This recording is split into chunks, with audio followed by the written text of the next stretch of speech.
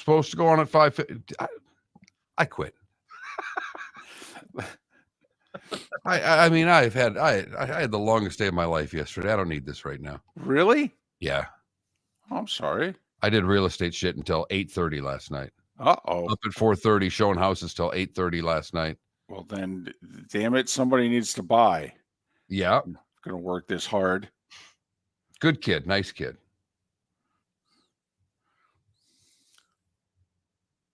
But I don't like dealing with traffic, and I dealt with a lot of. I was driving the Daniels corridor yesterday at 6:00 in the evening. The highly desirable Daniels corridor, yes.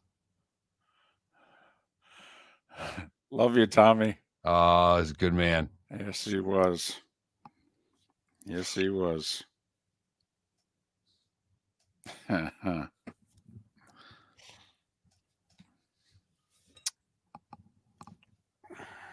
Is today national anything? Thinking poll question. Oh, look at you. Good morning, Paula. Paula's in great spirits. It's like, from the draft. I mean, Paula's just on a natural life high right now. I'll tell you, as far as I know, I mean, for the last 6 months, Paul has been positive.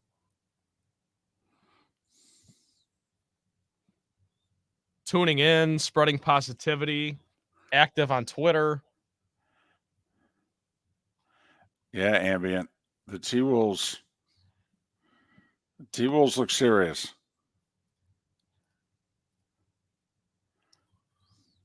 So yesterday was National Nurses Day. National Nick Nurse Day yesterday?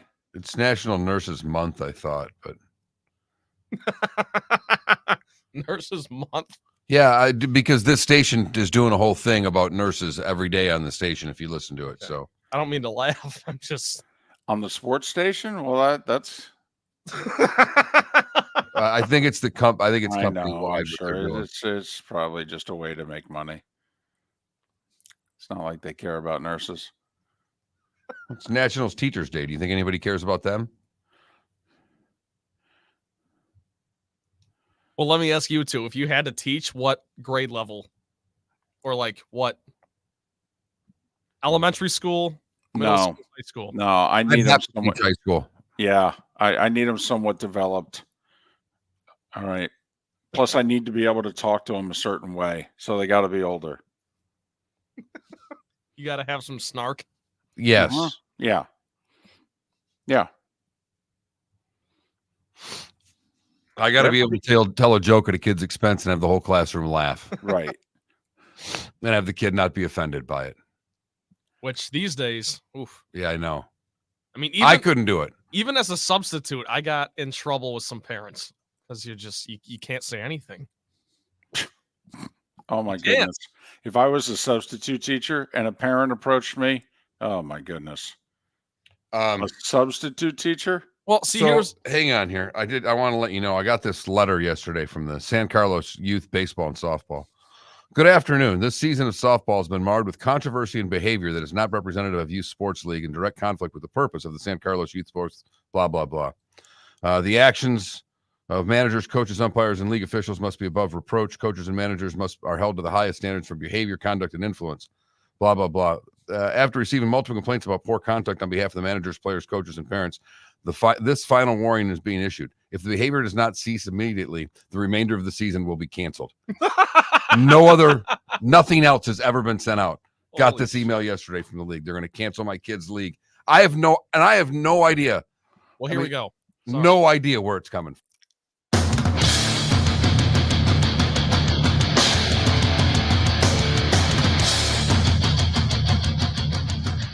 You are listening to Miller and Moulton, exclusively on the Florida Sports Network. And now, here's Mark Miller and David Moulton.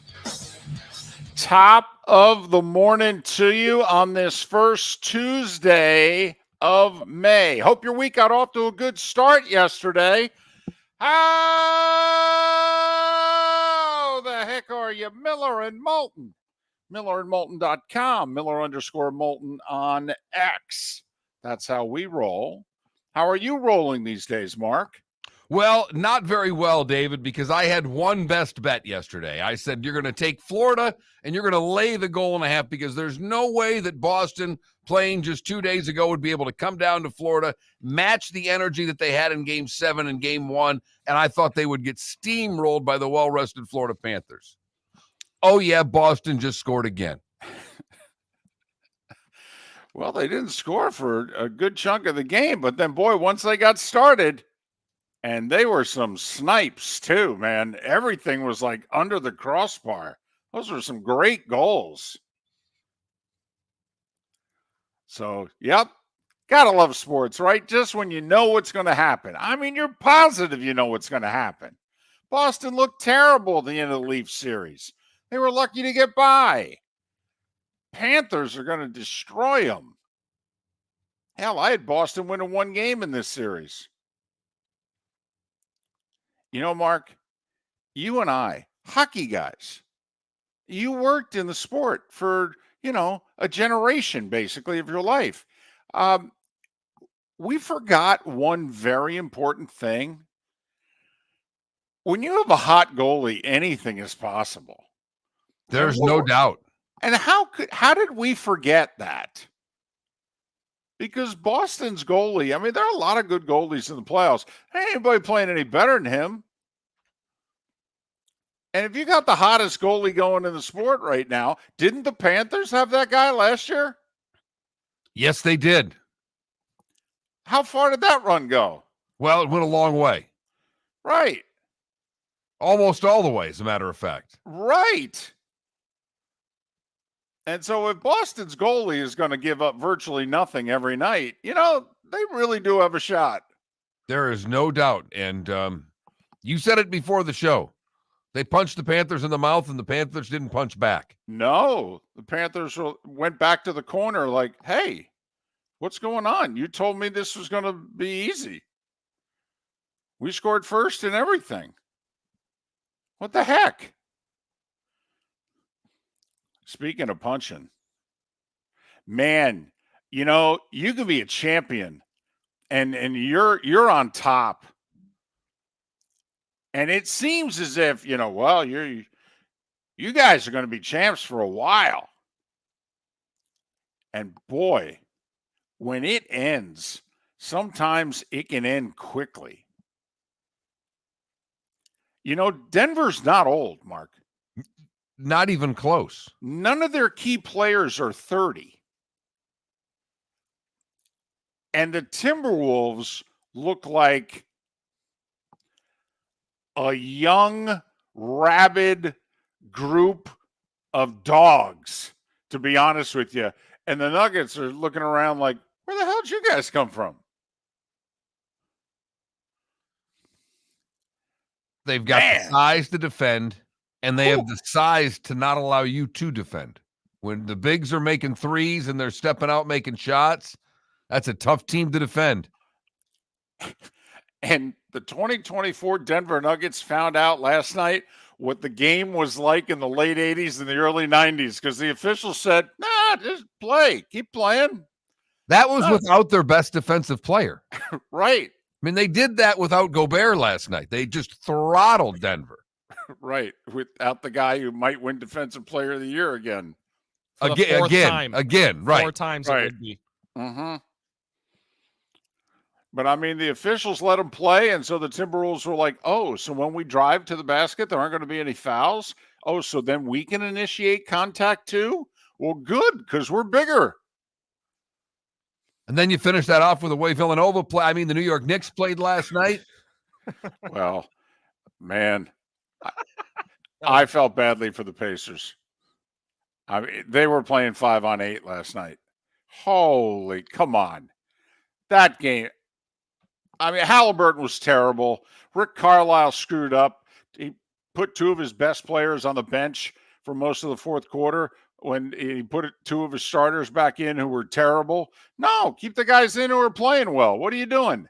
Yeah. But Halliburton's got to attempt a shot in the fourth quarter. Well, no. I know they were D'ing him up, but you've got to make more of an effort to get a shot. I don't believe he attempted a shot in the fourth quarter, David. Was You the can't- only that can't happen. It just cannot happen. We can look at the officials and all of those things, but the best players have to be aggressive and go to the hoop. And last night he did not. He didn't, and I felt badly for him because I thought the only shot he attempted in the fourth quarter, didn't he rebound that air ball? And it looked to me like the ball left his hand before the shot clock was at 0-0. And they waved it off. They didn't even review it. When they were reviewing seemingly everything. Right. And there was a lot to review, except in the final minute. Apparently, nothing that happened in the final minute was reviewable. And it all went against the Pacers. Man, I'm a Knicks fan. Indiana got hosed. Yeah, they got jobbed last night. They did. Hosed. It was as if the refs looked at the Pacers and said, man, we gave you 47 minutes and change, and you couldn't take care of business. So I don't know what you got to tell you. The house is going to win. Okay. We're with the house. We gave you a chance, and now we're with the house, and the house is going to win.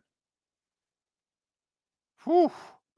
That was awful. I mean, honestly, that was Laz Diaz and Angel Hernandez behind the plate during the final minute of that game yesterday. That was awful. Awful. Yeah, you've got it. I mean, we sign on before the show. And we're like, hey, how's it going? And Mark goes, man, that looked like a women's college basketball game last night. You know, the moving screen, UConn, Iowa, national semifinal. I called the moving screen on UConn. Let me tell you, Mark, there was a lot more movement in that women's semifinal than there was with 12 seconds to go in that playoff game last night. My goodness. That was something. The Knicks deserve to win, though. They What? did. Stop. Come what? They did. Why? Because they outplayed the Pacers in the second half. After They were getting down punched in the 5 mouth. at the half. They outscored them by 5. I know at one point Indiana was up like 9 or 12 or what have you. But listen, I love the Knicks. I do. And they do. They consistently play hard. They're a team that you can easily start to root for. You can respect how they play.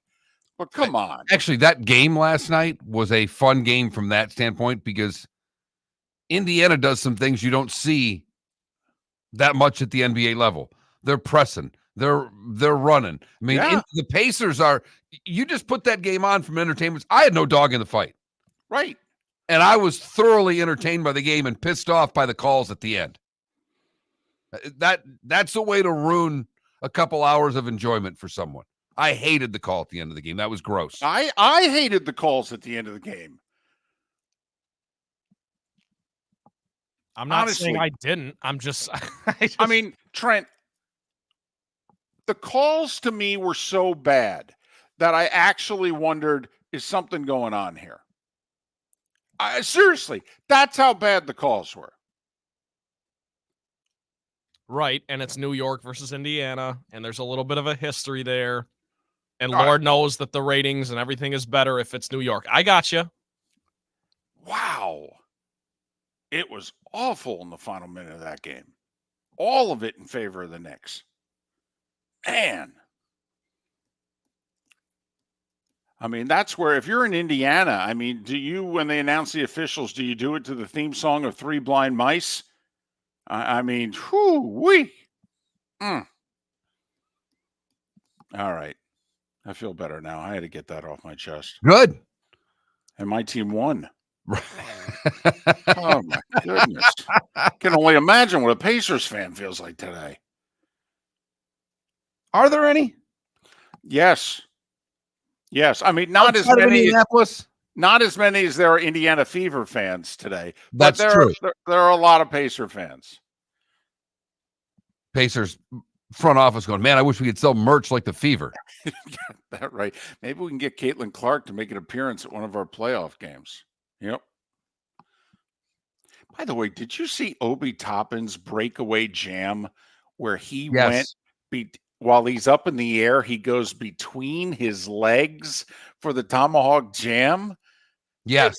Mid quarter of a playoff game. That was amazing.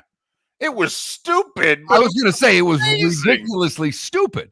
It was a great dunk. The dunk prior to that, and who was it? Just the tomahawk that he came down the lane and just there was some power in that game. I mean, honestly, I'm going to date myself here. I thought that was Dominique Wilkins last night when he did that jam. I'm like, I haven't seen that in the middle of a game since Dominique. That's 35 years ago. Funny thing is, he makes that dunk. They're all going so nuts. What happens before they can get contained? New York has already drilled a 3. Right. They were -1. So it was a great dunk. But in the celebration and everybody going nuts about it, they didn't cover on the back end. And I think it was DiVincenzo made another 3. Yeah, that's basketball in 2024 right there. And E.B. Hill in our Twitch chat room says, guys, how is it that you're talking about an NBA game and it seems to always include talk of the refs? And he goes, and that's why I can't watch it. And Mark, that's the comment that you made. Like, you're not crazy about the style of play. Neither am I these days. Too many threes. It's not physical enough, not enough inside play and what have you. So here was a game that grabbed you last night. And you have no dog in the fight. And this game grabbed you. It was so entertaining. You liked the style of play. And then what do you end up doing? You end up leaving disgusted. I was disgusted with the call. I wasn't disgusted. I mean, it still was an entertaining game to me. It really was. There were great plays on both sides. What Brunson's doing right now is incredible. We're watching something really special right now. And I could not disagree with E.B. Hill any more than what he's saying, because you're not watching. So I'm sick and tired of people saying, that's why I can't watch. Did you turn the damn game on? It was a because great for game. 2.5 hours, it was terrific. Great game. How many times have we seen a controversial finish in the NFL? We talk about the officials in the NFL every damn week. Yep. We talk about Angel Hernandez on this show every damn week. Yep. I guess stick with golf. There's no referees. Miller and Moulton, David Samson, Pat Kirwan on the show today. The starting 5, 25 minutes away. Mark Miller for Molly Maid. Why Molly Maid, you ask? Trust. Moulton was a customer for 15 years. Yeah. Affordability. Didn't I just say Moulton was a customer for 15 years? Worry-free services. Our professional house cleaners are fully insured and a 24-hour warranty. Call Molly Maids today at 239-774-5839. That's 239-774-5839 or online at mollymaid.com/FTMYERS. That's mollymaid.com/FTMYERS. Located on the East Trail, locally owned Naples Tiki Bar and Grill is an outdoor eatery next to the Hitching Post Shopping Center. Island-inspired food with a true tiki theme. The best place in Naples to enjoy the beautiful weather in Southwest Florida. The Naples Tiki Bar and Grill offers a great menu for dine-in or takeout. Enjoy our famous pulled pork, huge burgers, and tiki bar cocktails. Don't miss happy hour every day from 3 to 6 and live music 7 days a week. See you soon at the Naples Tiki Bar and Grill, 11498 Tamiami Trail East. The law firm of Michael F. Hornung specializes in criminal defense, DUI, personal injury, nursing home claims, and auto accidents. I'm a former prosecutor with over 34 years of experience. The information I know is information you need to know. If you've been arrested for a DUI, time is of the essence to maintain your driving privileges. Call the law firm of Michael F. Hornung for a free consultation. At the law firm of Michael F. Hornung, we are committed to excellence in your representation. Being a local attorney with local knowledge is clutch to the success of your case. For over 30 years, we have successfully represented the citizens of Southwest Florida. For a free consultation, call 239-437-0095. That's 239-437-0095. Our offices are conveniently located in Fort Myers. Visit online at mfh-law.com.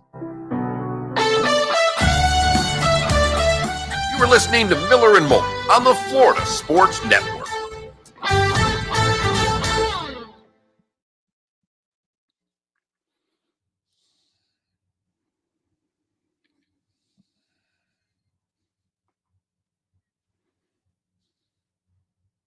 David, did you get around to watching the full roast? No. It is long. It's like 3 hours long. Well, there's a report out that he got $30 million. 8 digits is all I heard. Right. I And so never said, you kept saying 10 yesterday. I just heard 8 digits. right. So I don't know if that was, I saw that somewhere, an assumption on my part.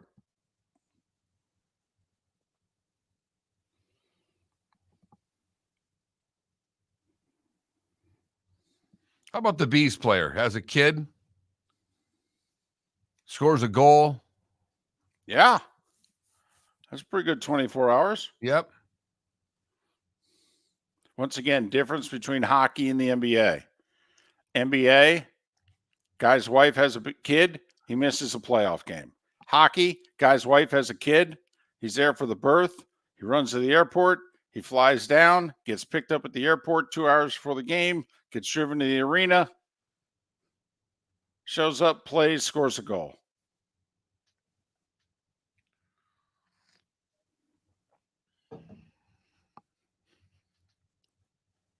So, did you see any of the Brunson post game?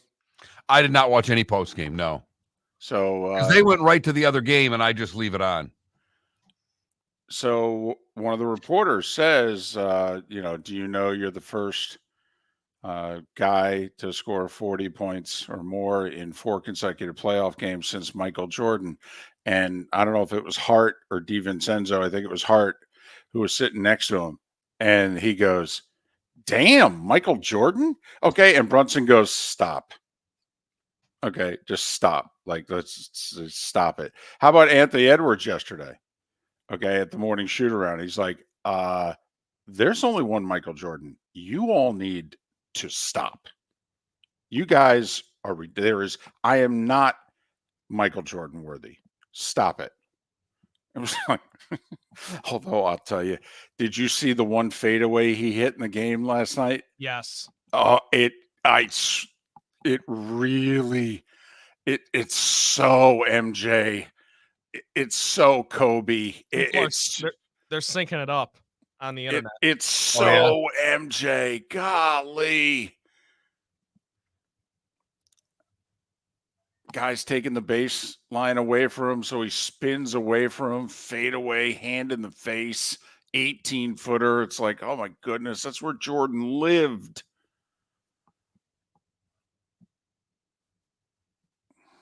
And Edwards too. He wears the like the elbow sweatband, Yep. He looks just like him.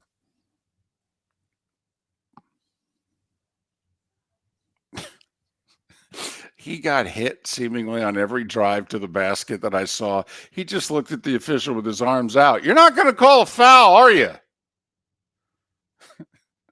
You know they're fouling me.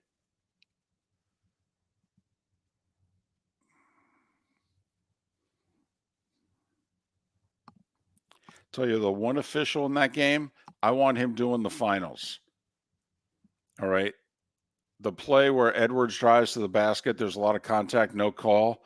And Edwards looks at him with his arms extended, and Malone calls a timeout and comes racing onto the floor and gets right in that ref's face. That ref didn't even tee him up.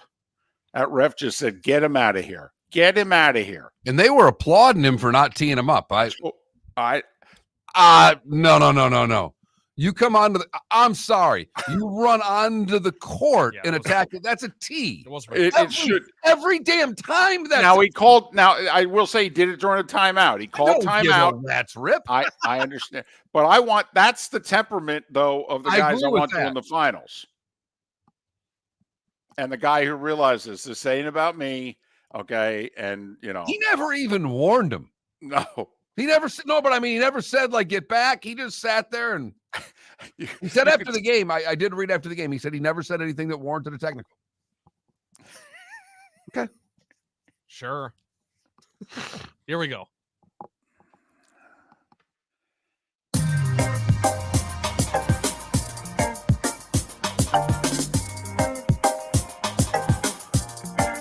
Welcome back to Miller and Moulton, only on the Florida Sports Network.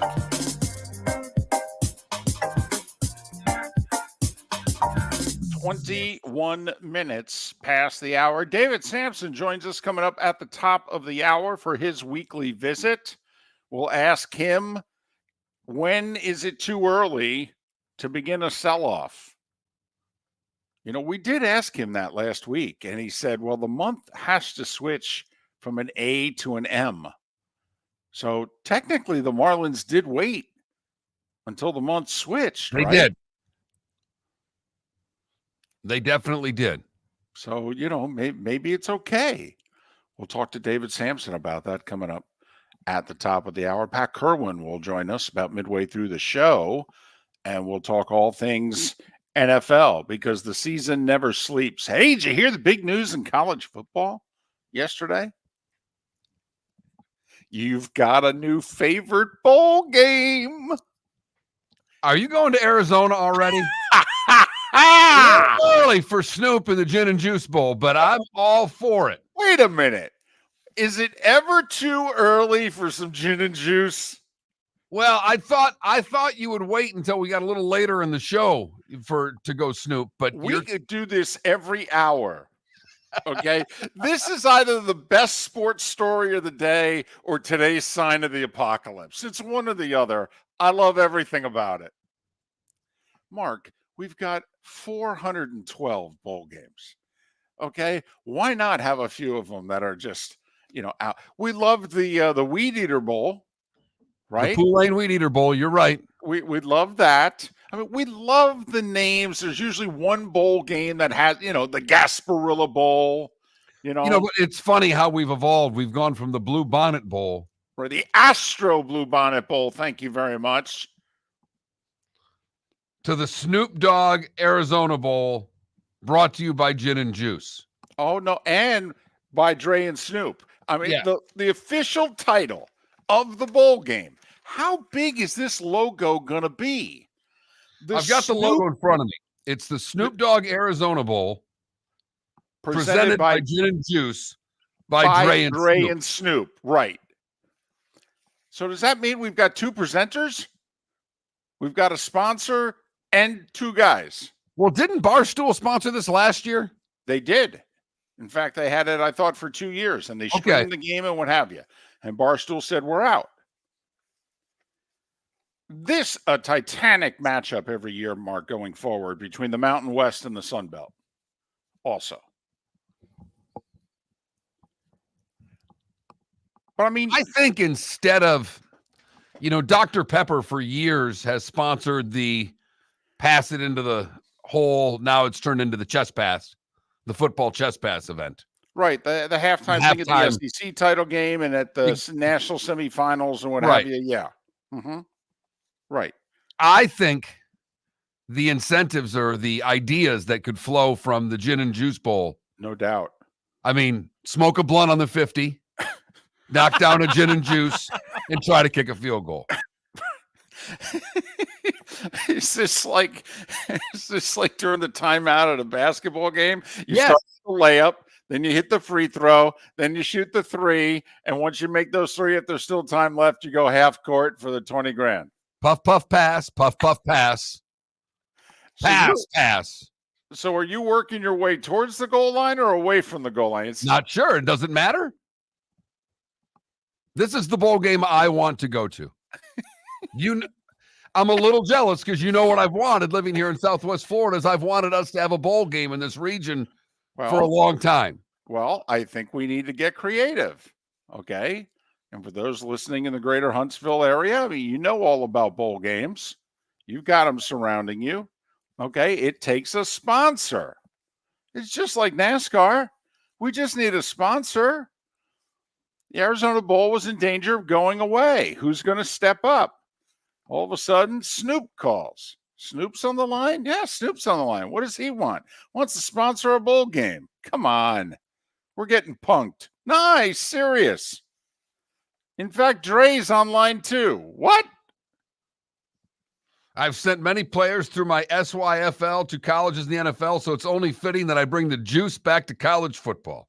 With Gin and Juice by Dre and Snoop, we're going to make the Arizona Bowl into a game day experience like never before. Is recreational weed legal in Arizona? Because it should be for this game. That's all I know. Don't know. I'm wondering, is Snoop in the booth for this game? Is he the third man in the booth? Absolutely. They got Snoop doing the Olympics this summer. I know. Equestrian or whatever he's going to do. Hey, Snoop, can you believe that they banned that German equestrian for performance enhancing drugs? Well, if he had taken my stuff, right. The Snoop Dogg Arizona Bowl presented by Gin and Juice by Dre and Snoop. Man, that's a big logo. Well, it's not that big. I mean, I will tell you, the logo's right there. I've on my screen. If it's the Dre and Snoop part is very small. The Gin and Juice gets okay. Gotcha. Snoop Dogg at the top is probably the second most prevalent after Arizona Bowl. So it's a tighter logo than you would think. Okay. So there you go. I think it's either the best sports story of the day yesterday or it's today's sign of the apocalypse, as Sports Illustrated used to have, like page 7 there, lower corner. 3 signs of today's sign of the apocalypse. Yep. So there you go. I thought it'd be worth a mention. Absolutely. You beat me to it. What do we have, like 42 bowl games? I mean, you know, his sponsorship stuff. It's like in NASCAR. Every now and then you see a car driving around and you go, hey, what's that thing on the hood? Huh, I'll be damned. And you realize, well, got to pay the bill somehow, man. All right. Sounds good to me. Don't laugh. We talked about this before. We thought for years the NHL should, didn't the NHL, was it an idea or did they actually do it?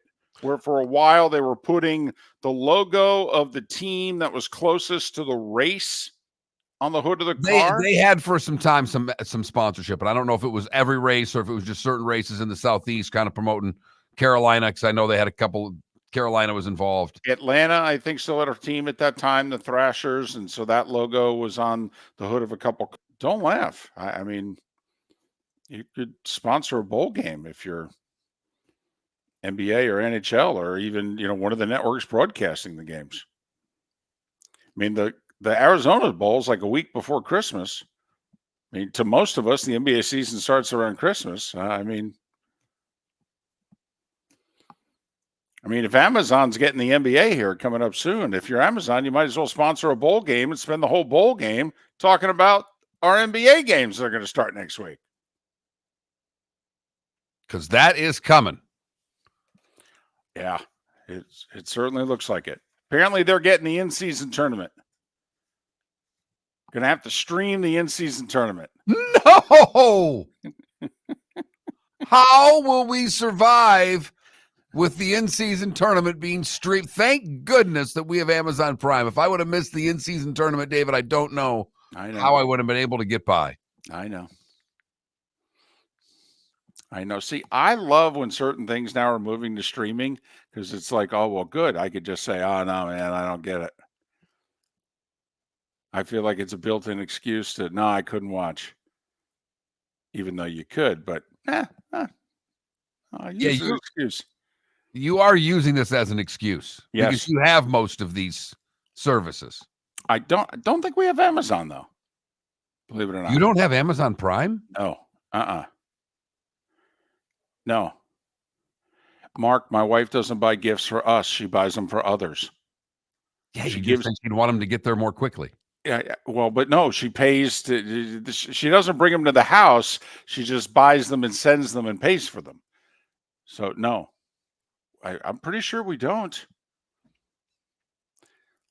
Anyway, that's my story and I'm sticking to it. So, I've only got one more year of watching the NBA. The law firm of Michael F. Hornung specializes in criminal defense, DUI, personal injury, nursing home claims, and auto accidents.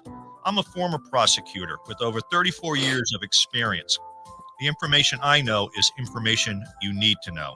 If you've been arrested for a DUI, time is of the essence to maintain your driving privileges. Call the law firm of Michael F. Hornung for a free consultation.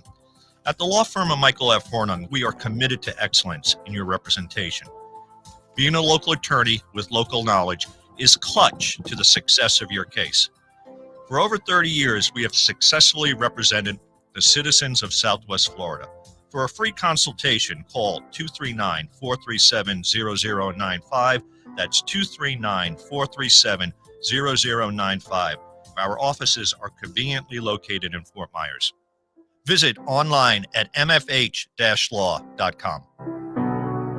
Visit Jason and Todd at the Diamond District. Are you looking to make this Mother's Day unforgettable? Jason and Todd with the Diamond District are excited to help. This year, she'll get the ice and you'll get the cooler.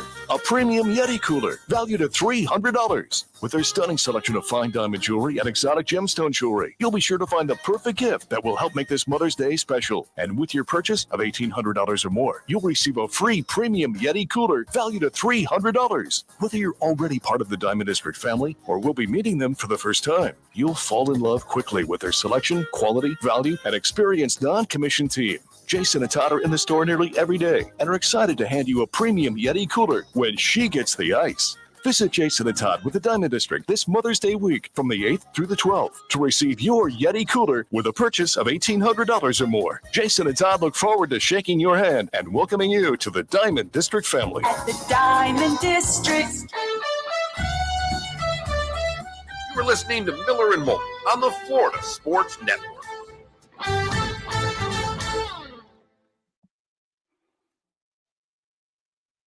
We do not have Amazon Prime in this house, I can assure you.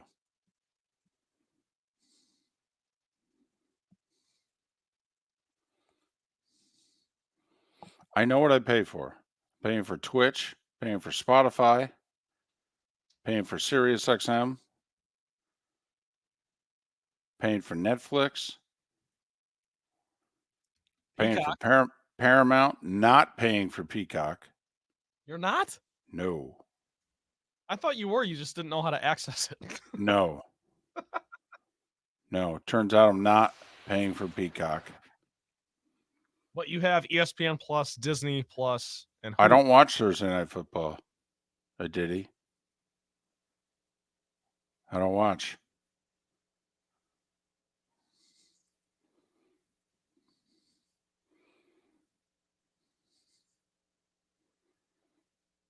I got to admit, I also Thursday night, like I leave town on Fridays. During football season, I need the rest, and I need the mental rest too. Yeah.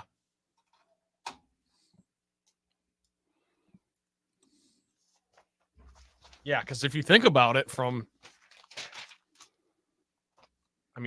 48 hours, more than that, you're just going. Saturday. I think I'm just playing Twitch directly. I get the credit card bill every month. Even though they own it. So maybe I have access to it and don't realize it. To what? Amazon. Well, you either have Amazon Prime or you don't. I don't. I mean, I just asked my wife. I'm like, "Do we have it?" She goes, "No." Then you don't have Yeah. access to it. No, I know, Arch. If we had Amazon, You're not paying Twitch any money. You don't have a Twitch subscription. I pay every month.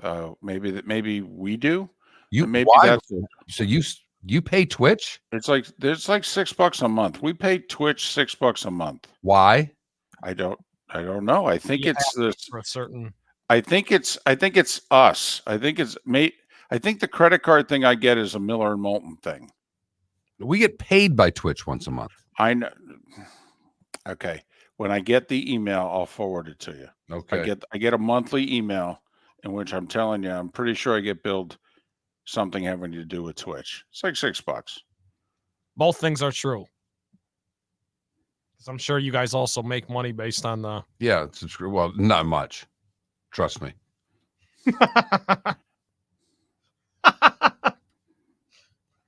No, it's not. I just. Hey, by the way, I probably should do this off air, but I'm going to do it on air. I'm taking 2 days off in June. Okay, No. which ones? 13th and 14th. Okay, I'm taking is that Thursday, Friday? Yes. Okay, I'm taking the following Friday, the 21st. Okay. Well, you guys just let me know if we're doing best ofs or if you want to. Well, no, if one of us is here, I mean, Trent, you and I will do the 13th and 14th, and you and Mark will do the 21st. Yeah. I am perfectly fine with that. I'm sure you are. I mean, you know, when you're co-hosting, you make more that day. You make $9.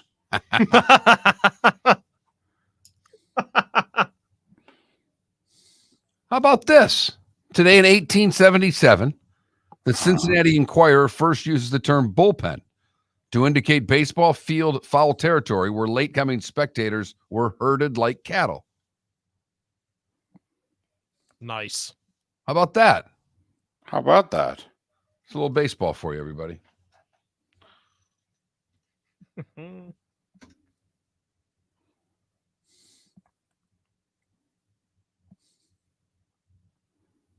Josh Hart, who played 48 minutes again last night, was asked, does anything make you tired? He said, my wife arguing with me. That makes me extremely tired.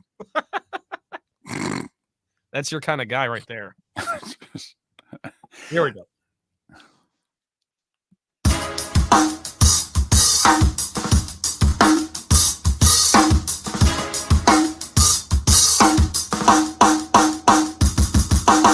Welcome back to Miller and Moulton, only on the Florida Sports Network.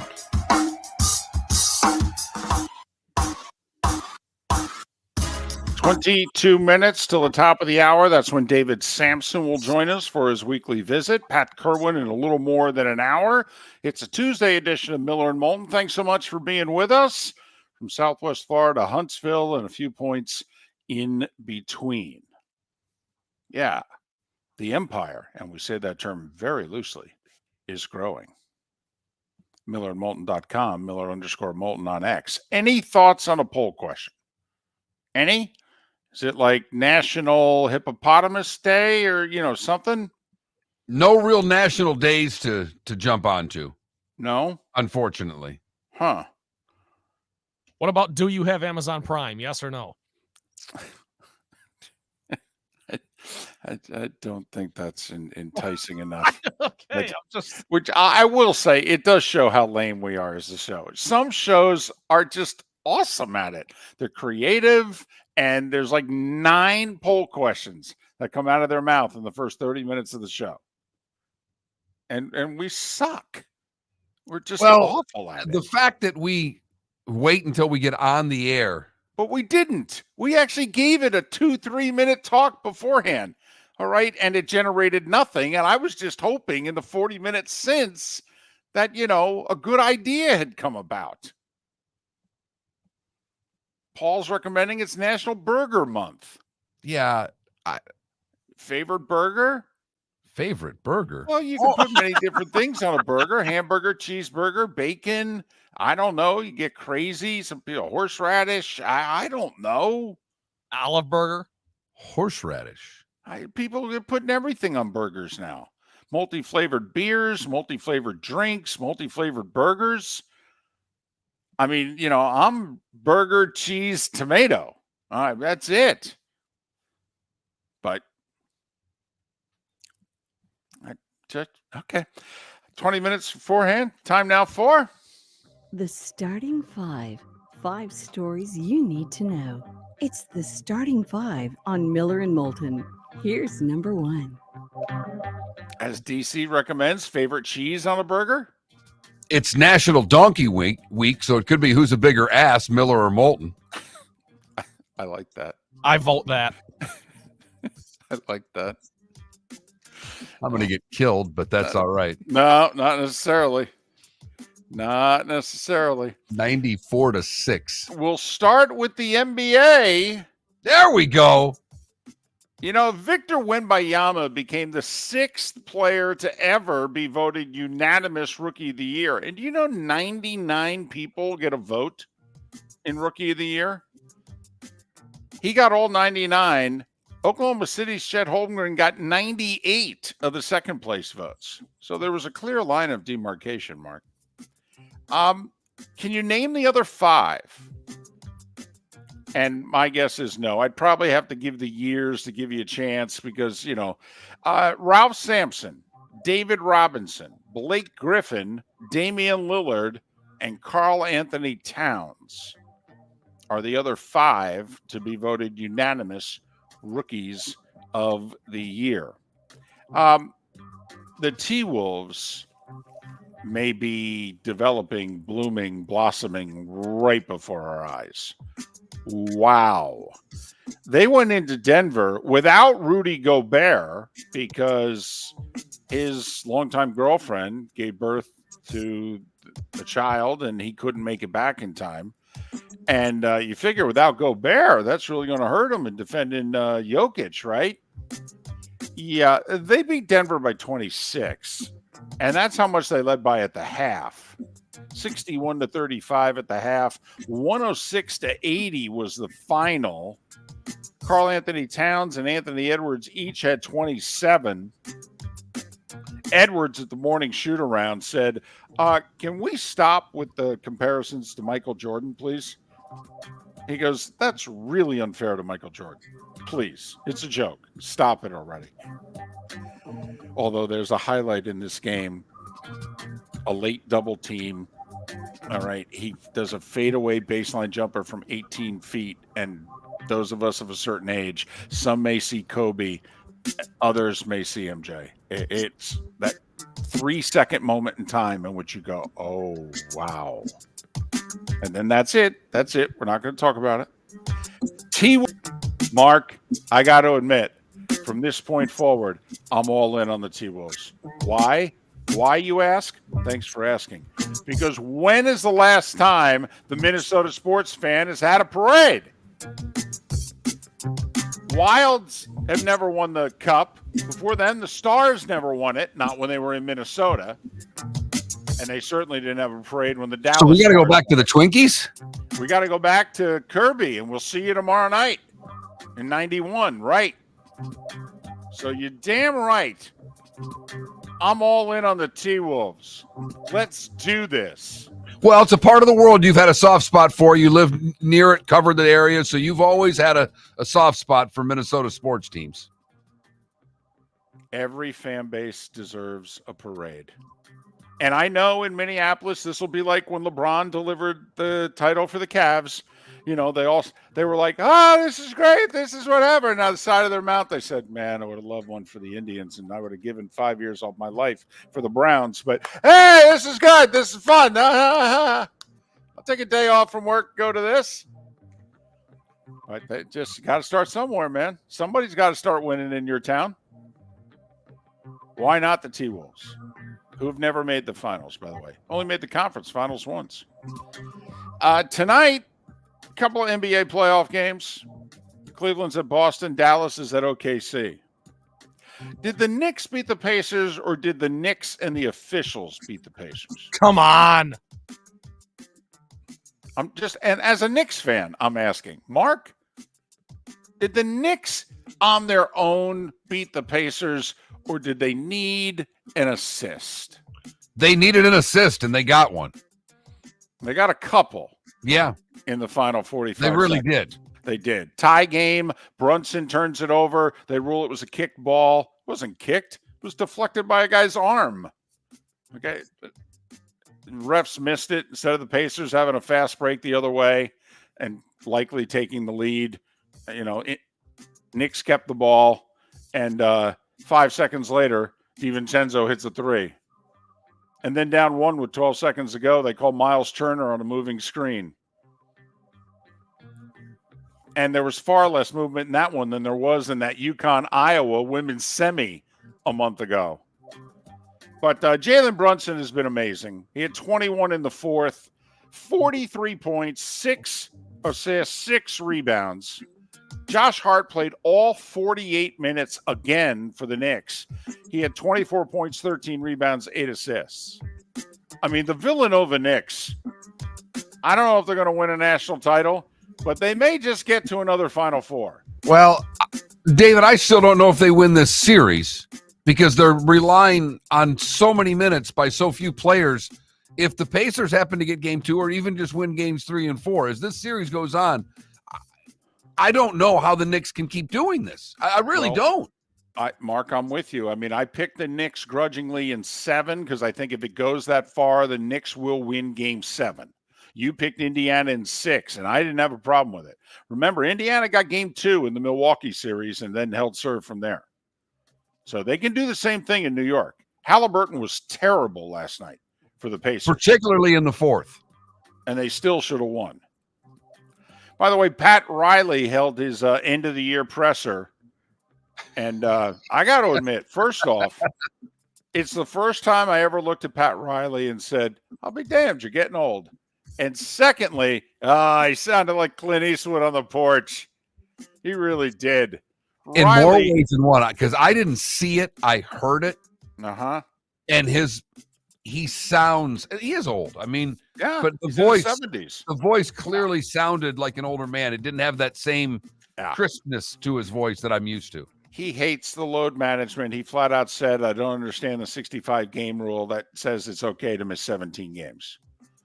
He was asked about Jimmy Butler running his mouth off, and he said, yeah, anybody who's not playing the Celtics or the Knicks should shut up. And when asked, is he going to trade Jimmy Butler? He said, no. When asked, is he going to sign him to an extension? He said, not unless he starts playing more. I love crusty old guy. The Bruins went into Sunrise and whooped the Panthers 5-1. They scored 3 goals late in the second period on 3 shots. Brandon Carlo became a dad for the second time in the morning, hopped on a plane in Boston, landed around dinner time, got to the rink about 2 hours before faceoff. He scored a goal. See, that's the difference between hockey and basketball. Rudy Gobert missed the game for the Wolves. Brandon Carlo made the game with the Bruins. See, one league is load management. The other league is, unless you're Austin Matthews, you show up no matter what. Did I say that out loud? You sure did. Okay, good. Winnipeg head coach Rick Bowness retired. He had been a coach or an assistant in the league for 38 years. Canes and Rangers, Avs and Stars tonight. NHL draft lotteries at 6:30. You know me, a draft, a lottery, a trade deadline, I'm in. Baseball, 10 games last night. Rays have won 4 in a row. You know, they said they were going to wear their city jerseys for the Mets series. Well, they swept the Mets. And do you know what they did? They said, we ain't taking these uniforms off till we lose. Smart move. Smart move. Don't tell me sports teams aren't superstitious. 8-2, Rays over the White Sox. Josh Lowe. Sorry, first game of the year. Josh Lowe, excuse me. 2 for 5. Yeah. No, I just wanted to say, David, the city jerseys teams are unveiling them. And I sincerely hope that every time the Detroit Tigers put on those god-awful City Connect jerseys that they lose. They're the worst things I've ever seen. They have the best damn uniform in the sports. They're top. The Old English D is a top 5 all-time uni. Well, that's the big problem is they took the Old English D off them. I don't think they're that bad. They suck. They're not good. Get off my porch. They're not good. I'm with you. Ohtani. They could put pink on them, and it doesn't matter what it is, and you'd say, "Oh, no, they're great. They're Detroit. They're great." I met you halfway. Suck. I met you halfway. They suck. Could you give me that riding the horse sound again that you gave me? Okay. It's Detroit. It's got to be great. Woo! Dodgers doubled up the Marlins 6-3. Ohtani homered for the 4th time in 3 games. You know, he's hitting 370 with 11 homers and 27 RBIs. Pretty good. Just saying. Pretty good top of the lineup. Betts, Ohtani, and Freeman. I don't know. It's difficult to get out. You know, the Phillies are the best team in baseball. They won 6 in a row. They have a 3-game lead in the East. They beat the Giants 6-1. Zach Wheeler's the best pitcher in baseball, by the way, and I don't think it's close. Mets 4-3 over the Cards. Brendan Nimmo a homer in the 7th to win it. KC with 3 in the 7th. They beat the Brewers 3-2. Padres scored 6 in the 6th. Beat the Cubs 6-3 to get to 500. Twins have won 13 of 14. They beat the Mariners 3-1. The Tigers and those ugly unis lost to Cleveland 2-1. Pirates in an hour and 55 minutes. Mitch Keller, a complete game. Ed Olivero, a slam, 4-1 over the Angels. And Corey Seager with a 3-run homer in the 8th. Texas beat Oakland 4-2. All right, Monday night in Oakland. Guess the attendance. Oakland with a chance to get to 500 if they had won last night. They've been playing a lot better. Monday night in Oakland against the defending World Series champions. Over under 4,400. Under. 2,895. David, I'm glad you brought this up. I was saving it for later in the show, but just quickly, we may revisit this. Right now, the Oakland A's are trailing 53 U.S. teams in attendance. They're 554th in the U.S. in attendance. They're being outdrawn, just so you know, by the Calgary Roughnecks. That's in North America. They are the Calgary Roughnecks of the National Lacrosse League and the Houston Roughnecks of the United Football League are both outdrawing the Oakland Athletics. Taylor Gooch, been whining for a year about not getting invites to the majors, got invited to the PGA. We mentioned it earlier. The Arizona Bowl, which was the Barstool Bowl, is now the Snoop Dogg Arizona Bowl, presented by Gin and Juice and Dre and Snoop. And Cecil Hootie Ingram, former AD at both Florida State and Alabama. He's the one who hired Gene Stallings. He was also a teammate of Bart Starr at Alabama. He fell a couple months ago, died from complications of it yesterday at the age of 90. And at 7 minutes before the hour, that was the Starting Five every weekday morning at this time on Miller and Moulton.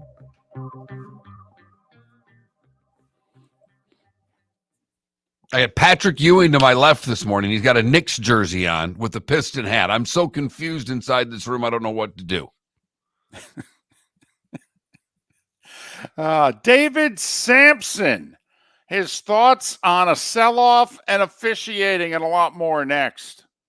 Visit Jason and Todd at the Diamond District. Are you looking to make this Mother's Day unforgettable? Jason and Todd with the Diamond District are excited to help. This year, she'll get the ice and you'll get the cooler. A premium Yeti cooler valued at $300. With their stunning selection of fine diamond jewelry and exotic gemstone jewelry, you'll be sure to find the perfect gift that will help make this Mother's Day special. And with your purchase of $1,800 or more, you'll receive a free premium Yeti cooler valued at $300. Whether you're already part of the Diamond District family or will be meeting them for the first time, you'll fall in love quickly with their selection, quality, value, and experienced non-commissioned team. Jason and Todd are in the store nearly every day and are excited to hand you a premium Yeti cooler when she gets the ice. Visit Jason and Todd with the Diamond District this Mother's Day week from the 8th through the 12th to receive your Yeti cooler with a purchase of $1,800 or more. Jason and Todd look forward to shaking your hand and welcoming you to the Diamond District family. At the Diamond District. Hello, friends and family of Southwest Florida. Are you looking to tap into the electric vehicle market? Well, look no further, because we here at Southwest Florida Golf Carts have just what you need. E-bikes, golf carts, LSVs, scooters, and more. Come down and talk with one of our experienced sales reps, have a soda and a smile, and you could be cruising the streets in your new EV today. Stop by the store or visit our website at flgolfcarts.com and enter for a chance to win $100 off your next purchase by answering John's monthly sports question.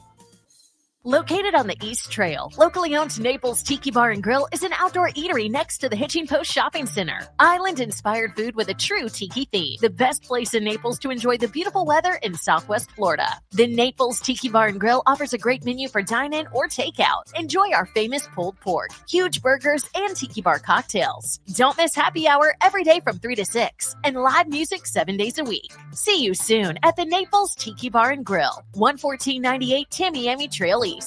The law firm of Michael F. Hornung specializes in criminal defense, DUI, personal injury, nursing home claims, and auto accidents. I'm a former prosecutor with over 34 years of experience. The information I know is information you need to know. If you've been arrested for a DUI, time is of the essence to maintain your driving privileges. Call the law firm of Michael F. Hornung for a free consultation. At the law firm of Michael F. Hornung, we are committed to excellence in your representation. Being a local attorney with local knowledge is clutch to the success of your case.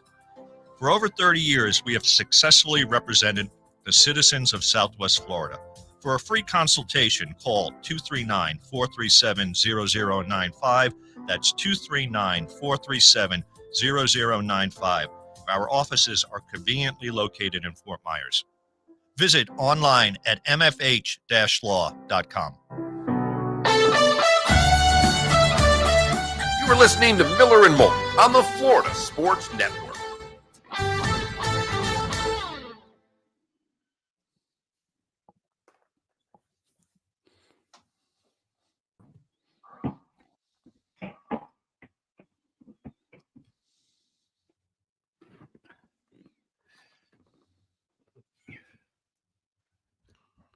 Good morning. Good morning. You just returning from the Met Gala, are you? Yeah. Nope. What do they do at the Met Gala other than dress in ways that are impractical? Is it a charity event for the Met? Well, that's what I'm curious about because supposedly it's $75,000 to attend. And is it So for the museum? I don't know if there's, if it's just for, the Met or if it's benefiting something else. I'll look it up, but I'm going to hope it's benefiting something. I mean, Ben Simmons spent more time at the Met Gala last night than he did playing this year. And that's why he wore the clock to remind everybody that he's never, ever on the court when the clock is ticking down. He should wear prison stripes because he's stealing. Not the first player to do it. No. I think my wait to see is going to be right that the NBA, with their new TV deal that they're negotiating, they need the Knicks to be in the Eastern Conference Finals no matter what. I think it's going to happen. According to this, it's for the benefit of the Metropolitan Museum of Art's Costume Institute. You don't get many Van Goghs with that, but okay. I'm not going to sully that. I assume there are good costumes within the Costume Institute. I've never been to that part of the Met, I must admit. An individual ticket is around $75,000. Listen, I'm very happy that there are people giving money to the museum. I assume it's at least that much in economic development for fashion designers. I assume the outfits are rented. Like, do you think Rihanna can wear that? Was it a watermelon or an eggplant or whatever that big peacock thing was? Was it Rihanna or somebody else? Someone had a huge thing on. I don't think you can wear those again. I'm with you. Boy, it'd be great to try. Where do you think you could wear that a second time? I haven't worn this in 8 years. Where should we wear this? I don't know. We're going out Thursday. Johnny, it's your kid's bar mitzvah. Should I wear it there? I'm going to say. No, it's too much. Before you go to the movies, can you pop into Applebee's wearing that? It does make Kentucky Derby wardrobe seem tame. You could wear that stuff to the Derby, maybe. That's about it. That's a good one. Those are impractical hats also, aren't they? Yes. Where else do you wear those? That's it. Is that like a green jacket? If you win one, you can only wear it around the house? Is that like those hats? No. I think the green jacket can be worn anywhere. Damn right. I'd have it in my rotation if I had a green jacket. Oh, they'd lose their mind. Or are you not allowed to wear it for anything other than? No, Oh, it's I not didn't know allowed to that. leave the house. You're not allowed to leave the house in it. Oh, I thought you were kidding. No. They tell you. They frown upon it. They really do not want you wearing it in public. Period. That's ridiculous. That's like people who keep their World Series ring in a vault in a bank, so they never get to live with it or see it or enjoy it. They give you like the 48 hours after you win it, like when you come home with it on. Like Scheffler went to like a local hangout with his buddies. He had it on, but that's it. Then it goes in the house.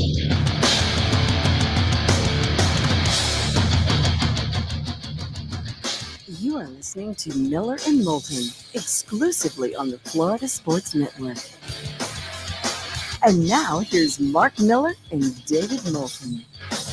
And joined once again at this day and time by one David Samson. He have nothing personal with David Samson. He records it live weekdays at 8 a.m. in the East, 7 a.m. Central.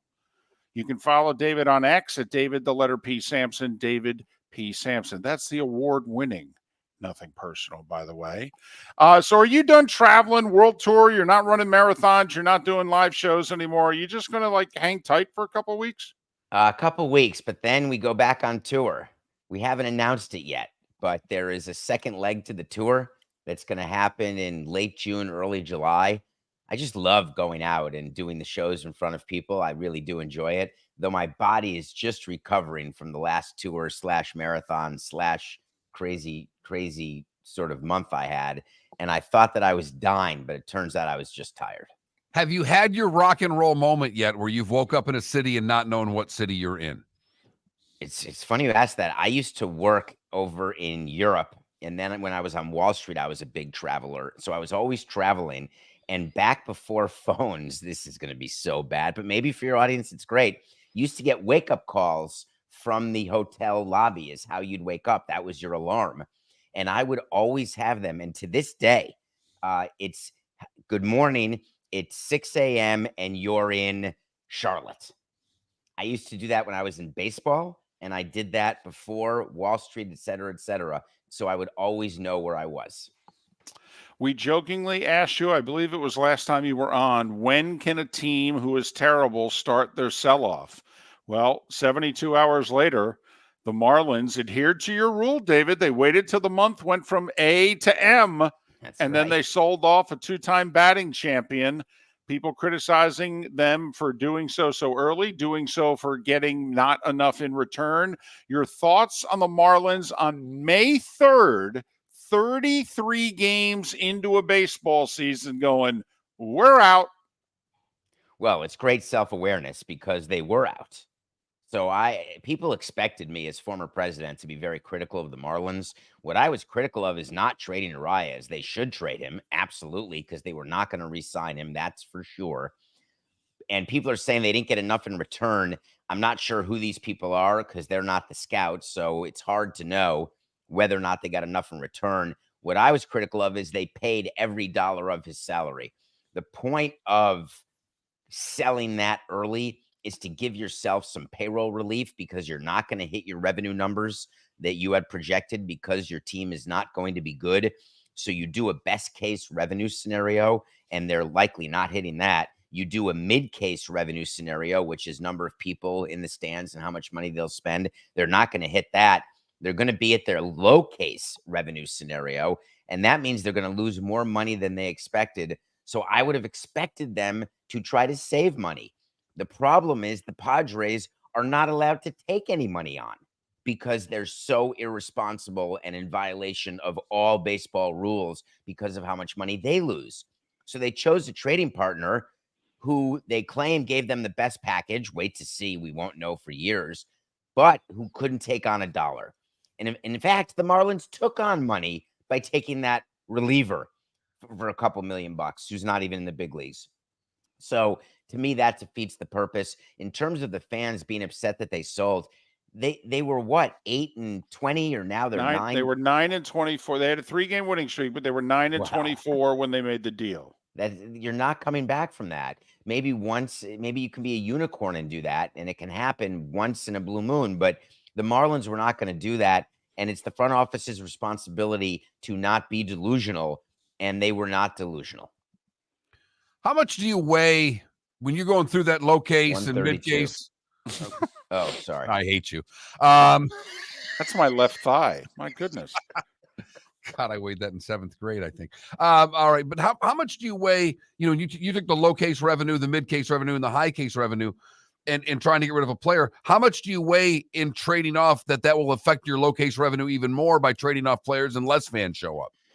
So the math is crazy on this. The amount of money you save. Now, the Marlins didn't save anything, but let's say that someone paid Arias $8 million. Your local revenue will not go down by more than the $8 million that you'll save. The math is very strange on that. Let's say for every 100,000 people, real people who are in your ballpark, let's say net of revenue sharing, our math always was about $8 million. So if you think that you're going to get 100,000 more people incrementally, you bring on $8 million, that's going to be a wash. When you trade a player, if you think you're going to lose 100,000 people, then you're going to lose that $8 million. You better save it in payroll. There is no way that their low case scenario can get that much lower that 100,000 fewer people will come to games. David, it really doesn't seem like baseball is going to make it in Miami. They can't, first off, they can't put a consistent winner together. I mean, you tried for 20 years. You were able to win the final game of the year, but consistently, and the payroll, I mean, they're fourth to the bottom in payroll before they start what looks like another sell-off. And David, to be honest, if you're a fan, I mean, how much more of this can you tolerate? You know, you're really playing into what is out there, and I just will push back a little bit. There's Okay. always going to be teams in the bottom tier of payroll, and Miami, Tampa, Cleveland, Kansas City, Pittsburgh. Those are going to be teams that will always be in the bottom of the payroll. What you'd like to see is when their window to win is open, that they try and increase the payroll through that window, extend the window for 3 to 4 years, and then right back down. And that's the cycle they'll be at. So, yeah, but look at what they just did. They just won. They did nothing in the offseason. They let 2 key guys leave. And now at the first opportunity, they're selling. So you call it selling, and I call it rational roster management. And I'm not being a hack for the Marlins. Trust me, I want to come on here and say the Marlins are the worst. They're the biggest piece of crap organization. But this is rational roster management. When you've got a player who has a year plus of control, you are going to maximize your return. And Arias is not worth, I mean, we're talking about him like he's the best player in baseball. I love the guy, but it's not worth it to have a guy at the top of your lineup who gets on base, who hits 340 if you've got no one to drive him in. And the Marlins just don't have the offensive lineup to take advantage of a player like that. That was an issue, having him and tendering him a contract to begin with, which is why I would have traded him this past off season. But it's not a sell-off. Sell-off is what I did. When you win a World Series, you try for 2 years in a row, it doesn't work, and then you go from 100 million to 10 million. That's a rebuild. Or in 2012, when we didn't win, and then we trade everybody and start again in 2013. That is a fire sale / sell-off. We never called it that, but that's what it is. That's not what the Marlins are doing here. They're paying his dang salary, for crying out loud. So they haven't saved a penny. No, they haven't, which makes no sense. So is this a one-off then in your estimation, that this trade is just one time, or is there more to get rid of if you're more, I'm sorry, what did you call that? Realistic roster management? It's realistic roster management. So my question is, who else do people want on that team? And the answer is they likely want Luzardo, except he's hurt. They love Perez, hurt. Sandy, hurt. Cabrera sort of was hurt, relatively ineffective. People are going to want pitching. There's no really somebody on the offensive side. I can't think of an offensive player. Tim Anderson, no chance, toilet pants. He can't hit. They probably now have to trade Jazz. Okay, if you're going to do this, you might as well I trade love that you're Chisholm. bringing that up. Hold on. Let me check my phone for the number of teams calling in on Jazz. Okay, here we go. Wait All for right, it. Here, yeah. You know, he's cover of the show, outstanding interview, face of the franchise. Not really. Can we look at the productivity? Oh, I know. Everyone's And he all can't stay in the excited about lineup. I know. Can't stay in the lineup. And when he's in the lineup, he's a below average hitter, an average fielder. You can say that he's not, but he is. So I'm just curious what it is that you think you're going to get back for him. They may trade him before he gets expensive, but a true sale is when you've got great assets that are valuable to other teams and that you extract value from those other teams. And I just don't know that Jazz is that. All right, we're pressed on time here. Very quickly, are the Phillies as good as the Braves? They're the best record in baseball right now, and Zach Wheeler does look like the best pitcher in baseball. Well, if you think about Wheeler and Nola, they've been the best 1-2. Phillies have been riding them for years, and they re-signed Nola. They're tough to beat in the playoffs. Harper, when he's hot, is hot. When he's not, is not. The Braves are deeper, but it really does depend on Acuna. And he has not yet had the type of MVP season that people would have expected. Would I take the Braves roster or the Phillies roster? I'd take the Braves roster. But there's something about the Phillies. They've got that little X factor of care, incrementally greater than the Braves, that makes them a tougher team in October, which has exhibited itself a couple years in a row now. I'm switching gears completely. We've talked baseball the whole time, but right now basketball, and I brought this up yesterday, they're at a changing of the guard. With all these young players coming in, they're a league on the come. Would you like to be where the NBA is right now, with LeBron aging, Steph aging, KD aging, the guys that have been the faces of the league for now over a generation, David, realistically, but you've got a new guard coming in. Are you buying the NBA, or would you worry? As a broadcast partner, I'm buying the NBA because it's a great property to have, and you see that the NBA is going to double, maybe triple its revenues. And it's great this year that those players will get some exposure in the playoffs, and having the Knicks good, that trumps all of it. That's the most important part of this year's playoffs, is for the first time in decades, the Knicks really have a chance to have a deep June run. Well, and with the help of the officiating like they got last night. That's how it happens. When the league wants a team to win, they're going to be very helpful. That call was if I were a Pacer fan, I'd be losing my mind. Absolutely losing my mind. Thank you. I'm a Knicks fan. I was appalled. Well, it's embarrassing. I don't want to win that way. Right. I want to win because I win. Right. To me, that and was the like Brunson foul. What was that? Well, that's a foul. Well, also the Brunson turnover, which wasn't. I mean, very strange. It's not strange. It's exactly as predicted here, and on nothing personal. The Knicks will win this series. It was the easiest bet you could make in your life. David Samson, he records Nothing Personal, 8 a.m. Eastern weekdays, 7 a.m. Central, the award-winning Nothing Personal. Follow him on X, David, the letter P. Samson, David P. Samson. I have to admit, you look rested. You look good. We're not used to this. Usually you're operating on an hour and 37 sleep. Okay. You still got yesterday's clothes on. You know, I never have yesterday's clothes on. That's true. That's true. You it's just look always disheveled. today's. Right. All right. You had me until that. You be just good, went my friend. Too far as always. Yep, that's true. That's true. I go too far. He doesn't. He's David Samson. Hello, friends and family of Southwest Florida. Are you looking to tap into the electric vehicle market? Well, look no further, because we here at Southwest Florida Golf Carts have just what you need. E-bikes, golf carts, LSVs, scooters, and more. Come down and talk with one of our experienced sales reps, have a soda and a smile, and you could be cruising the streets in your new EV today. Stop by the store or visit our website at flgolfcarts.com and enter for a chance to win $100 off your next purchase by answering John's monthly sports question. Mark Miller for Molly Maid. Why Molly Maid, you ask? Trust.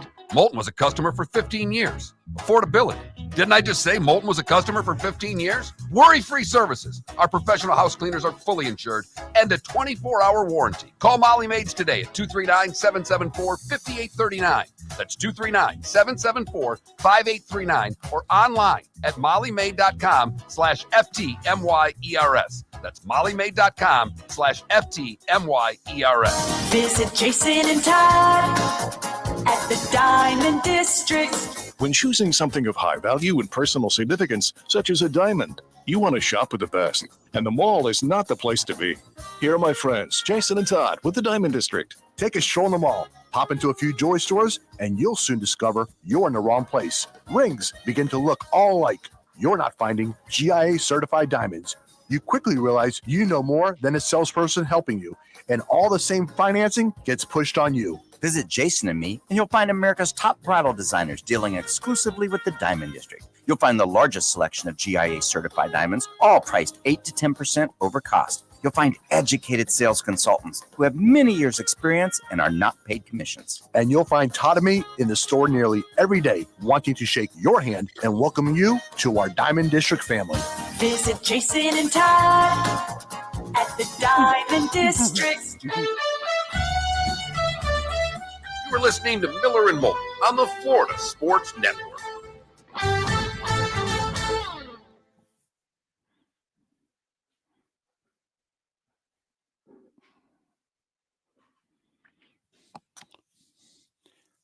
He does look like I just before he looked up, and obviously, I mean, are you like trying to be a young Spike Lee here? I mean, seriously, with the orange shirt underneath the Ewing jersey, the hat on backwards. I swear, what was the Spike Lee film, late 80s? Yeah, the pizza one, right? Okay, Is that the one you're talking about when he worked at the pizza joint? well, yeah, I feel like you're dressing like you want to be in a Spike Lee movie in the late 80s. It's a Spike Lee joint in the show. This does. I didn't really realize it, but it does look pretty late 80s, early 90s. You look good. Thanks.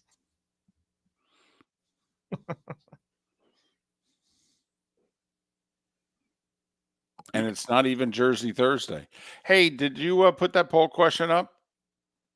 Which poll question? Being a bigger ass, you or me? No, I did not. Oh, really? Damn, I was kind of looking forward to it.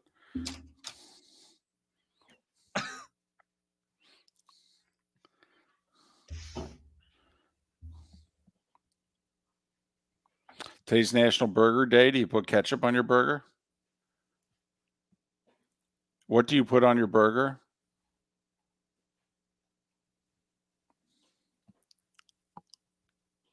How do you like your burger? Medium rare. No, seriously. I'm trying to come up with a poll question here. Getting a lot of feedback. I'm fine with a burger question. I don't think we're going to come up with anything better, seeing that it's already 7:18. Do you think the NBA games are rigged? Also, Larry in the Twitch chat room. I'm not a Knicks fan. I just have the jersey. I like Patrick Ewing. So Yeah, he's a kid. He likes jerseys. That's his thing. The Knicks won. I'm going to wear the Knicks They jersey. don't have any loyalty to teams. It's just the jersey. I love this jersey too. Oh. The Knicks have great uniforms. Wow, only psychos put mayo on a burger. Never really thought of my wife as a psycho. But maybe she is. Maybe. She puts mayo on a burger? Yeah, she goes ketchup and mayo.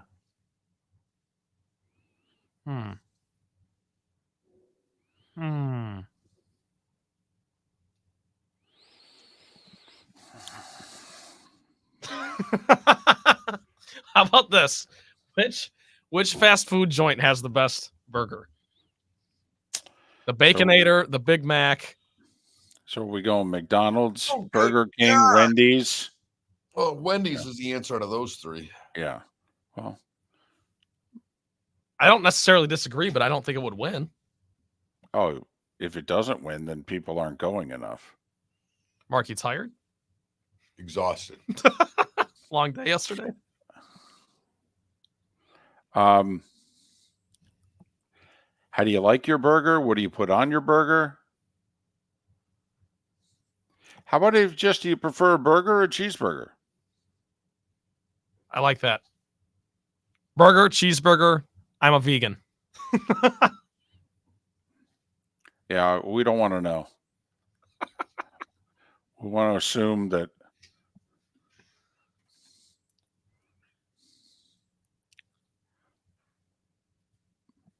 Mark, are you going to contribute to this at all, or are we going to have to make an executive decision without you? Knock yourself out. I was going to say, wow, this is not good for us if he's this out of it on a Tuesday. That's a bad sign. I'm into it. We're locked in on a burger question. And I'm trying to come up with something, anything else. Well, and that's I'll tell you what, go with the NBA one. We'll see how many people vote. Okay. In light of the officiating in last night. No. In light of the officiating in last night's Pacers-Knicks game. Okay. Do you think that NBA games are on the up and up? Yes. I hate it, but I think our audience is going to overwhelmingly vote in the majority. Yeah. Because they hate the NBA. Hate. All right, here we go.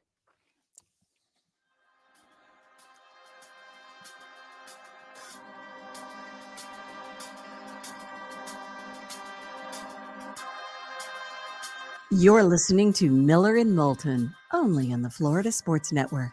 And now, here's Mark Miller and David Moulton.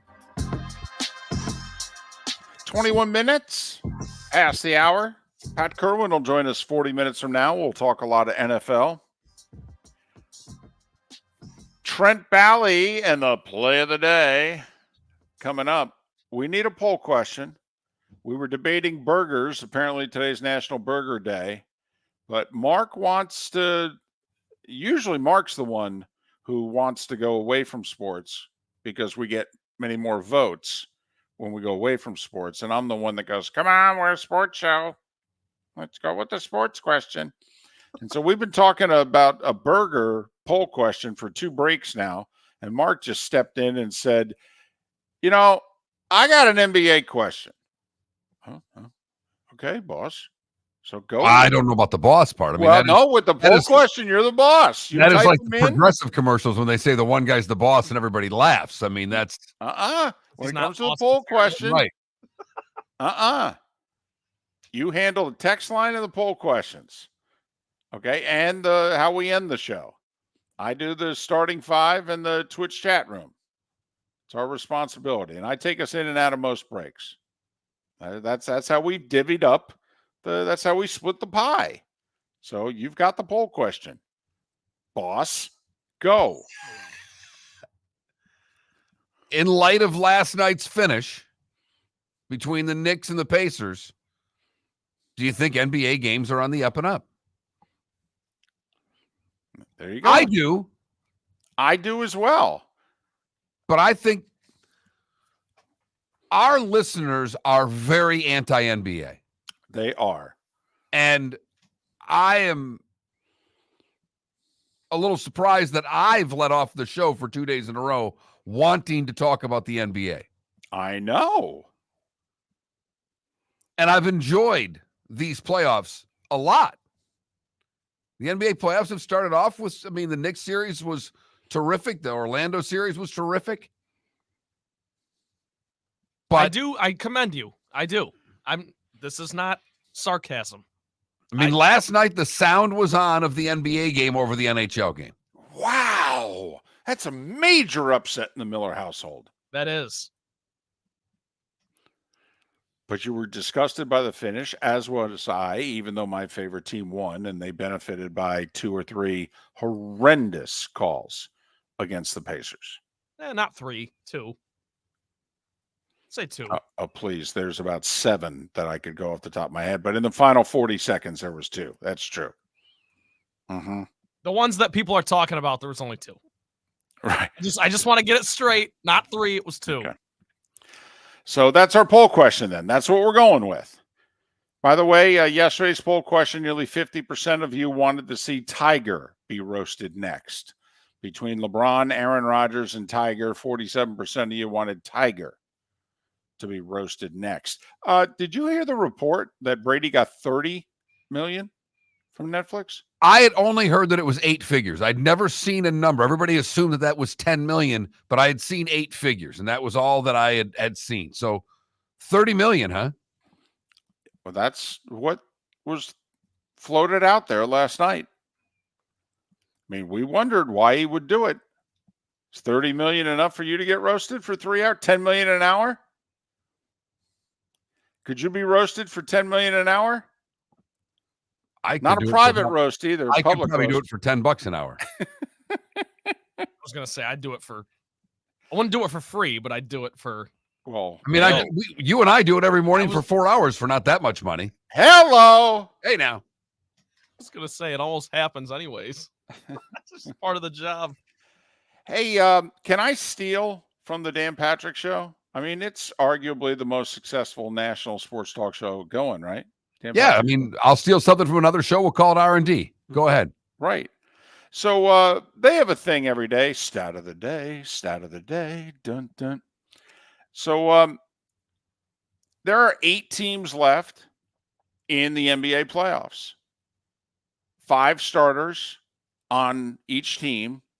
So we have 40 guys who are starters right now in the NBA playoffs. How many of the 40 are 30 or older? Gut feeling. 8. Lower. Really? Yes. 6 is the number. Wow. Now, obviously, Mark, as you mentioned, if you count play-in, we just had LeBron, KD, Steph. They all got eliminated. Has Giannis just turned 30? Is the first digit a 3, or is it turning a 3? Embiid is 31. So there's a decent number of the older guys that got dismissed in the play-in or the first round. Giannis is 29. He'll turn 30 in December. Okay. 6 starters remain. The whole argument of it's a young man's game. I don't know if this stat has ever shown it.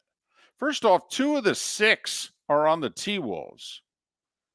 Mike Conley, the point guard, and Rudy Gobert. Conley's 38, I believe, and Rudy Gobert's 31. But Siakam on the Pacers is 30. Kentavious Caldwell-Pope on the Nuggets is 31. Kyrie is 32.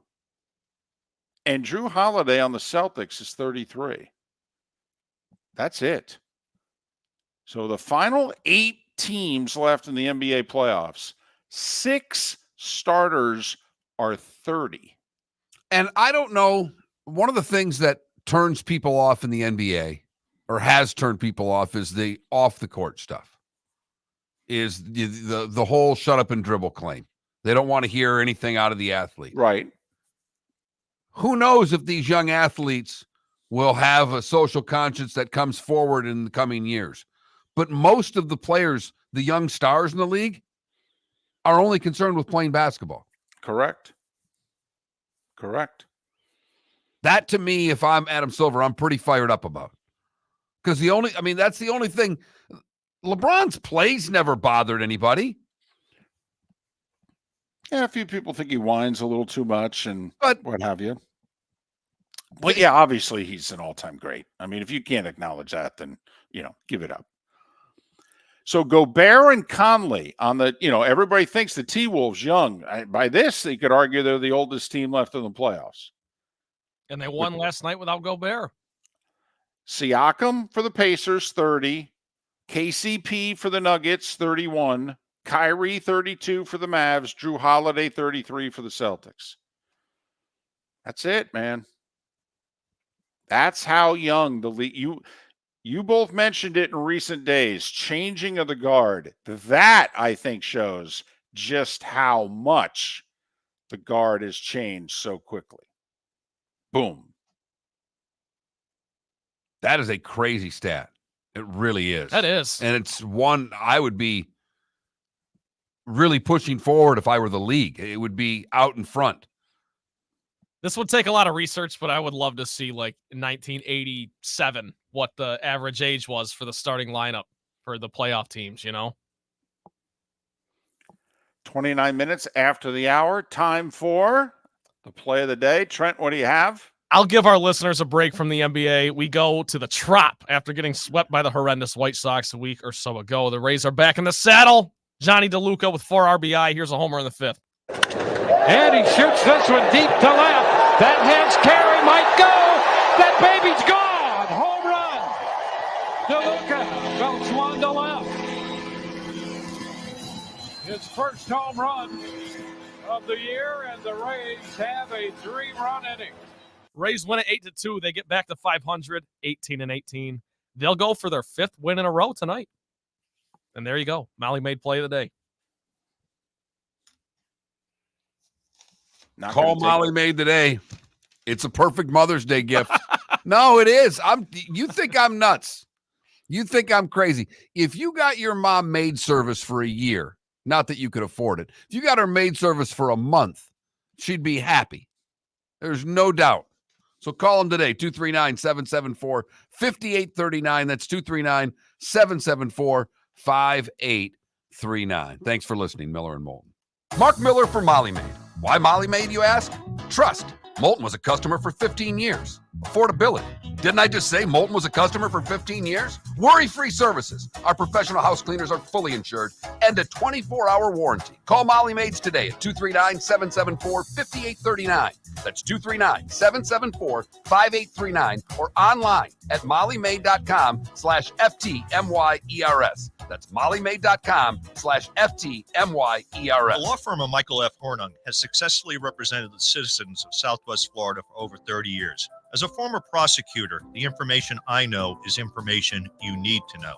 If you've been arrested for a DUI, a criminal matter, or involved in an auto accident, call the law firm of Michael F. Hornung. I'm a local attorney with local knowledge to assist you through the process. For a free consultation, call 239-437-0095. That's 239-437-0095. Offices in Fort Worth. Visit Jason and Todd at the Diamond District. 20 years ago, Jason and I had the idea for a jewelry store like no other, with a vast selection of certified diamonds priced 8 to 12% over cost. A team of individuals who are educated, driven, and believe in cultivating relationships. Today, we have become one of the largest independent jewelry stores in the country. Todd and I love what we do and are in the store nearly every day, along with our GIA gemologists, master jewelers, custom designers, and non-commissioned diamond consultants, all of which we consider family. As direct diamond importers, we travel the world, forging relationships and sourcing diamonds. What we love most about our business is that we can call Southwest Florida our home. If selection, value, and comfort are important to you, give the Diamond District an opportunity. You won't find a better diamond buying experience. Todd and I look forward to shaking your hand and welcoming you to our Diamond District family. At the Diamond District. You were listening to Miller and Moulton on the Florida Sports Network.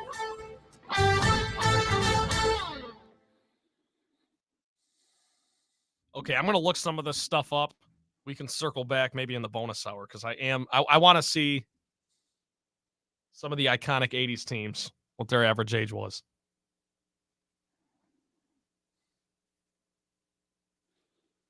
Well, remember, it's final 8, so it would be a lot of research. But if you just go, Trent, in the East, all right, in 87, 88, but I think 87, the Celtics and the Hawks played that legendary second-round series, so that'd be a final 8. And then the Pistons and the Celtics played the legendary conference final where Bird stole the ball. That was 87. 87? Okay. Yes, that was. That would have been June of 87.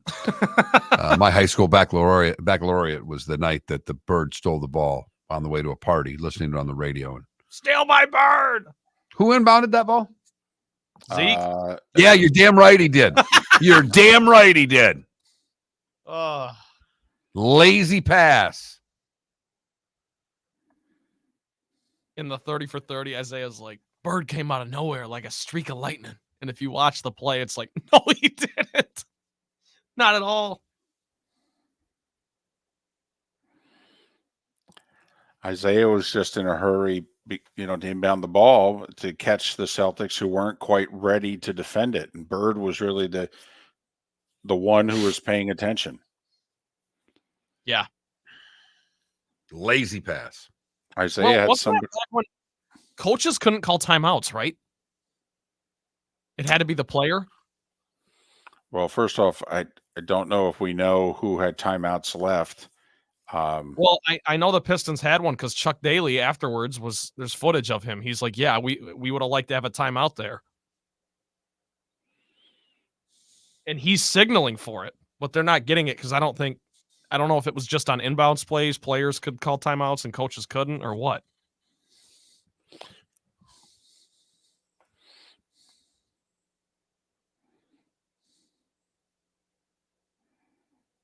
Steal by Bird. Underneath to DJ, he lays it up and in.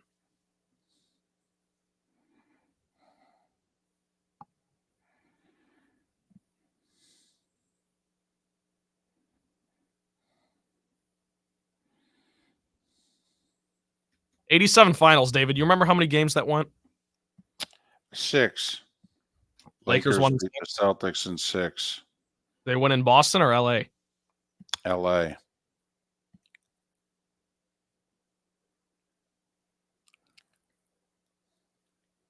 '85 was the final that they won in 6, and they won in Boston.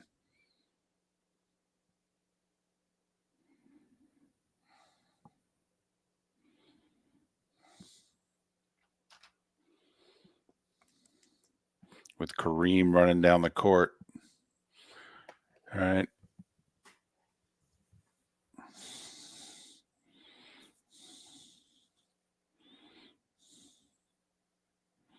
Irish football. I mean, Doc Gooden was, I was 8, his rookie year, I was 18. I was a freshman in college. His second year, that 24-4 year, I'm 19 years old. I mean, that's just, whew.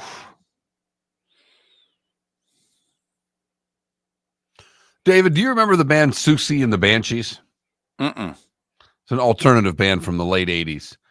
Every time I see Leah Hextall, she looks like the lead singer. It's all I can think of. I have to admit, every time I hear Leah Hextall, I just think back to that playoff game a couple years ago when she was screeching.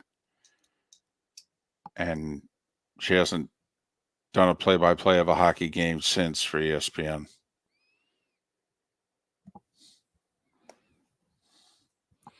Yes, the 88 final went 7. Kareem made the 2 free throws.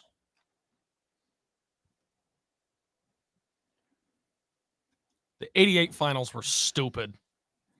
Dumb.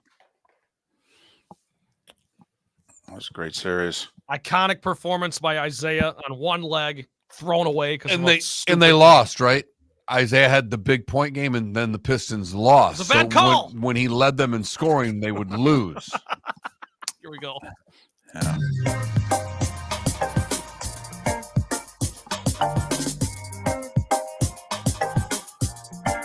Welcome back to Miller and Moulton, only on the Florida Sports Network.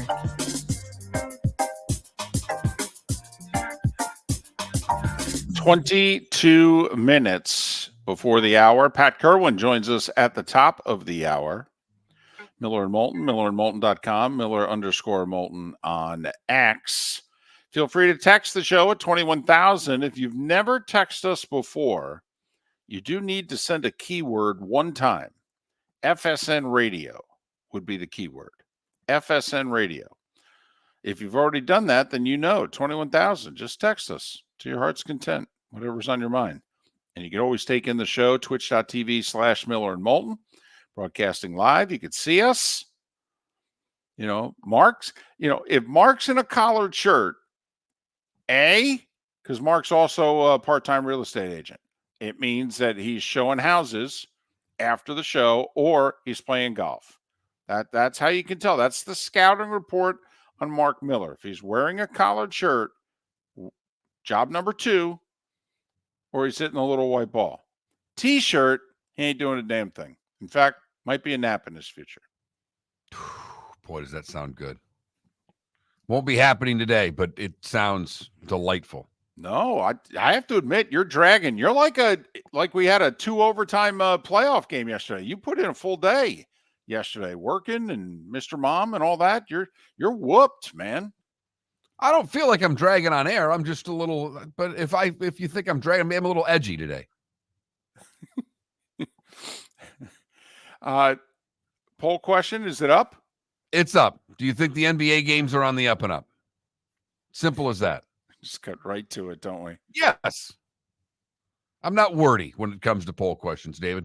I'm also a bad speller, and I worry about those things. So, well, that's like when David and I will suggest a poll question, and we'll start throwing out all these options and all these, the choices, and we get really wordy, and Mark just says, guys, we can only have so many characters in the poll question. Tighten it up.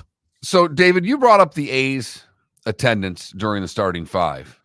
2,895 in the house last night for the A's, who have been playing actually terrific baseball for a month. And you're defending World Series champion Texas Rangers. Thank you very much. They're averaging 6,410 fans per game. It is the lowest home attendance figure for a Major League Baseball team in 45 years. Wow. Sportico did some research and found 553 pro and college teams in U.S.-based leagues that are averaging more fans than the Oakland A's. By chance, did they list who the baseball team was 45 years ago? Because what are we talking, 79 or 80? I'm guessing that could be Mets. That could be Indians. They do not. They do not, unfortunately. Let me see here. It's 1979. Obviously, we don't And have it was also the Oakland Athletics. Oh, my Who in goodness. 79 averaged 3,787 fans per game, according to baseballreference.com. Wow. No wonder that they hired Billy Martin the next year to be their manager. Had to sell some tickets. 13 minor league baseball teams are outdrawing the A's. 11 American League hockey teams. 7 ECHL hockey teams. I was going to say, including probably the two teams where we're both located. Absolutely. The Everblades and the Jacksonville Icemen. 7 USL championship clubs. Wow. And 1 G League team. Not done there. 12 NWSL clubs. That's the National Women's Soccer League, folks. 7 WNBA teams, 3 PWHL teams, and the Omaha Supernovas of the Professional Volleyball Federation draw more than 6,500 fans per game. That's impressive, by the way. Good job, Omaha. 2 Division III football teams.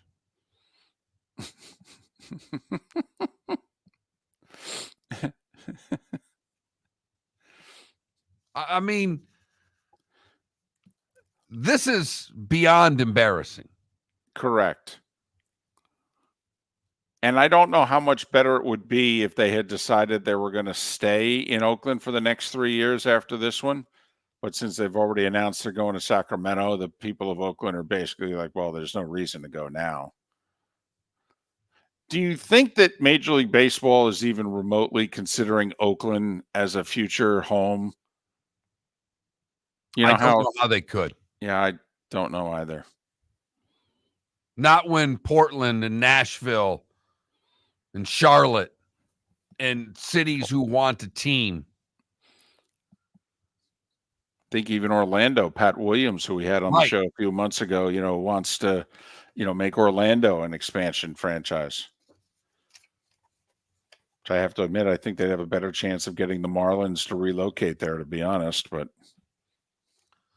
But when the Omaha Supernovas of the Professional Volleyball Federation are outdrawing you, David, there That's might not be a good. problem. That's not good. There's no doubt about it. And for the record, 28.95 on hand last night for the A's, who the last 3 weeks had been playing really good baseball. Winning series after winning series, got within a game of 500 after an awful start, and had a lead into the 8th last night. And Corey Seager hit a 3-run shot. And boy, can you imagine how much noise was in that ballpark when he homered? When Marlins players and Tampa Bay Rays players are going, wow, they've got an attendance problem there. I believe they had a huge crowd Sunday for the Marlins. I thought I saw they did 12,000 on a Sunday. That's what I thought I saw.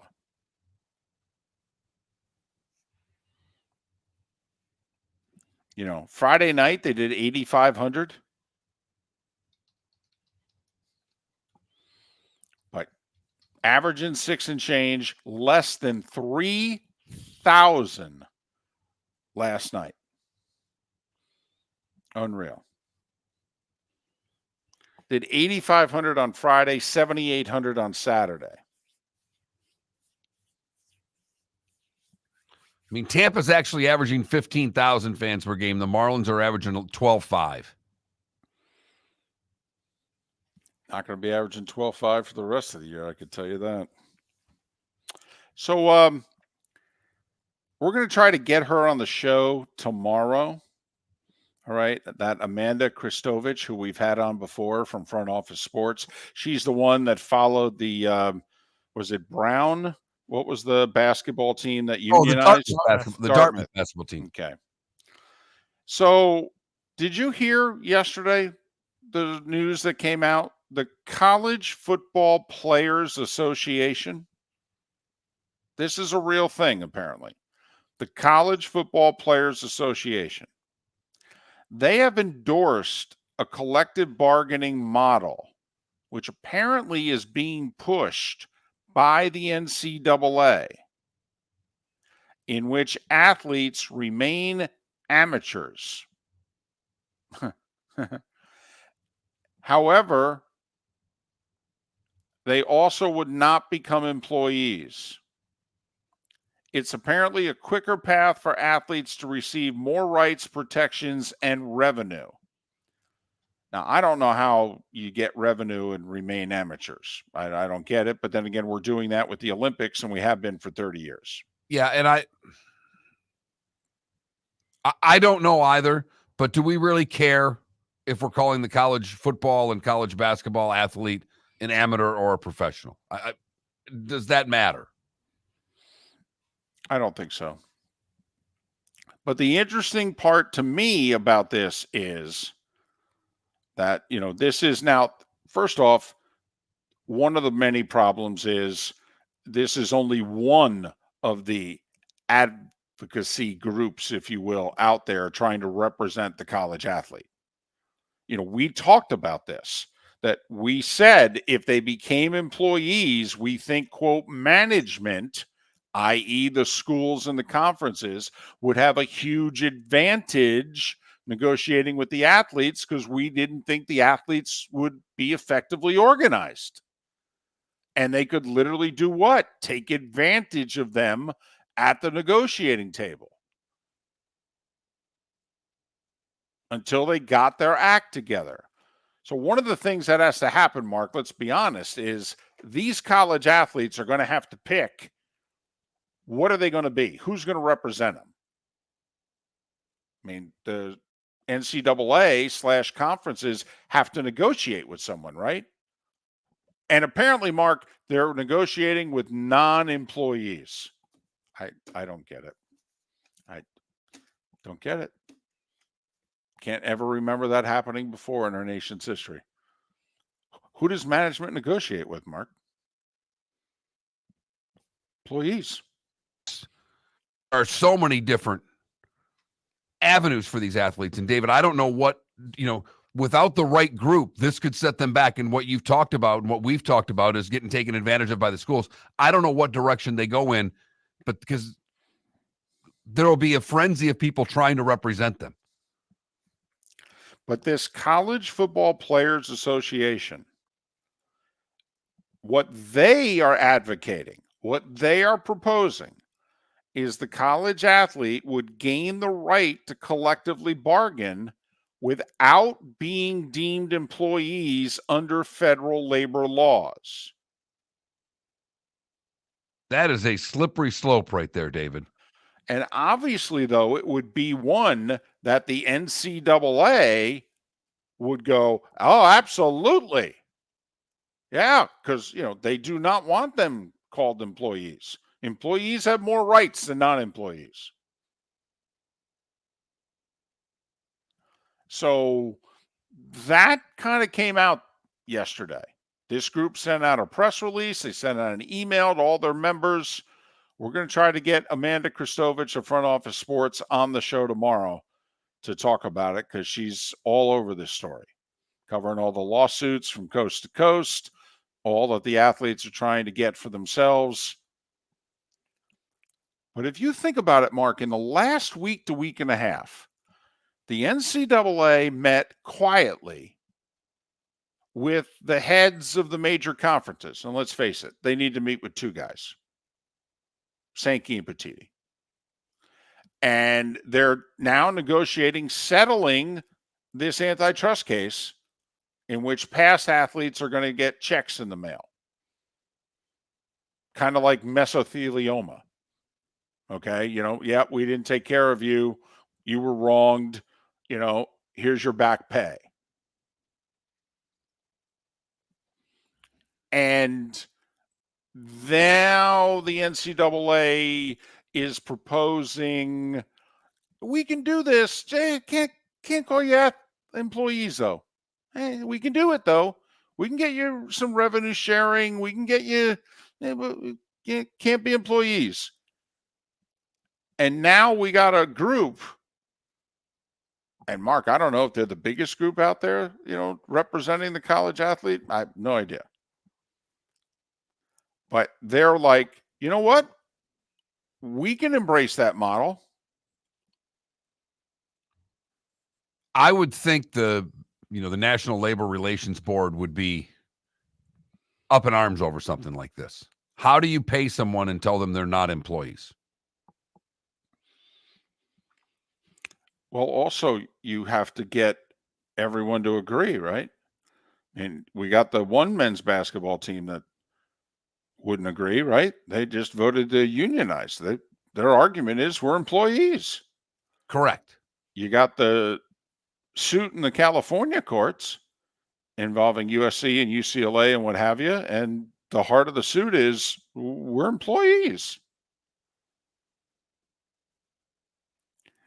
But in the last 10 days, Mark, it's been pretty interesting behind the scenes, the movement that is taking place to try to salvage this and move it along where the athletes can still get their cake and the onus, quite frankly, falls on the NCAA / its schools and not on us boosters and, quote, NIL, which is pay for play, and the schools aren't paying, we are. It's a hell of a scam. Now it'll just be pay for play, and the schools or the NCAA will be paying. Right, but they're not employees, even though they're getting paid. Thread that needle. Mm-hmm. And you have to get everybody willing to allow the needle to be thread. And do you just have it once this class has done it? That applies for how long? Every new freshman class has to re-up this? And if you're the NCAA, do you say we'll only negotiate with this group? If any of you athletes want to join a different group, I don't know what to tell you. You get nothing. The law firm of Michael F. Hornung specializes in criminal defense, DUI, personal injury, nursing home claims, and auto accidents. I'm a former prosecutor with over 34 years of experience. The information I know is information you need to know. If you've been arrested for a DUI, time is of the essence to maintain your driving privileges. Call the law firm of Michael F. Hornung for a free consultation. At the law firm of Michael F. Hornung, we are committed to excellence in your representation. Being a local attorney with local knowledge is clutch to the success of your case. For over 30 years, we have successfully represented the citizens of Southwest Florida. For a free consultation, call 239-437-0095. That's 239-437-0095. Our offices are conveniently located in Fort Myers. Visit online at mfh-law.com. Visit Jason and Todd at the Diamond District. Hi, I'm Jason. And I'm Todd with the Diamond District. I believe in complete transparency. If you're shopping for diamonds in Naples, you're paying too much. If you're shopping in the Cape or Fort Myers, you also won't see the selection you deserve to have. If you're online, there's no human connection, and you won't know if your diamond is beautiful or not until it shows up in the mail. Just because it's GIA certified doesn't mean it's brilliant. There's so much more to a diamond than its cut, color, and clarity that makes it beautiful. Visit us at the Diamond District for a non-commissioned and educational presentation and quit paying more in Naples or buying blind from the internet. The Diamond District has the rarest diamonds from half carat to 10 carats. You won't find a bigger selection or better value. And you won't find a better buying experience. Jason and I are in the store nearly every day, and we look forward to shaking your hand and welcoming you to our Diamond District family. At the Diamond District. Hello, friends and family of Southwest Florida. Are you looking to tap into the electric vehicle market? Well, look no further, because we here at Southwest Florida Golf Carts have just what you need. E-bikes, golf carts, LSVs, scooters, and more. Come down and talk with one of our experienced sales reps, have a soda and a smile, and you could be cruising the streets in your new EV today. Stop by the store or visit our website at flgolfcarts.com and enter for a chance to win $100 off your next purchase by answering John's monthly sports question. Located on the East Trail, locally owned Naples Tiki Bar and Grill is an outdoor eatery next to the Hitching Post Shopping Center. Island-inspired food with a true tiki theme. The best place in Naples to enjoy the beautiful weather in Southwest Florida. The Naples Tiki Bar and Grill offers a great menu for dine-in or takeout. Enjoy our famous pulled pork, huge burgers, and tiki bar cocktails. Don't miss happy hour every day from 3 to 6 and live music 7 days a week. See you soon at the Naples Tiki Bar and Grill, 11498 Tamiami Trail East. You are listening to Miller and Moulton on the Florida Sports Network.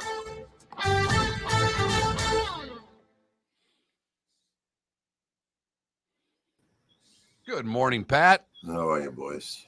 Doing good. How about you? Great. Listening to your conversation, you know who you need to talk to is Trace Armstrong. Yes. I had a long talk with Trace about all this. Mm-hmm. He started laughing. Like, come on. Well, they're not going to unionize. Will he You come can't on? trust- Do you think he'd come on? Yeah. Just telling your friends with me, he'll do it. He's interesting, and he's, I don't know what he'll admit, but it's never going to happen. What are you going to tell a 17-year-old? You got to join this association?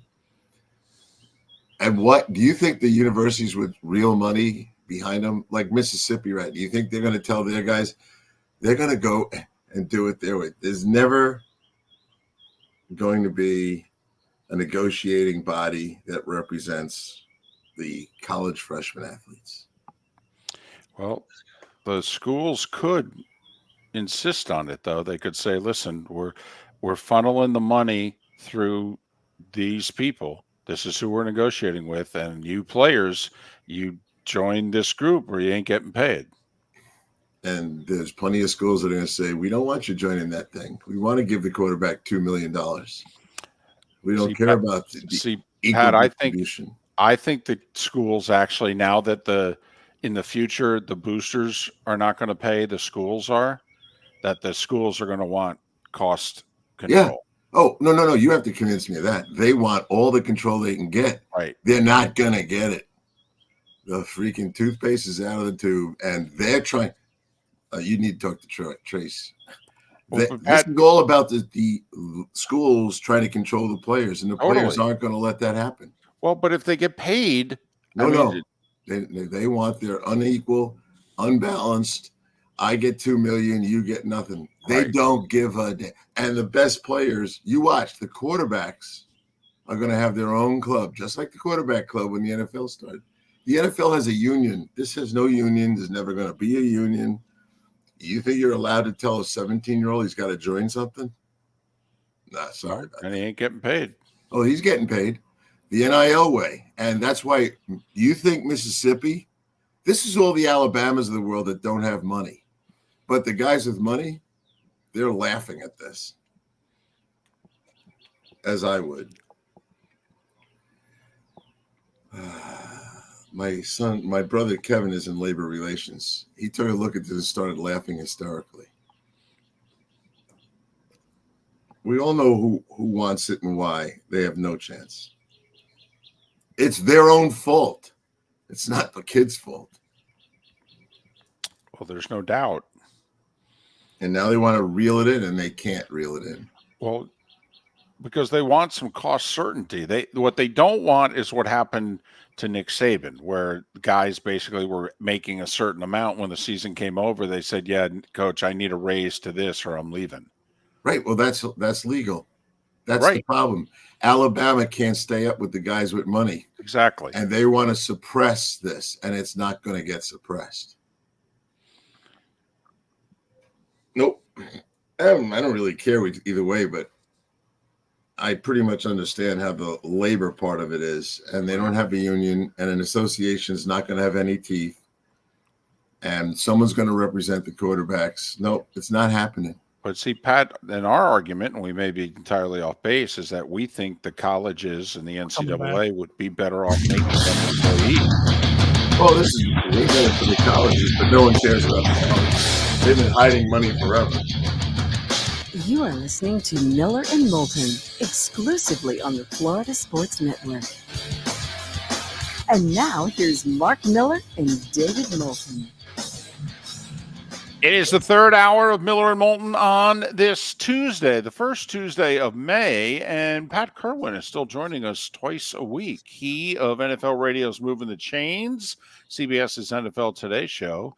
Pat also is joins us courtesy of Pinchers. Pinchers, Tampa to Key West, dozen locations in between Pinchers where you can't fake fresh. By the way, we were just talking about the future of college athletics and, the athletes, are they going to be employees? Are they going to be part of a union? How are they going to, change the system that's in place now to something that's a little more organized?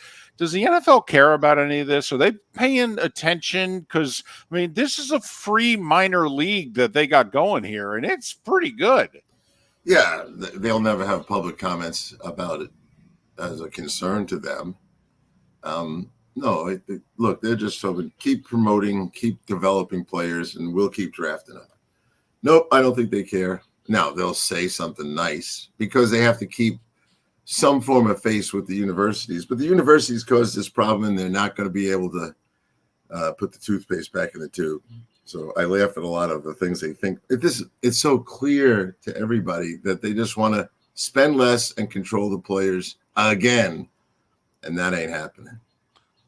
All right, one other thing with college and the NFL. When we get to that, third Saturday in December, when the NFL starts playing Saturday games, there's going to be a college football playoff this year. Do you think the NFL would back off of those Saturday games at all? They don't care about the NBA. We get it. They've taken over Christmas. But do you think that they would back off their minor league, their free minor league, to give them a Saturday on their own, or do they not care about that either? To my knowledge, they're very excited about Saturday football, and any changes to the college system, the NFL probably doesn't have to adhere to that and respect them. They might move the games around into nighttime or something, but I don't think the NFL, the way they think now, I don't think the old days, Wellington Mara and the guys, they probably would have, but we're in a different world. We're going to play football on Christmas Day too, and we're going to open the season technically because high school football hasn't started yet on a Friday. No, I have a feeling they're just going to keep plowing ahead, which is why I always say the only thing that's ever going to ruin the NFL is the NFL. They don't take considerations well. Roger Goodell on the record quite a few years ago saying would like to take this league to be a $25 billion annual industry. Right now it's 20.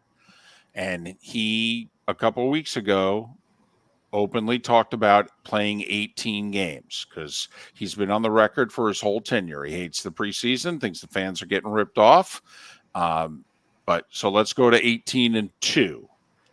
That would involve the union, correct? So, Pat, how quickly do you think the NFL contacts the union and says, hey, let's start talking about playing 18 games? They've already been talking. They already know it. The union hasn't barked back once. We're in the unofficial period, right? But you don't hear the union saying anything negative. Why would they? The average player is 26 years old. He's going to play 3 or 4 years. He's looking at it from the point of view, I'm getting to get one extra paycheck each year. That's 4 extra paychecks. I'm all for that. I wouldn't mind if they got rid of the whole preseason. But if they just bring it down to 2, that gives them in their back pocket to go to 20 games when they want to and all the other things they have. But the players, I've been around enough of the strikes. At the end of the day, they just want more money now. You can say not you guys, you can say anything they want. At the end of the day, throw them more cash now and they're ready to go. Where else on the planet are they going to make any money at all? Nowhere. So if you're a football player, you're not going to Europe to play. You're not going to Canada to play. There's no money in any of those places. So, yeah, they'll take more money and they'll play the extra game. And if I were the union, I'd be fighting for expanded roster because that gets more guys real jobs. And I'd fight for 2 buys. those are the two things that keep you maybe healthy enough to make one extra season. That's all they're going to fight for. And the owners know that they're not going to fight for anything else. And the owners would give all those things at the end of the day, wouldn't they? The buys, Sure. the extra roster spots, if they're getting more games. I mean, if I'm an owner, that seems pretty easy to me. A handful more jobs. I can open up TV contracts again. I'll get paid again. Yeah, and so let's use the model that the owners used already. Oh, you guys want less practice? No problem. That's what they gave them in the last CBA, less practice time. The problem is the players go in like deer in the headlights. I cannot believe that the players send negotiating players in there.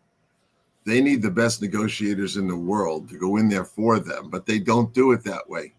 And the owners can beat them up pretty hard. But at the end of the day, have NFL players ever made more money than they're making now? No. So I know everyone likes to fight and tell us the CBA is terrible, but show me something that was better for the NFL players ever. Now, unless the NFL were to change their calendar pack, because the NFL made a decision a long time ago that playing Labor Day weekend's a mistake. All right, that's the last weekend of summer in a good chunk of this country, and NFL ratings are 15 to 20% lower when they played on Labor Day weekend than when they play the very next week, because people actually said no to the NFL over Labor Day weekend. So if the NFL is going to stick with starting after Labor Day weekend, if we're adding a game and we're adding a bye week, aren't we eliminating the week off in between? Because we can push the Super Bowl back 1 week, but wouldn't we also have to eliminate the week off in between the conference championship game and the Super Bowl, or otherwise we're pushing it back 2 weeks? Yeah, I mean, they'll figure out that part of it. And if they end up taking away the week between the Super Bowl and the championship, I don't know if everyone really cares. And maybe they'll go back and use Labor Day. Who knows?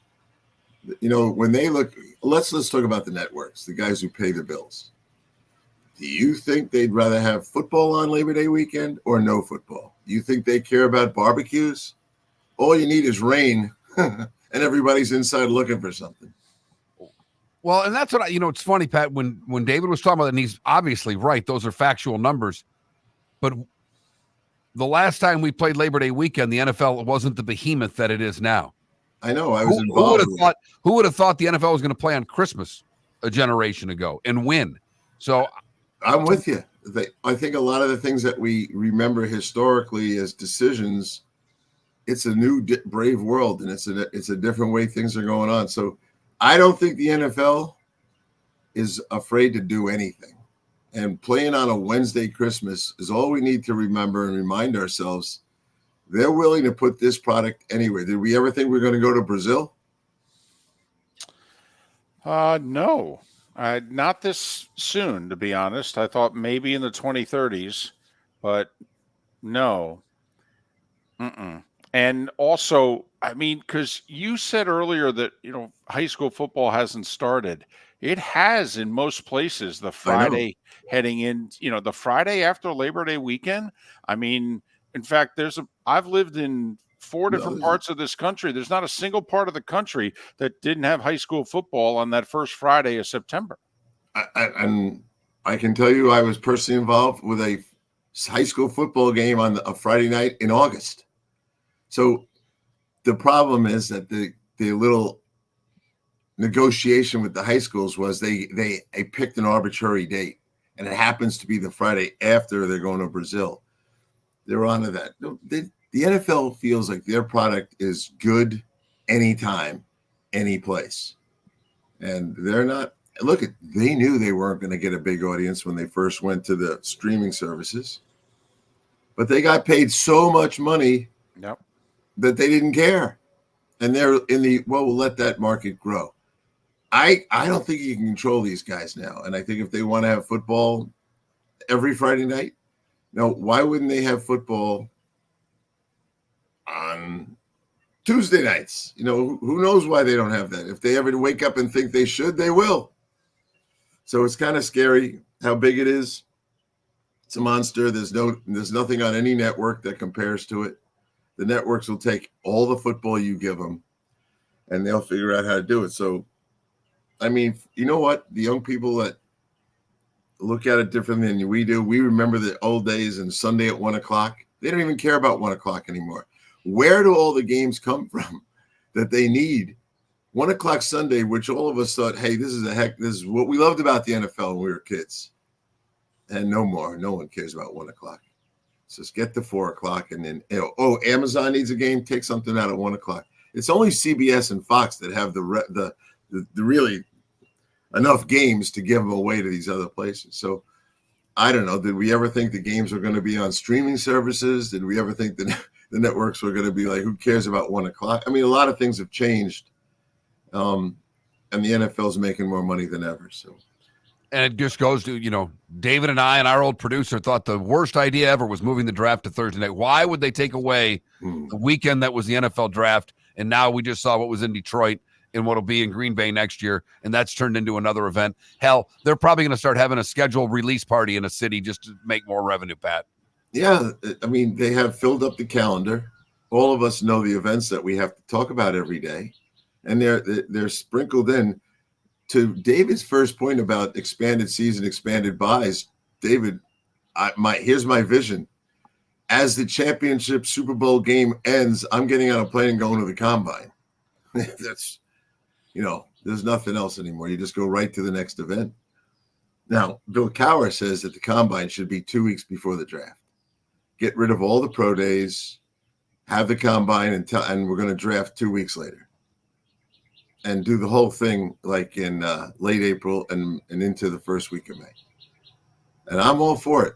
The pro days where are we going to fit all that stuff in?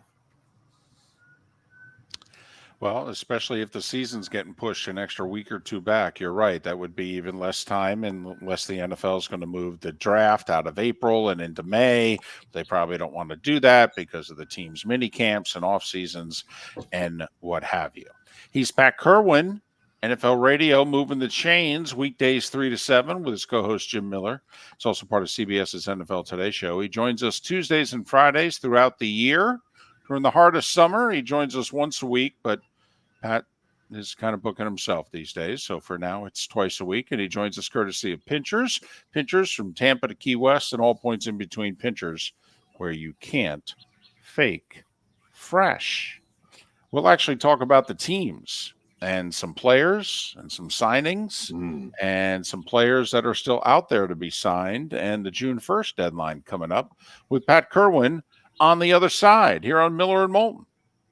Hello, friends and family of Southwest Florida. Are you looking to tap into the electric vehicle market? Well, look no further, because we here at Southwest Florida Golf Carts have just what you need. E-bikes, golf carts, LSVs, scooters, and more. Come down and talk with one of our experienced sales reps, have a soda and a smile, and you could be cruising the streets in your new EV today. Stop by the store or visit our website at flgolfcarts.com and enter for a chance to win $100 off your next purchase by answering John's monthly sports question. Visit Jason and Todd at the Diamond District. Are you looking to make this Mother's Day unforgettable? Jason and Todd with the Diamond District are excited to help. This year, she'll get the ice and you'll get the cooler. A premium Yeti cooler valued at $300. With their stunning selection of fine diamond jewelry and exotic gemstone jewelry, you'll be sure to find the perfect gift that will help make this Mother's Day special. And with your purchase of $1,800 or more, you'll receive a free premium Yeti cooler valued at $300. Whether you're already part of the Diamond District family or will be meeting them for the first time, you'll fall in love quickly with their selection, quality, value, and experienced non-commissioned team. Jason and Todd are in the store nearly every day and are excited to hand you a premium Yeti cooler when she gets the ice. Visit Jason and Todd with the Diamond District this Mother's Day week from the 8th through the 12th to receive your Yeti cooler with a purchase of $1,800 or more. Jason and Todd look forward to shaking your hand and welcoming you to the Diamond District family. At the Diamond District. Located on the East Trail, locally owned Naples Tiki Bar and Grill is an outdoor eatery next to the Hitching Post Shopping Center. Island-inspired food with a true tiki theme. The best place in Naples to enjoy the beautiful weather in Southwest Florida.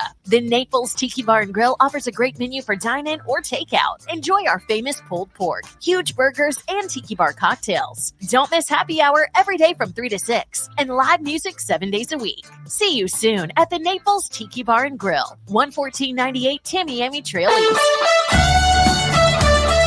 You are listening to Miller and Moulton on the Florida Sports Network. So let me ask you guys. We spent yesterday talking about, and we'll leave Prescott out of this, but Love, Goff, Tua, and Lawrence. Will their 4 new contracts get to $1 billion? Let me write this down. Love, Goff, Tua, and Trevor Lawrence, the 4 guys that need a new deal. Yes. And I can get to 800 million. No, I don't think they get to $1 billion. I'm with you, but if Prescott's in there, they go over $1 billion. You know that Dallas. You're just talking total money, not guaranteed money, right? You're just talking total money, but you know what? It's so much of it's guaranteed. You can't get rid of them anyway, unless you want to take a $100 million. Tua's going to be 45-ish. Tua is not. You know, this is the whole point. I say the same thing, except Tua's people. Look, I know the agents. Athletes First. I know those guys. They have Tua. Bruce Tollner has Goff. Tom Condon and Jimmy Sexton have Jordan Love. And MGC Sports, that's James Curry, and those guys have Trevor Lawrence. So minimum to me, the 4-year extension parts are $200 million, $50 million a year. So they think, the guys I'm talking to think none of these guys are going to settle for less than $50 million a year for any of them. Well, I'll say this: the Condon, Sexton, they don't settle for a dime less. No, not a dime. They won't let them. Not a dime. Back in there. So that's Jordan Love, right? Who's done it, you know, minimally compared to guys. But when you look, I sat here working on it last night, and I said, I can get close with 4. With Prescott's redo, it's easy $1 billion. But without him, I think it's kind of like 850, but all over 50. Which is scary because I'm with Mark. I would never pay. Well, I don't think I'd pay Jordan Love over 50. As soon as I brought it up on the air, every Packer fan said, just give him over 50 now. Man, what has he done? Well, he got 1 Super Bowl appearance from Goff, and that's it. We got 4 guys that are going to get close to $1 billion. And I just think you got to look at like between the Burrow deal and really you have to look at Justin Herbert, who's like 53 million. It's getting crazy, but that's what we do. The other thing is, and you're assuming too at getting under $1 billion that they're all signing 4-year deals. I think most of them get a 4-year extension on top of what they have, and 4 years at 200 million. There's 800 million right there. And that's the average the agent will all say. But now who gets the most of those 4? Who goes first?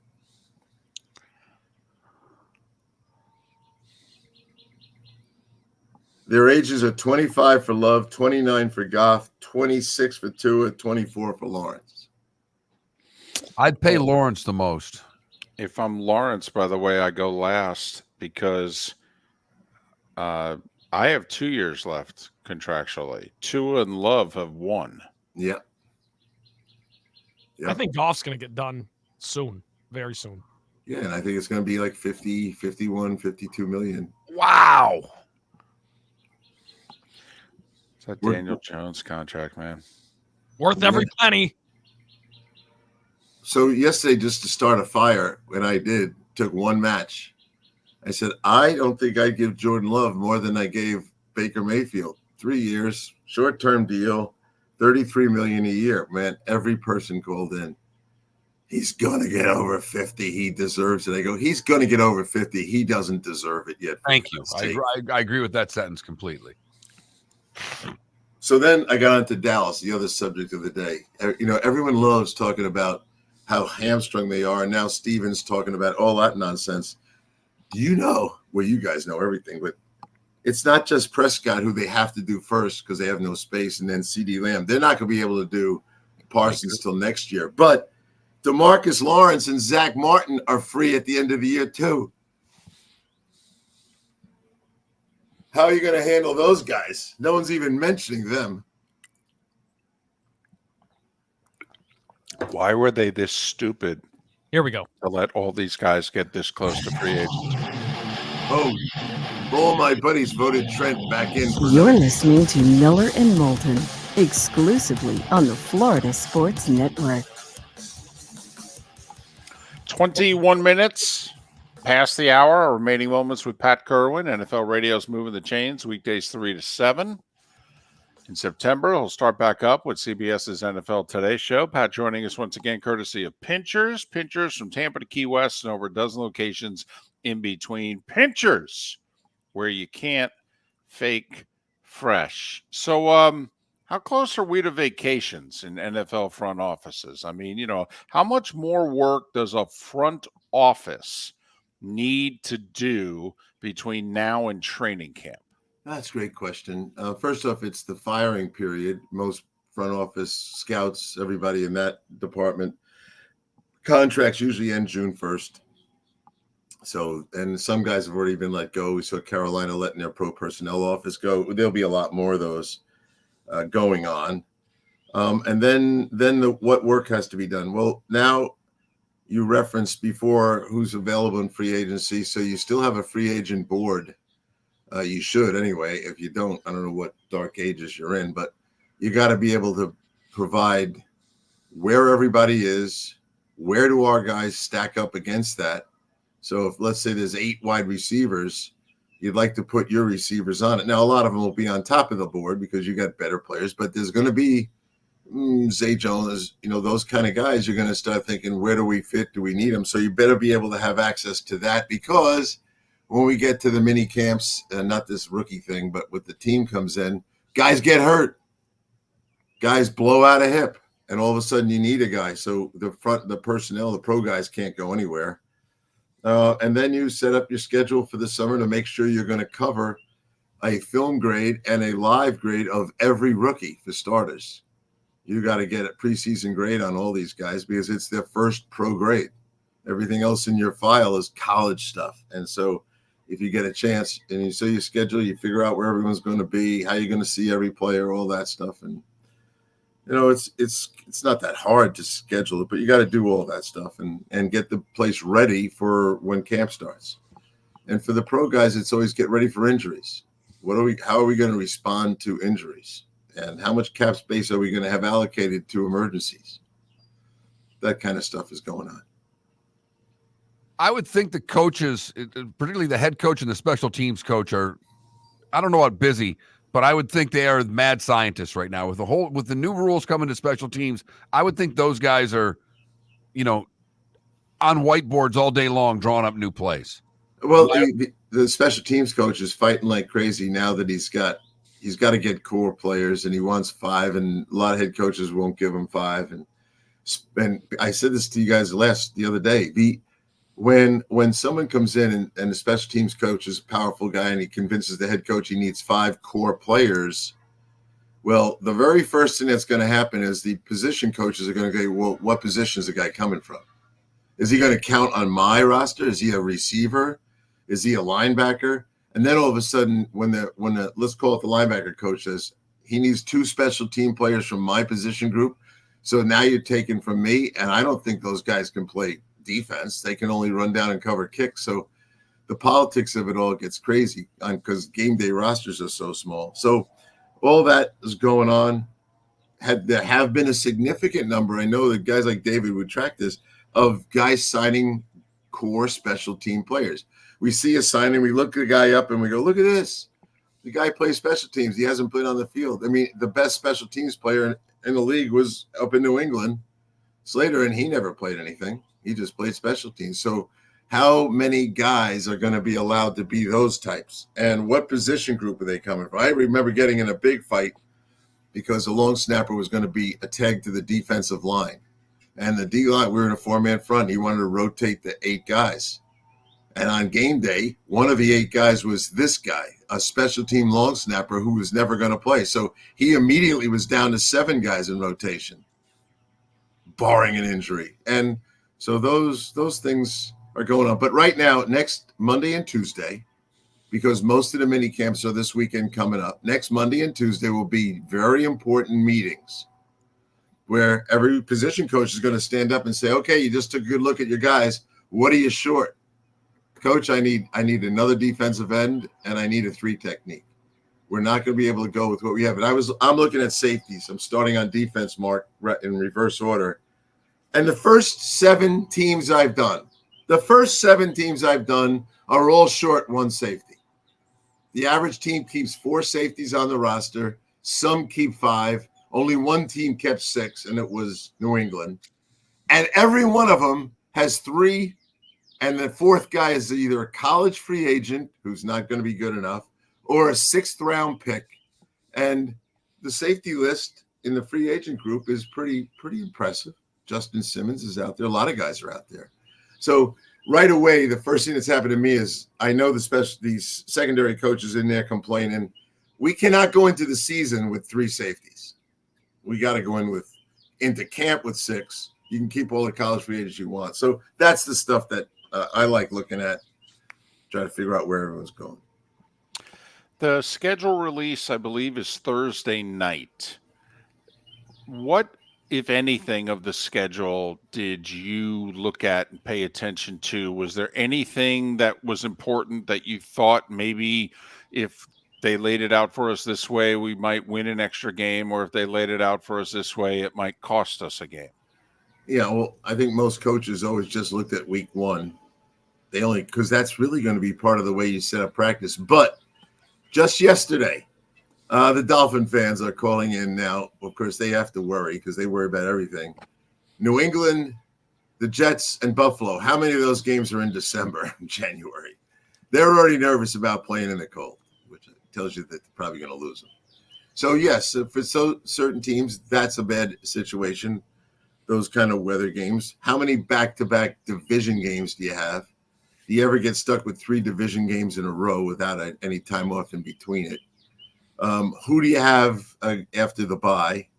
You'd love a big rival. That kind of Andy Reid, does he ever lose off a bye? So I think guys still look at all that stuff. I think you can paralyze yourself. If you got 8 criteria that you like to make you happy, you're never going to get there. And how many road games? Didn't we have last year, David? You remember this stuff. Didn't someone go on the road like 4 straight weeks? Well, and a couple of years ago, I think the Raiders had a stretch where they were home once in 7 weeks between road games, bye weeks, and games in Europe. The Raiders went, I think, a 7-week stretch where they didn't have a home game.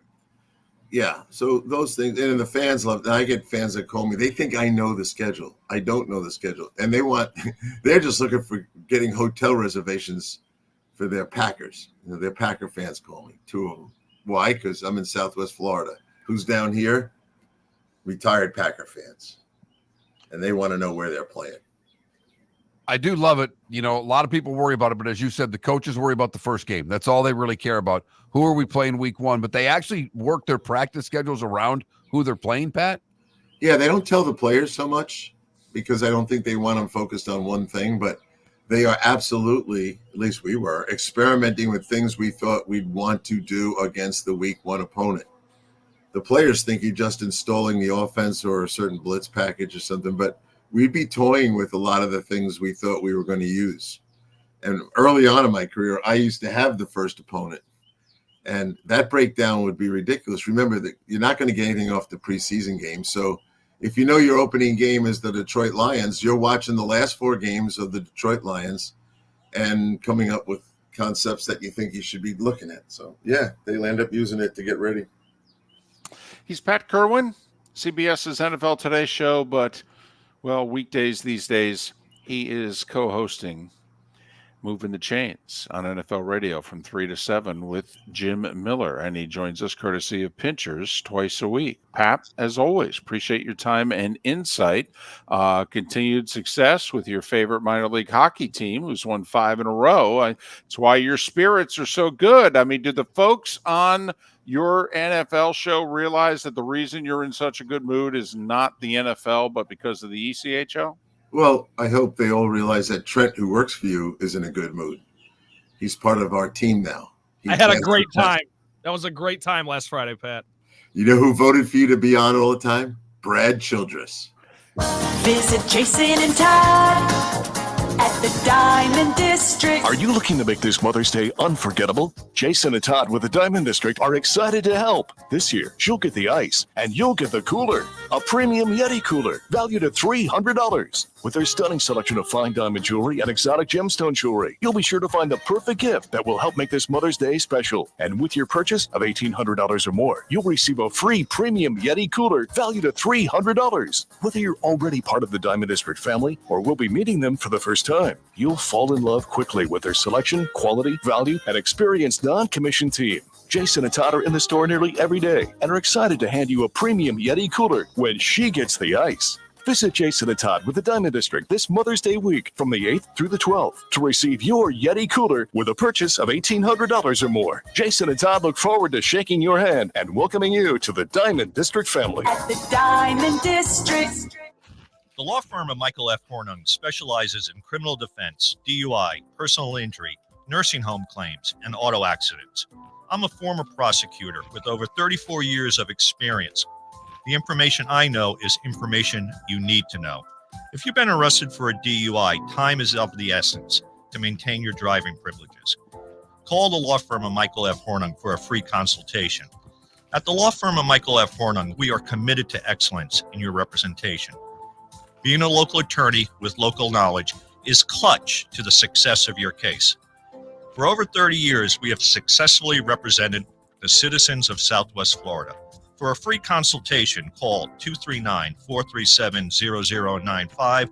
That's 239-437-0095. Our offices are conveniently located in Fort Myers.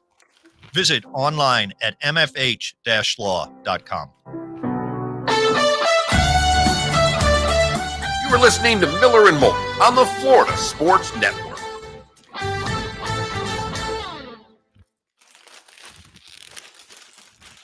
Uh-oh. Snack time.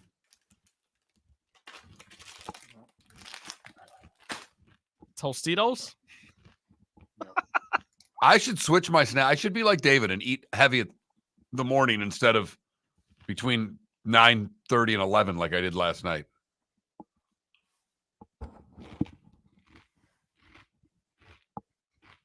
You know, I am glad to hear that Brad Childress didn't hate me because I sat and talked to him about the 2006 NFC North for about a half hour straight. What was it like game planning for Kelvin Johnson? You called him coach all night. He loves you. They love that. I did. Please, wants to adopt you. I got the timeline a little mixed up too at one point, and I asked him some question about Christian Ponder, who was drafted the year after Brad got let go, and he was like, I had nothing to do with Christian Ponder. It basically said, don't drag me into that. It's pretty funny. First time I met him, okay, we're getting along well. It's like late second period. And I said to him, I go, how long do I have to know you before I can bring up Tavares Jackson? And he goes, not tonight. I go, okay, good.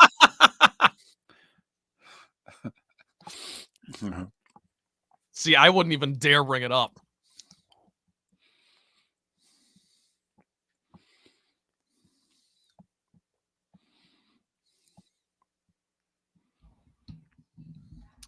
Okay, I went back, looked at some of these old teams.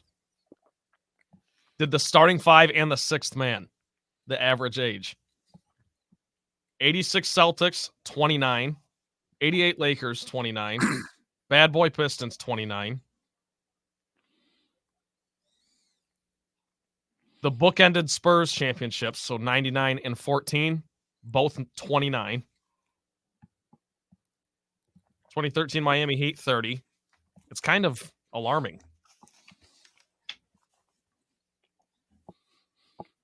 How young the league is. In a good way.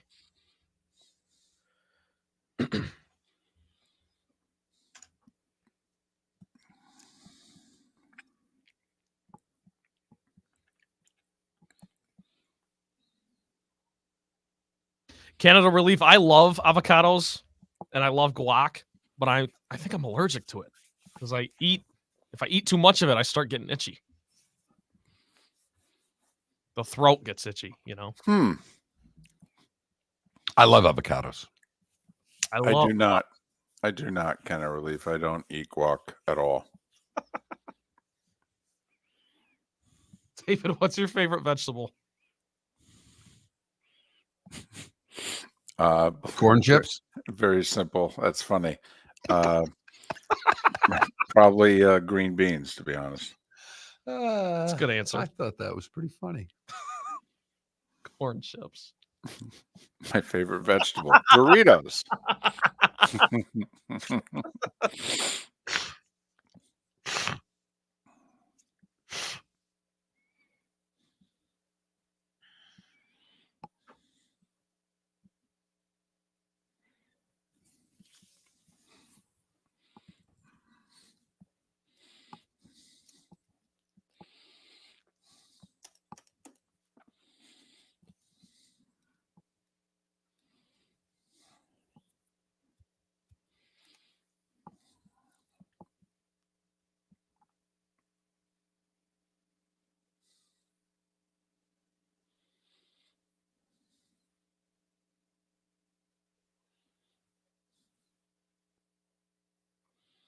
Knicks in 5.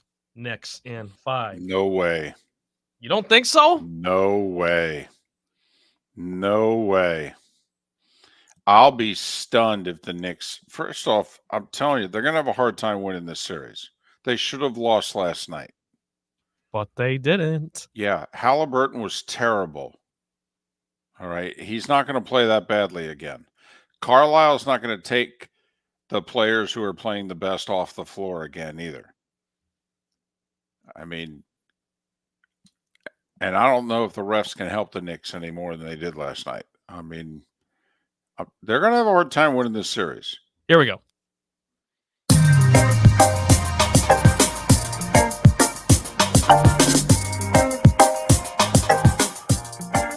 Welcome back to Miller and Moulton, only on the Florida Sports Network. 22 minutes before the hour. Thanks so much for being with us. The Diamond District bonus hour for the 239 and the 904 is but 22 minutes away. Hey, we've had this conversation to some degree before, but Pat Kirwan on his show yesterday was talking about the 4 quarterbacks, younger quarterbacks that teams are, figuring out in the next 2 months, are we going to do a long-term deal, or are we going to push this off to the 2025 offseason?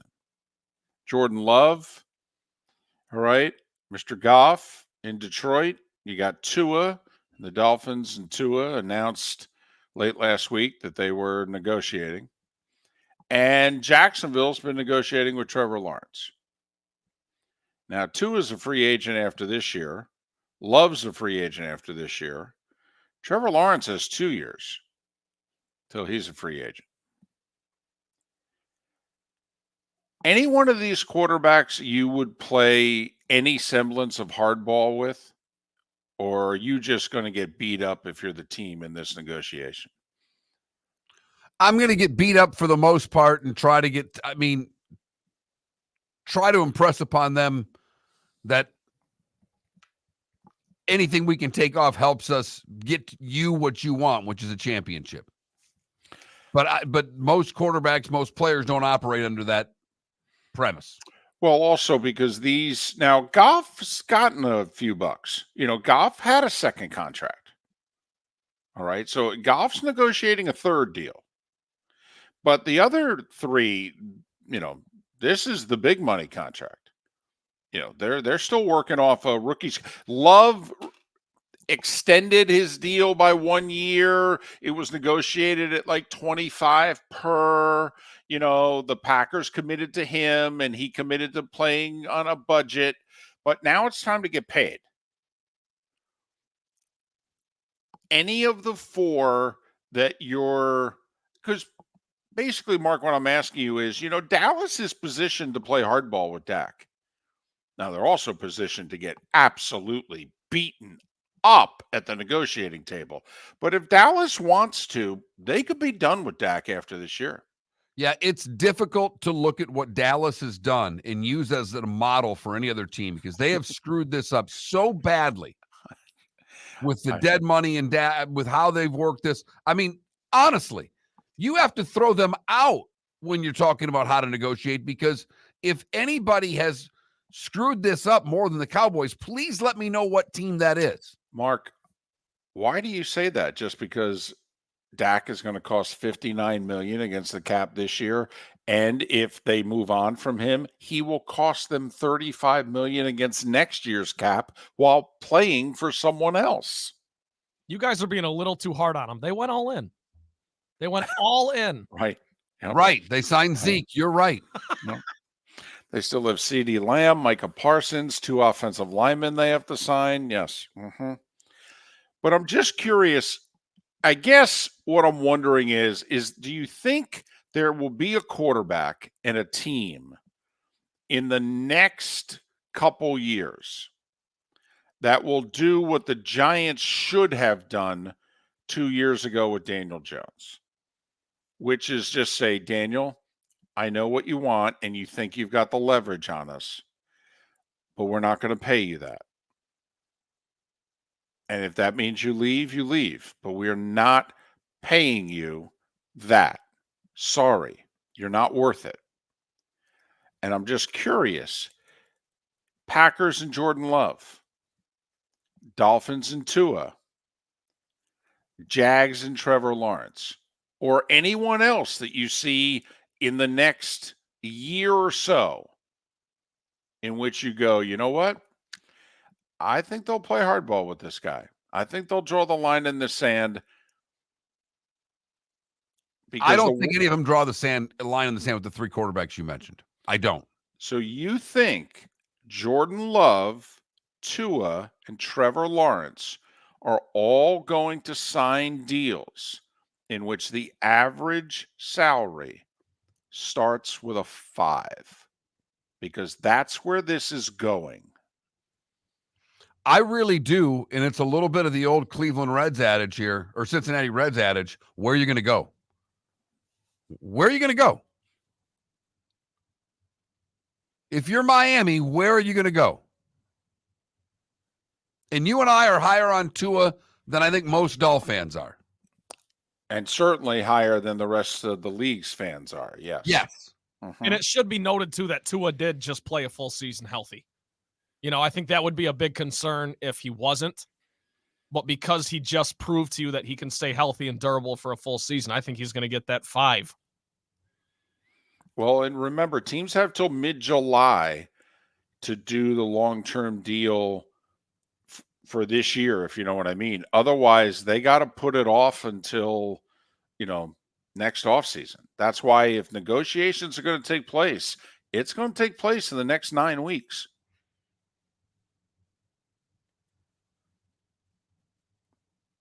And I see Tua getting paid. So if paid, by the way, is Tua looks at you, you're the Dolphins, and I'm Tua, and I look right at you and go, have you read Justin Herbert's contract? It's $53 a year, not a penny less, because I'm just as good. In fact, I think I'm better. And every time we've played, I've beaten them. Don't call me if it's a penny less. I'm just curious, if you're the Dolphins, are you prepared to go there? It's insane to me that that's what the number is. But as we've pointed out for quite a while, David, what's the cap going to be at? Oh, I think in 2 years it's going to be 300. So what's 50 when the cap's 300? It's not that. No, it's 16.6% of the cap, which is supposedly where it is you want your quarterback to be, is about 16% of the cap. I understand. Rank them for me. Out of those 3. Well, okay, you got to frame the question. We ranking them for 2025, or are we ranking them for you paying these quarterbacks for 4 years and it's $200 plus million? Who you'd give that money to first, second, and third? Okay. Am I throwing Jared Goff in the equation? You can if you want. Well, I'd put Trevor Lawrence at the top. I would as well.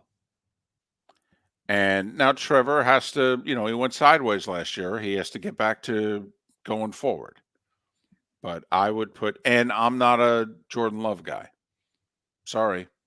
I mean, granted, I'm biased because I've seen him play 3 times, and he's not been good all 3 times. And one of them was mid-December last year when literally Tommy Cutlets was the best quarterback on the field between the Packers and the Giants. Tommy Cutlets.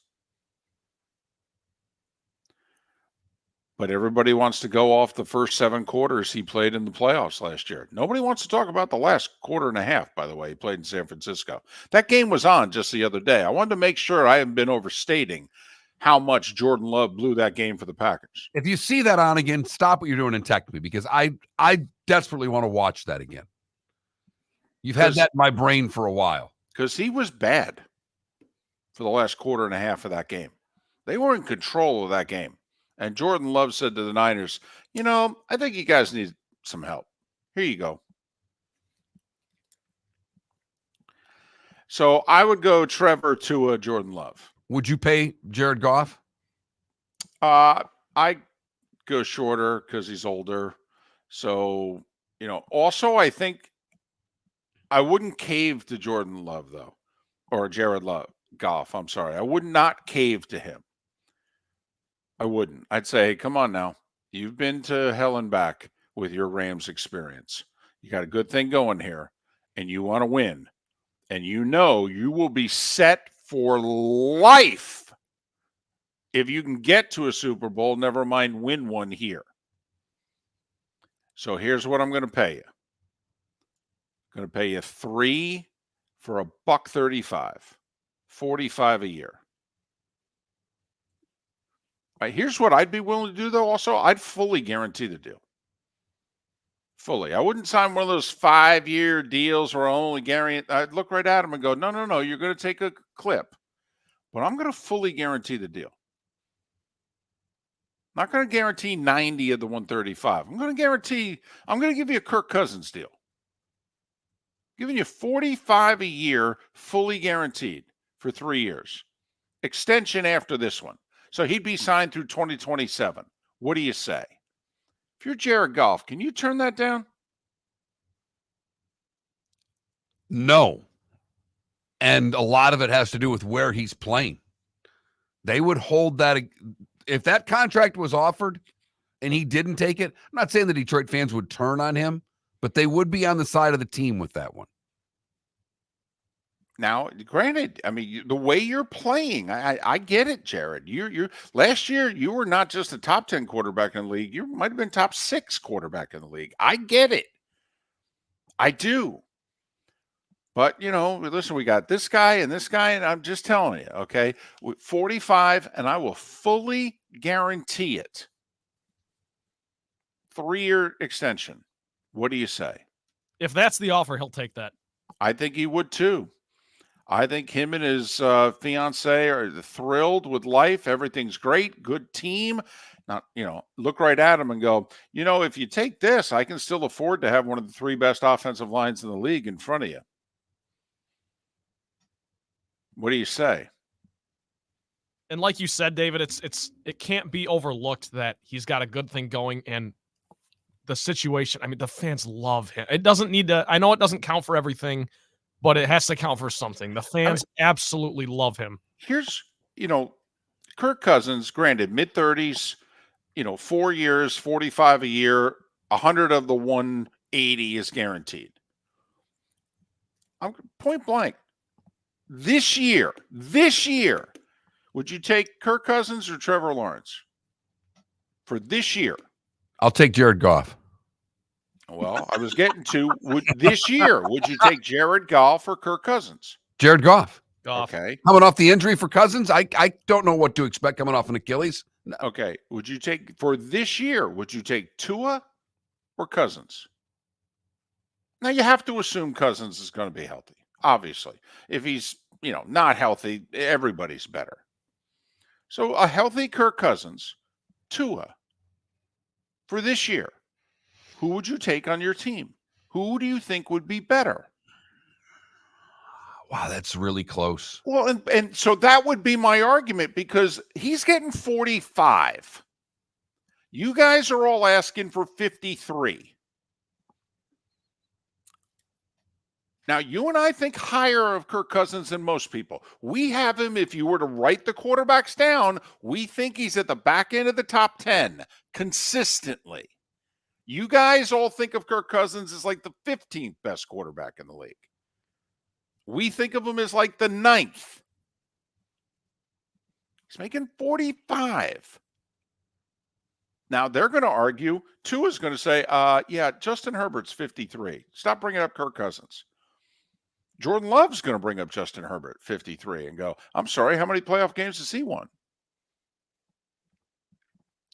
Did you take a look at my red zone numbers last year, by the way? I was the top 3 quarterback in the league in the red zone last year. Take any analytics you want. I was Aaron Rodgers MVP in the red zone last year. Look it up.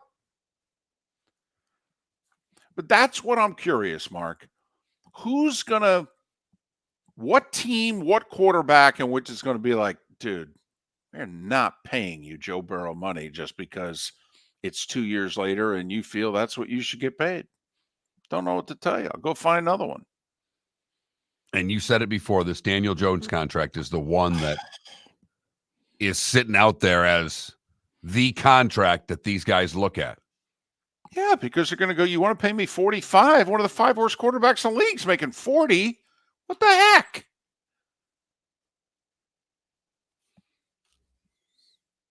And credit Herbert for getting his done without, he's not had a lot of success on the field to get the numbers. A lot of potential. Right. And quite frankly, Trevor Lawrence is in the Justin Herbert category. 100%.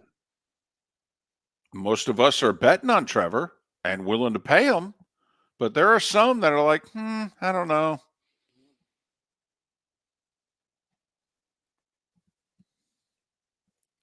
But I would give Trevor, by the way, I'd go long-term with Trevor. I really would. I'd be willing to go 7 years with Trevor Lawrence. Big money. That type of contract, it wouldn't be the numbers you would have to give are as big because the guarantee for the long distance would be there. And he may sign that in Jacksonville. Miller and Moulton. The Diamond District Bonus Hour. That comes up. Well, it comes up next. Hello, friends and family of Southwest Florida. Are you looking to tap into the electric vehicle market? Well, look no further, because we here at Southwest Florida Golf Carts have just what you need. E-bikes, golf carts, LSVs, scooters, and more. Come down and talk with one of our experienced sales reps, have a soda and a smile, and you could be cruising the streets in your new EV today. Stop by the store or visit our website at flgolfcarts.com and enter for a chance to win $100 off your next purchase by answering John's monthly sports question. Located on the East Trail, locally owned Naples Tiki Bar and Grill is an outdoor eatery next to the Hitching Post Shopping Center. Island-inspired food with a true tiki theme. The best place in Naples to enjoy the beautiful weather in Southwest Florida. The Naples Tiki Bar and Grill offers a great menu for dine-in or takeout. Enjoy our famous pulled pork, huge burgers, and tiki bar cocktails. Don't miss happy hour every day from 3 to 6 and live music 7 days a week. See you soon at the Naples Tiki Bar and Grill, 11498 Tamiami Trail East. Mark Miller for Molly Maid. Why Molly Maid, you ask?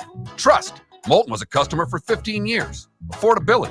Didn't I just say Moulton was a customer for 15 years? Worry-free services. Our professional house cleaners are fully insured and a 24-hour warranty. Call Molly Maids today at 239-774-5839. That's 239-774-5839 or online at mollymaid.com/FTMYERS. That's mollymaid.com/FTMYERS. The waterways of Naples are a beauty to behold, and the Bayfront Inn has multiple ways for guests to enjoy the water and have some fun.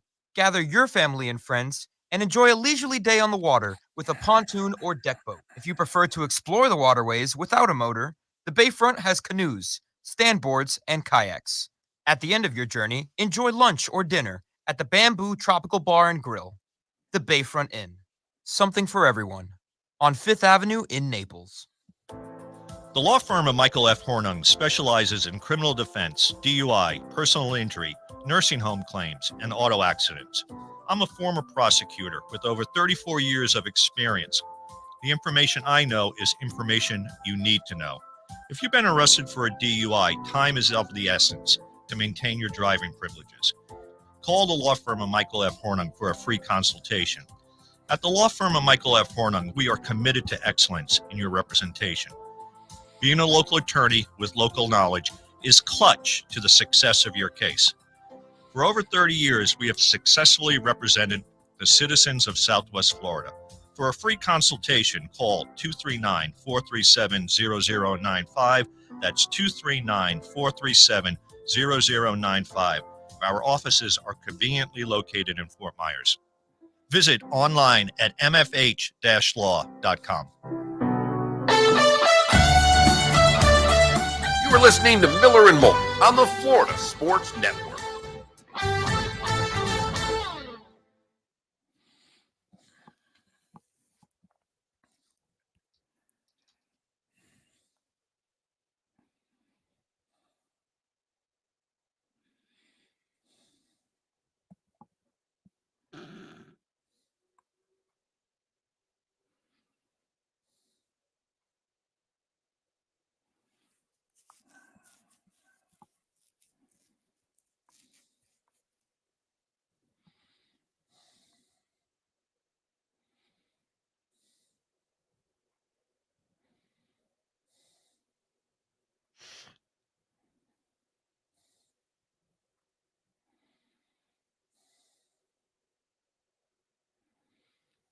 Hey, Trent, from the Orlando Magic.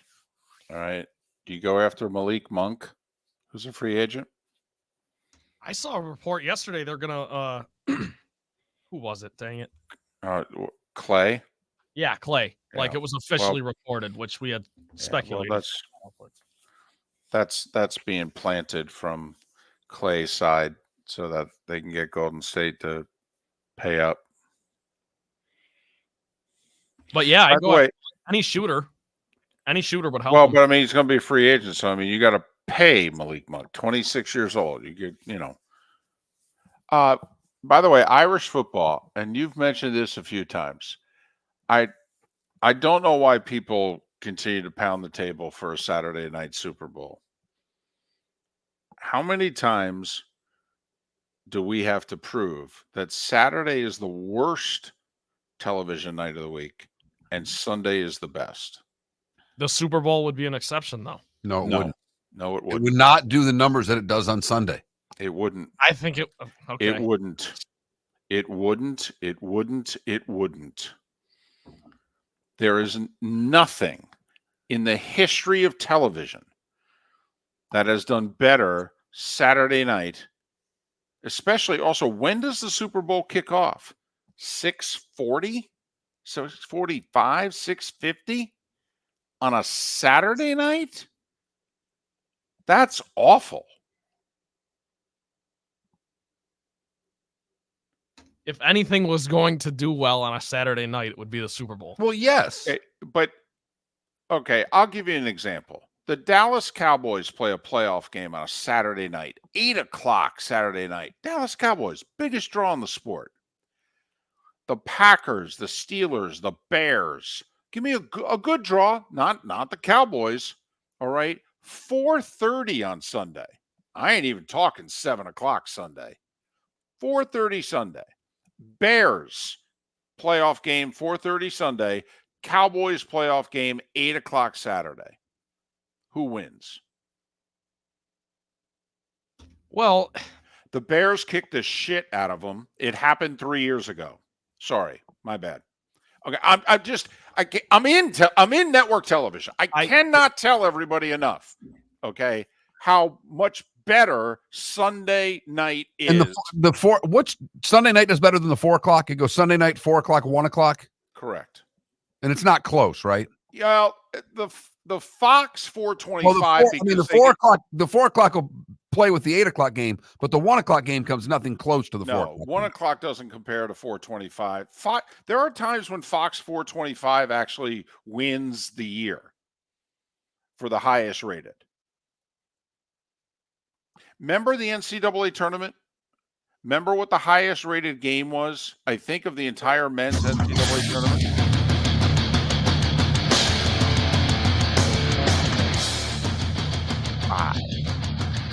You are listening to Miller and Moulton, exclusively on the Florida Sports Network.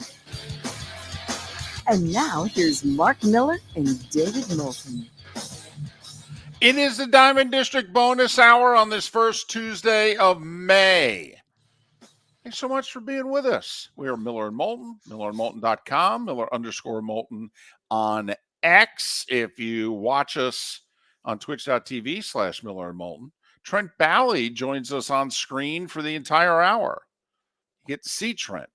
It's not just Miller and Moulton. It's, we could put a good looking young guy on there, trying to broaden our demographic appeal. So, of course, he's dressed as Spike Lee from, a 1987 movie today with his Knicks orange T-shirt and Patrick Ewing old school blue Knicks jersey. There are some days where I kind of wake up and just throw something on. This was Did you lay this out for the night before? I laid it out. You laid that out? Yes, I did. Two things that don't have a collar you laid out? Oh, yeah. And I was excited this morning when I woke up and I remembered what I was wearing today. I must say, when I walked in this morning and I saw Trent, he's always smiling. I know. But it was a little more ear to ear because I think he was proud of his outfit. And he's got the hat on backwards, too. I mean, Buck Showalter would lose his mind looking at Trent today. There's no doubt. Oh, man. And for those that don't remember, when Buck was the manager of the Yankees 30 years ago, Ken Griffey Jr. was taking batting practice at Yankee Stadium with his hat on backward, and it annoyed the out of Buck Showalter. And Ken Griffey Jr. was basically like, lighten up, old guy. And Buck at the time wasn't even 40. I will say the backwards hat does not. Some people do not. No, they hate it. Old white guy hates backwards hat. He really does. And I've never been able to figure out why. But I mean, I remember playing Little League, and my neighbor was a pretty good player, and he wore his hat. I think he pitched with his hat backwards. And the coach of my team was so mad every time he came, we should all turn our hats backwards. I mean, it just had him like beside himself. Over a 12-year-old playing baseball with his hat backwards. I mean, that was the worst thing that could have been done. Well, listen, you and I like him. People had mixed opinions on him. Colin Cowherd. All right. One of his first pet peeves when he went national. What did he say? Okay. So-and-so's, he's hat backwards guy. Okay. Yeah, the quarterback could not be anybody else could be hat backwards guy. The quarterback could not be hat backwards guy. Exactly. Which, and his argument was holding up until that Mahomes guy.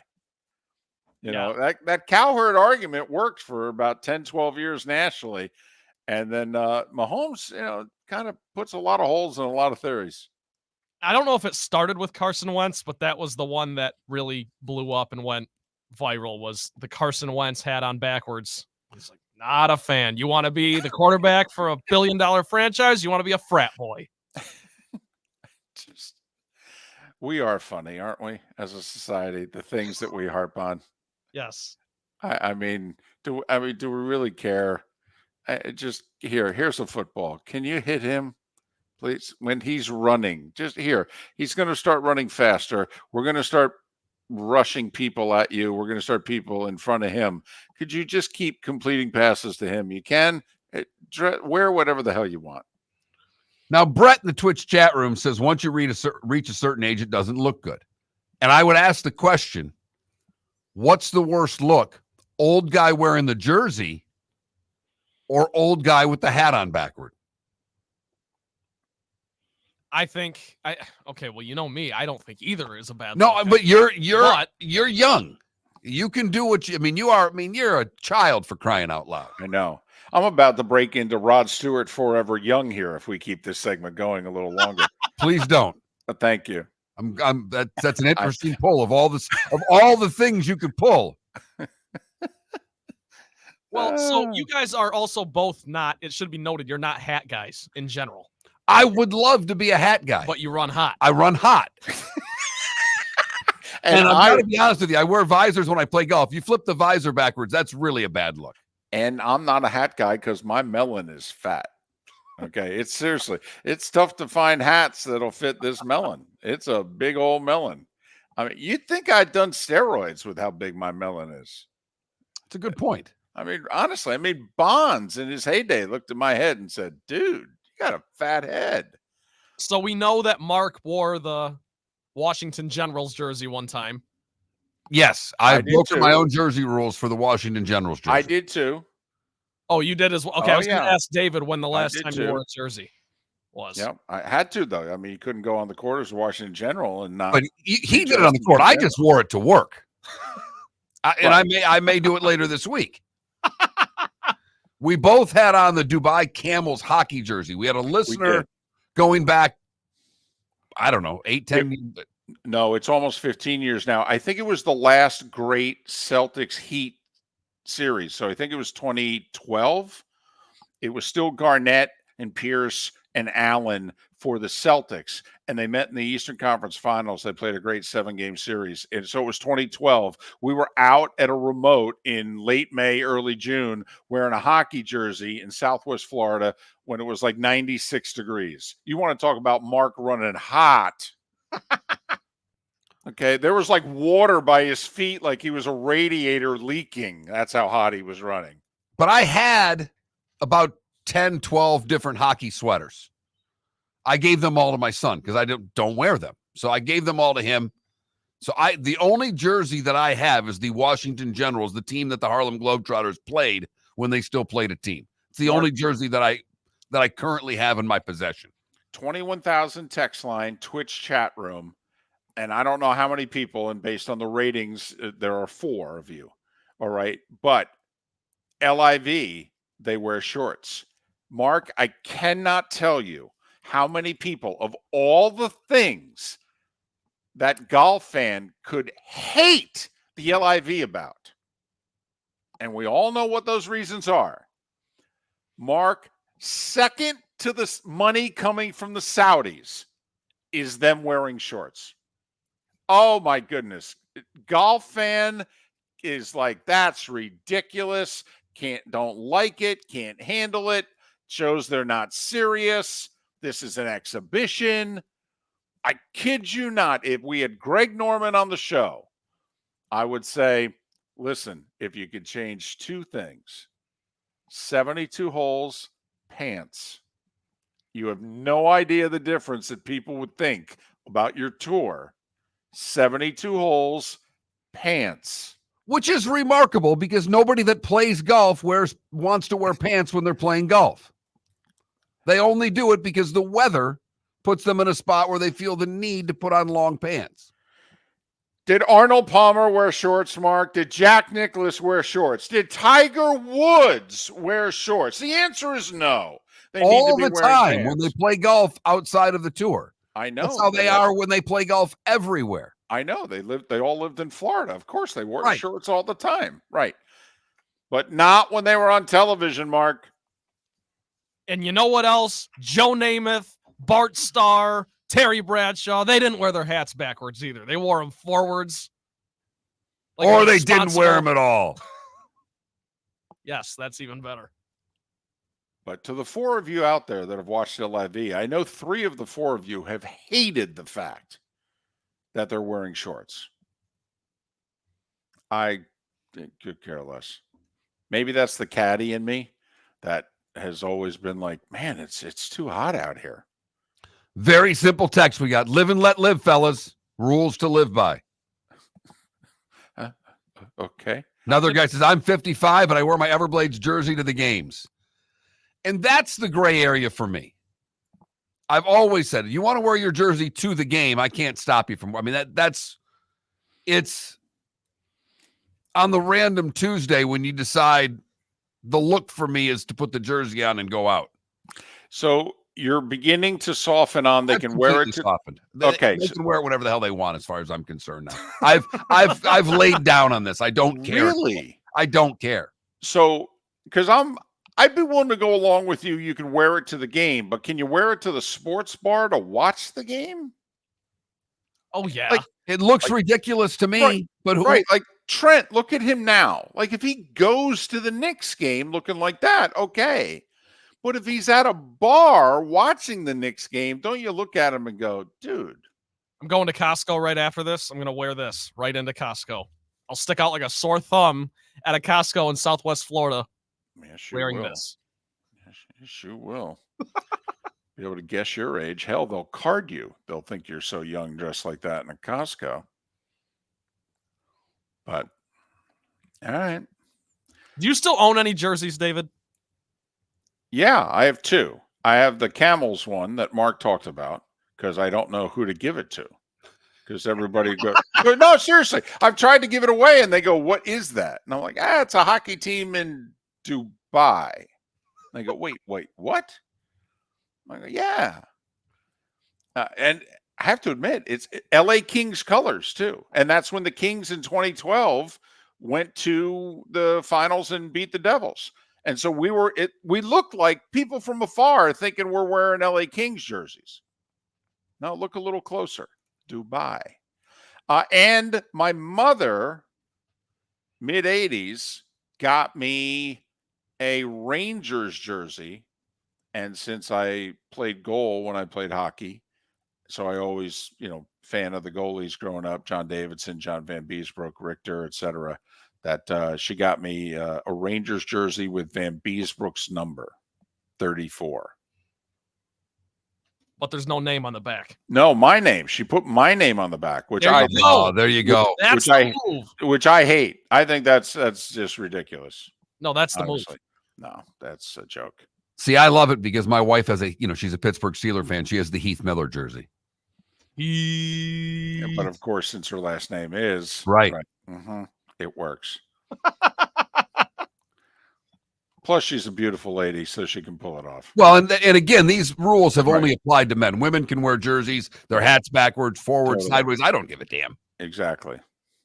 Because they look good doing it. Men look ridiculous doing it, but we don't care. That's why I think that might be why I like the Derby so much. Women in hats. When we come back, I'm going to ask you both a question that is Derby initiated. It's not about horse racing per se, but it's about sporting events per se at this time in our country. And is it representative of where it is we're going? I actually think you'll like the question. The setup was sucked. The question's good. Mark Miller for Molly Maid. Why Molly Maid, you ask? Trust. Moulton was a customer for 15 years. Affordability. Didn't I just say Moulton was a customer for 15 years? Worry-free services. Our professional house cleaners are fully insured and a 24-hour warranty. Call Molly Maids today at 239-774-5839. That's 239-774-5839 or online at mollymaid.com/FTMYERS. That's mollymaid.com/FTMYERS. Hello, friends and family of Southwest Florida. Are you looking to tap into the electric vehicle market? Well, look no further because we here at Southwest Florida Golf Carts have just what you need. E-bikes, golf carts, LSVs, scooters, and more. Come down and talk with one of our experienced sales reps, have a soda and a smile, and you could be cruising the streets in your new EV today. Stop by the store or visit our website at flgolfcarts.com and enter for a chance to win $100 off your next purchase by answering John's monthly sports question. The law firm of Michael F. Hornung specializes in criminal defense, DUI, personal injury, nursing home claims, and auto accidents. I'm a former prosecutor with over 34 years of experience. The information I know is information you need to know. If you've been arrested for a DUI, time is of the essence to maintain your driving privileges. Call the law firm of Michael F. Hornung for a free consultation. At the law firm of Michael F. Hornung, we are committed to excellence in your representation. Being a local attorney with local knowledge is clutch to the success of your case. For over 30 years, we have successfully represented the citizens of Southwest Florida. For a free consultation, call 239-437-0095. That's 239-437-0095. Our offices are conveniently located in Fort Myers. Visit online at mfh-law.com. You are listening to Miller and Moulton on the Florida Sports Network.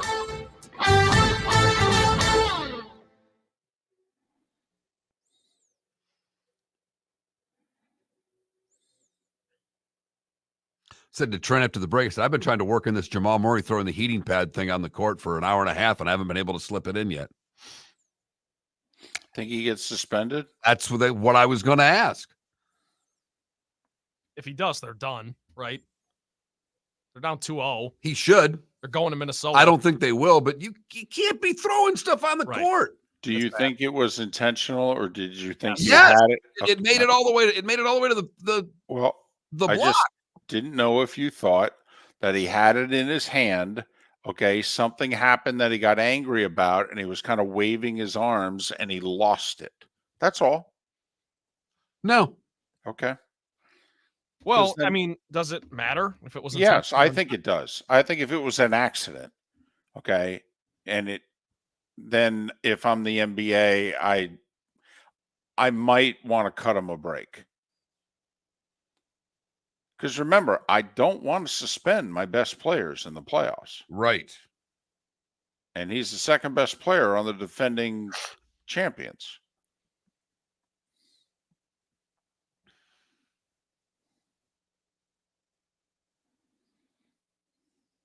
I got to tell you, I like Jokic, and I think, this Nuggets team is fun. They're good, fun to watch, all that stuff. They are taking this like such wusses. You know what I mean? They're finally facing a little adversity. They're losing their minds. Jamal Murray. Well, Malone running out on the court like, looked like a horse's ass. What are you doing? I think Malone did that, though, because he's trying to they were getting their ass kicked. I think he did that as a coach to try to fire him up and what have you. I think he was trying to get it technical. And I get that, but what he was upset about wasn't even. Well, it was the car. It was before. He was on the other end of the floor. Right. But still, even that, watching that back, that wasn't really a blatant anything. There was some contact. They didn't call it. Well, I mean, Towns. No, I'm just watching it. He threw it. Murray threw that. Yeah, okay. I do think Towns lowered his shoulder and just ran over that guy. He did. I do. That should have been a foul. And I'm all for letting them play. But Trent, I thought that was a foul. You thought that was a no call? Let them play? I could see if it. I just don't think it's worth losing your mind like that. Is what I'm trying to say. I think that was see it both calculated. ways. I think that was calculated. They're losing by 20, and he realizes we're in trouble, and he's trying to get a reaction out of his team.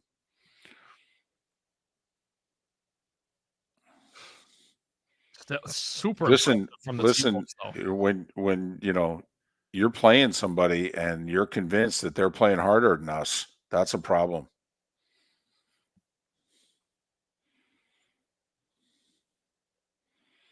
How about the T-Wolves winning both in Denver? Arguably the hardest place to play in the NBA right now.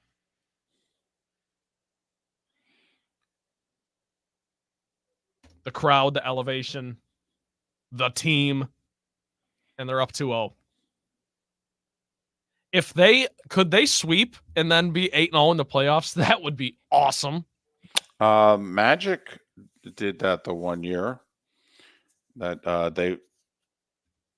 they went to the finals in 2009, came back in 2010 and swept their first two series, and then the Celtics beat them in the conference finals. I think the 2017 Warriors also, they went 14-0. They lost game 3 to the Cavs. Does that sound right? But that series only went 5, and they went 16-1 in the playoffs.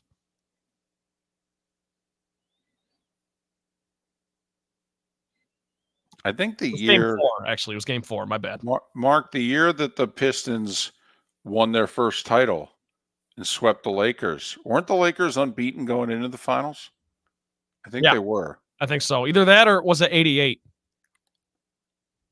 Well, no. Pistons won in 89. No, I think the Lakers were unbeaten in 89 And then Magic got hurt early in the series, and the Pistons swept them. They didn't have Byron Scott either, I don't think.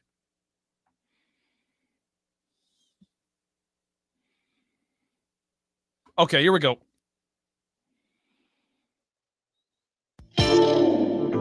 Welcome to the bonus hour, brought to you by Jason and Todd at the Diamond District.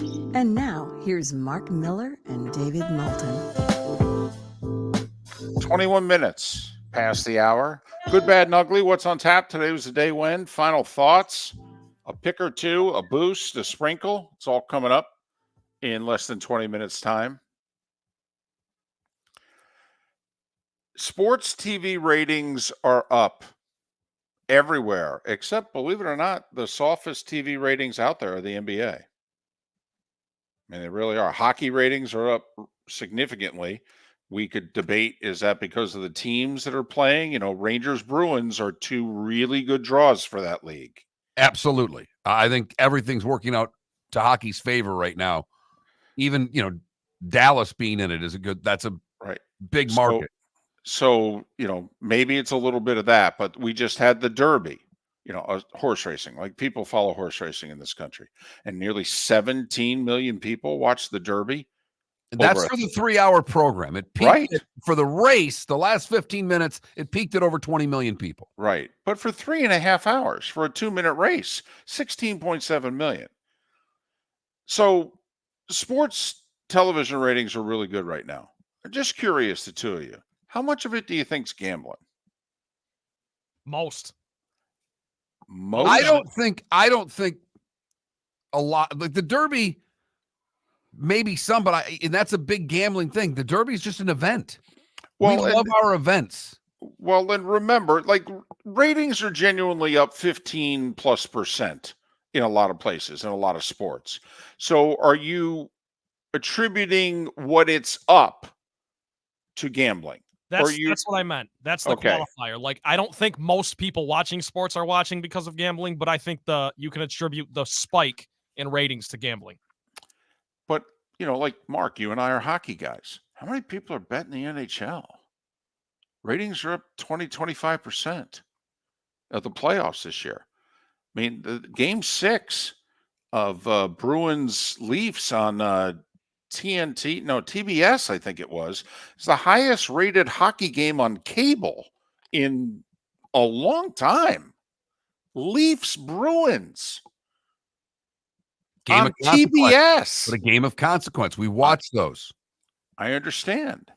And so, I mean, you know, you and I make the occasional bet. We don't really gamble. We right. No, we recreate. We're, as Trent likes to say, we're sprinkling money out there. We do it, you know, for fun. You know, we're not winning a lot. We're not losing a lot. But I ask that because if you're a league, like, you know, there's a big controversy. The NHL was Austin Matthews going to be playing? Turns out their goalie, trying to make a save in the closing seconds of game 6, hurt himself. None of us knew it. And all of a sudden, words leaking out 2 hours before game time that Toronto's goalie might not play. Well, we got a lot of gambling now on sports, don't we? Like, I'm wondering if you're running a league. You know, the NFL, which is basically operated as if gambling's been legal for 50 years. I mean, it really has. With the way that they do injury reports, how the dates, how everything is regimented of when you have to have lineups in, everything about the NFL has been pro-gambling, other than Goodell standing on a pedestal saying we're pro-gambling. Correct. Which he didn't do until a couple of years ago. And that's for 40, 50 years. And obviously widespread sports gambling wasn't legal in this country till the last handful of years. But like, Mark, I was thinking about it. Ratings are up seemingly everywhere. How much of that do you attribute to gambling? And B, because we are clearly gambling on sports.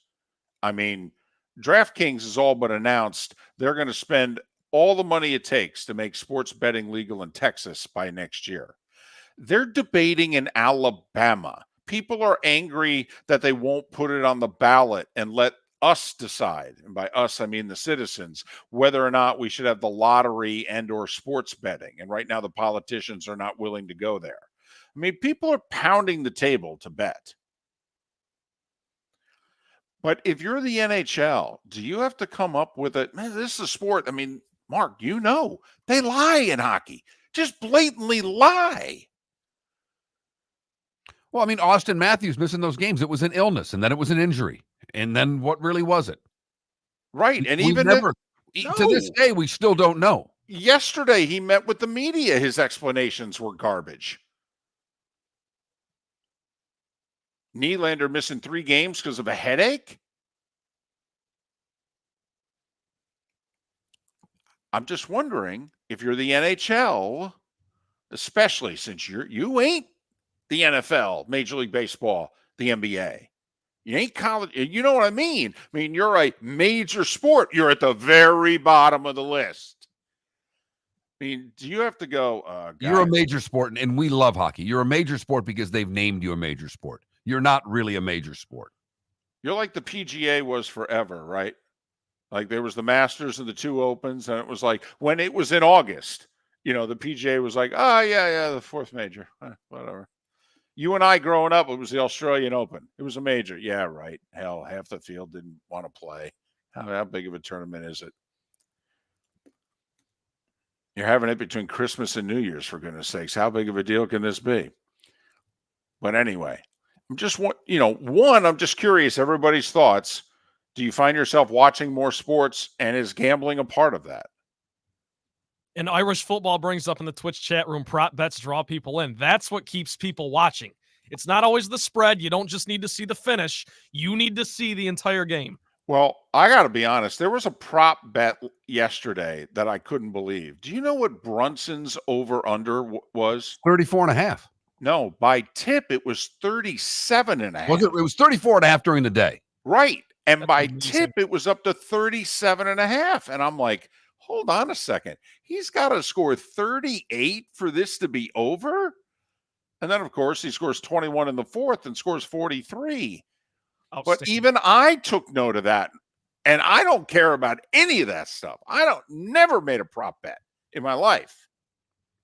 I think it's time for you to start. Yeah, that's just what I need. It's a lot of fun. Prop bets rock. I do more prop bets than spreads or money lines. And maybe that's, because Trent, you're a different gambler than we are. We bet on games. That's the way we were raised. That's what we know. Over-unders and spreads. You bet seemingly on anything. And you've done a good job losing money on damn near anything. It's actually very impressive. He makes $8 a show for all the gambling that he does with the income that we know is coming in. It's actually very impressive. It's because it's very low stakes, and you guys know how this works. You win some here, you lose some here. You're never really up or down a ton. You just bet within your means and you have fun. And it makes the viewing experience more exciting. Oh, there's no doubt. So I was just curious how much everybody thinks the increase in sports TV viewership is gambling related, because that's very much a 2020s thing. And Mark, our beloved sport of hockey. I mean, I have to admit, if you were a hockey bettor, that whole Toronto-Boston series, I need information. This is BS. You want me to bet good money on this series? I don't know who's playing. I don't know why. The NHL's got to get better. I think they've got to get off of their 1970s attitude that it's an upper body injury when it's a right leg. I don't know how they can look their fans in the eyes and say, well, it's just the way we do it, when the NFL knows exactly why people are out of games. Well, and Mark, we've talked about this, the vast difference between Saturdays and Sundays. They're still lying through their teeth on Saturdays. We're not getting any information, basically, about injuries on Saturdays. We will in the Super League. We will in the Super League, David. When your national title contender is going to go 9-3 in the regular season, how's that going to look? That was really funny. That was quality material. You may have saved your best for damn near last. Although I hope you haven't ended it because you still got good, bad, and ugly. What's on tap? Today was the day when all that stuff. That's on you, So you tell me. Yep. So that's And next. I've got it done. I'm ready. Okay. Let's get after it. Plus a boost and a sprinkle on Miller and Moulton. Visit Jason and Todd at the Diamond District. Are you looking to make this Mother's Day unforgettable? Jason and Todd with the Diamond District are excited to help. This year, she'll get the ice and you'll get the cooler. A premium Yeti cooler valued at $300. With their stunning selection of fine diamond jewelry and exotic gemstone jewelry, you'll be sure to find the perfect gift that will help make this Mother's Day special. And with your purchase of $1,800 or more, you'll receive a free premium Yeti cooler valued at $300. Whether you're already part of the Diamond District family or will be meeting them for the first time, you'll fall in love quickly with their selection, quality, value, and experienced non-commissioned team. Jason and Todd are in the store nearly every day and are excited to hand you a premium Yeti cooler when she gets the ice. Visit Jason and Todd with the Diamond District this Mother's Day week from the 8th through the 12th to receive your Yeti cooler with a purchase of $1,800 or more. Jason and Todd look forward to shaking your hand and welcoming you to the Diamond District family. At the Diamond District. The law firm of Michael F. Hornung specializes in criminal defense, DUI, personal injury, nursing home claims, and auto accidents. I'm a former prosecutor with over 34 years of experience. The information I know is information you need to know. If you've been arrested for a DUI, time is of the essence to maintain your driving privileges. Call the law firm of Michael F. Hornung for a free consultation. At the law firm of Michael F. Hornung, we are committed to excellence in your representation. Being a local attorney with local knowledge is clutch to the success of your case. For over 30 years, we have successfully represented the citizens of Southwest Florida. For a free consultation, call 239-437-0095. That's 239-437-0095. Our offices are conveniently located in Fort Myers. Visit online at mfh-law.com. You are listening to Miller and Moulton on the Florida Sports Network.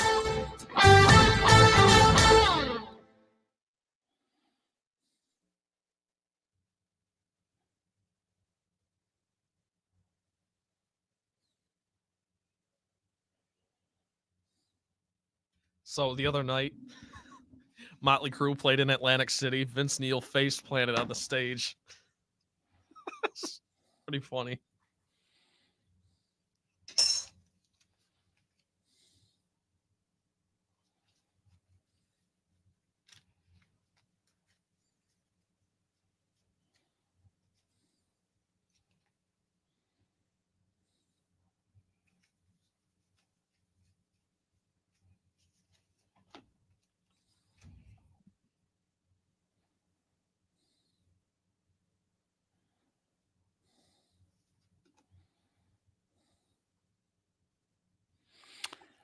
So this is editor in Leaf. All right. 6,000 people following. Mark, the Maple Leafs are on the verge of something special, and they shouldn't throw it all away because their fans are angry. Run it back again, this time with a goalie and a blue line. The forwards are more or less perfect and getting better. I never respond to anything on X. I'll respond 6 times a month, maybe. This one got you fired up? And I said to him, how can you say that when in 13 of their last 14 playoff games, they've scored 2 goals or less? Seriously, stop being a fanboy.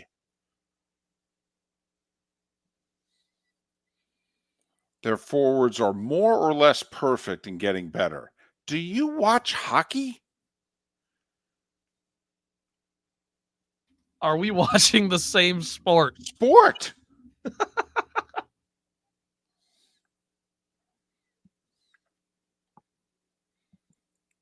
By the way, Adam, completely agree.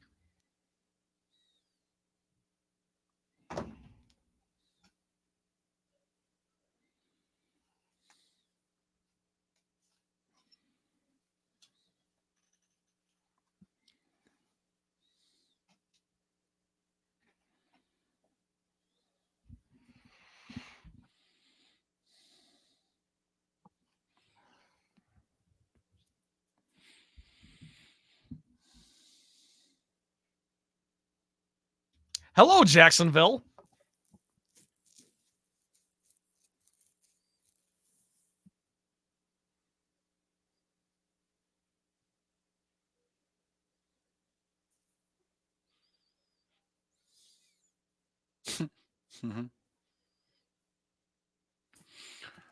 Duval. We, my daughter and son-in-law taught my granddaughter how to do Duval the other day, and they sent it out in video. So, I got a video of them asking, "What's your favorite team?" She goes, "The Jags." "Where do they play?" Duval. Like, oh boy, That's amazing. Isn't her favorite team supposed to be the Giants? Just no. But well, here's what I want to do. I want to send it to you, and then have you say to your daughter, "Now, come on, now we have to practice." Oh yeah, that would be. It's all right. My daughter's doesn't matter. She's abandoned the Steelers. She's abandoned. It's the Chiefs now. Oh, that's great. Is all because of who the tight end's dating? Yep. Can you ask her a question? If they break up, who's your favorite team? That's a great question.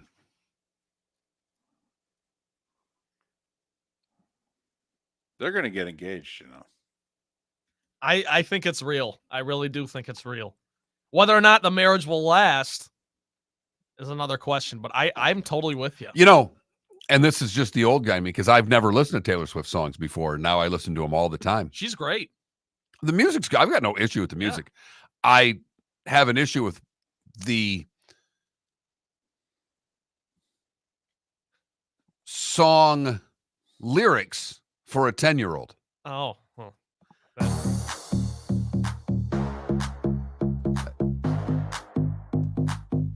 Welcome to the bonus hour, brought to you by Jason and Todd at the Diamond District. And now, here's Mark Miller and David Moulton. 22 minutes till the top of the hour, 16 until we're done talking. Miller and Moulton, millerandmoulton.com, Miller_Moulton on X. Seth Everett will make his weekly appearance tomorrow. Also, already reached out to that front office sports business reporter about the whole College Football Players Alliance and willing to accept what the NCAA wants to sell them. As long as they get paid enough money, they're willing to not be employees. Talk to her, Angela, about that deal tomorrow. By the way, we've not really promoted our poll question today, but we did put one up. Do you think NBA games are on the up and up? And 52% of you think that they are. That's not good. No, that's terrible. Well, that just means the 48% of people just hate the NBA. That's not true. That's not true.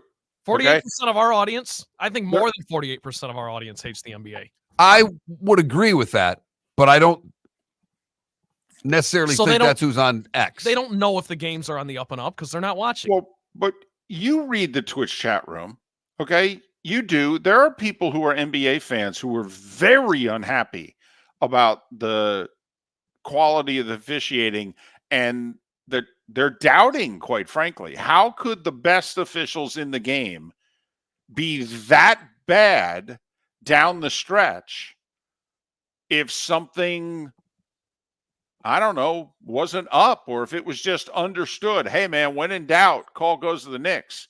I mean, David Samson was on our show 2.5 hours ago, in which he said, the NBA is negotiating a new TV deal. You don't think they want the Knicks in the conference finals? Celtics-Knicks, Celtics-Pacers, Mark.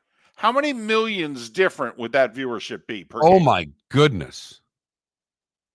Celtics-Knicks will do numbers. Yeah. I mean, real numbers where people are, all these downward trends of the NBA playoffs go away if the Celtics and Knicks play in a series. Because the other thing is, remarkably, and by the way, it's this way in hockey, the Rangers and Bruins haven't played a playoff series in 50 years.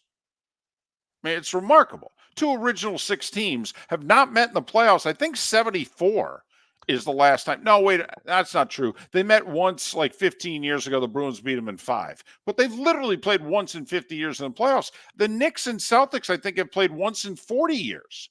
Think of the alternative in these series. You could have the Florida Panthers taking on the Carolina Hurricanes. Right. Oh. Hockey be great. Oh, yeah. It was terrific last year in the conference final. Panthers swept them. They were the 3 one-goal games and an empty netter, or else it would have been 4 one-goal games. Hockey was terrific. By the way, is Jamal Murray going to get suspended for throwing the heating pad onto the court? Happened in the second quarter of the game last night. He clearly threw it. They didn't call a technical because the refs didn't see it. The coaches didn't see it at the time. They didn't know who did it. But it was pretty obvious it came from the bench, but they still didn't call a technical, which they should have. I don't think the NBA is going to want to suspend him. And I actually think the fact the Nuggets are down 2-0, Adam Silver is going to be like, man, if I suspend them, they're cooked. I think it's going to be a heavy, whatever the max fine is for something like that. I don't think Silver's going to suspend him. Should he be suspended? Yes. Yes. I agree with you 100% on that too, David. Should he be suspended? 100%. Will he be? I don't think so. It's time for someone to take back this segment, if for no other reason than to stop David from talking about Meghan and Harry. Here's Mark Miller with Today Was the Day When. Another day that I don't have a lot. May must be pretty boring in, world history, but there are some biggies on here. The first presidential inaugural ball took place today in 1789. The term bullpen was first used by the Cincinnati Enquirer today in 1877, talking about the fans that were late arriving being herded like cattle to the side of the ball field. The Lusitania was sunk today by the German submarine in 1915. Kind of a biggie, David. Mm-hmm. The first record to be designated a gold record was Glenn Miller's Chattanooga Choo Choo, recorded today in 1941. We go all the way to 1994. The first 8 to beat a 1 when the Nuggets beat Seattle. It was a best of 5. It's a big reason why they did away with best of 5s. The Knicks beat the Heat in 99 in a 1-8 matchup. Now that was a strike shortened year where they only played like 50 games. So the difference between the 1 and the 8 was only like 5 games in the standings. But the Knicks on the Allen Houston bounce took out the Heat, and so you had it happen twice in like 5-6 years, and the NBA was like, yeah, we can't have this happen. We got to make the first round best of 7. It was 5 years ago today that Denver, the city of, decriminalized psychedelic mushrooms. Way to go, Denver. And why am I not going there on vacation this year? And 2 years ago, Rich Strike at 80-1 became the second biggest long shot to win the Derby. Rich Strike. Gary Cooper, Eva Perone, Dick Williams, Johnny Unitas, and Tim Russert all born today. No one really of note celebrating a birthday. There's a couple in there, but not really a thing that made me move mountains for it. What did I miss, David? Well, Germany surrendered unconditionally today in 45. I don't know. Whole World War II thing, kind of a big deal. But You've heard folks elsewhere mock Florida is gonna Florida. Well, Mark Miller sees it differently. He calls it the good, the bad, and the ugly. What you got, Mark? The El Rio Grande Latin Market in Dallas set a Guinness World Record for the world's largest fruit display on Cinco de Mayo, gathering more than 311,000 avocados in one display. It's been paradise for you, David. You just jumped in and made human guacamole. Right. Mm-hmm. Just like the way I attacked Jello wrestling. Yep. For the bad, we go to Largo, Florida, where video from Pinellas County's deputies' body cameras show a wrongful traffic stop that terrified a father and his teenage daughter. The officer made a typo when running the plate on the car. And then he jumped out of the car and ordered the driver out of the car onto his knees, put him in handcuffs. Then they were pointing the guns at his 16-year-old daughter who suffers from epilepsy. 10 minutes later, the deputies realized they made a mistake. When the deputy who made the initial traffic stop put a typo when searching the tag. Huh. Is that a fireable offense? Yes. You're pointing guns at people and yeah. Okay. Well, there's a typo though. I know, but it's not like you just, oh, sorry. No, they held him at gunpoint? Yeah, but they wouldn't have if the information had been accurate. I mean, it was their information that they typed in. He typed in the wrong damn plate.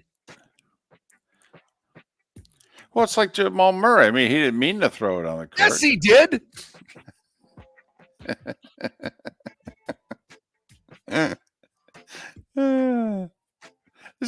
That really struck a nerve with you throwing that. I mean, he should get an icy hot deal out of that, shouldn't he, Jamal Murray? No? Finally, the ugly, we go to Naples, where a 53-year-old maintenance worker at Pelican Marsh's pickleball courts apparently was a little upset. He ran after a group of pickleball players, chasing them with a machete. Oh, we're back to that again, man. Remember a couple of months ago, we had like a machete story every third day. In a shocking event, when police were called to the scene, they detained the 53-year-old, writing that he smelled of alcohol.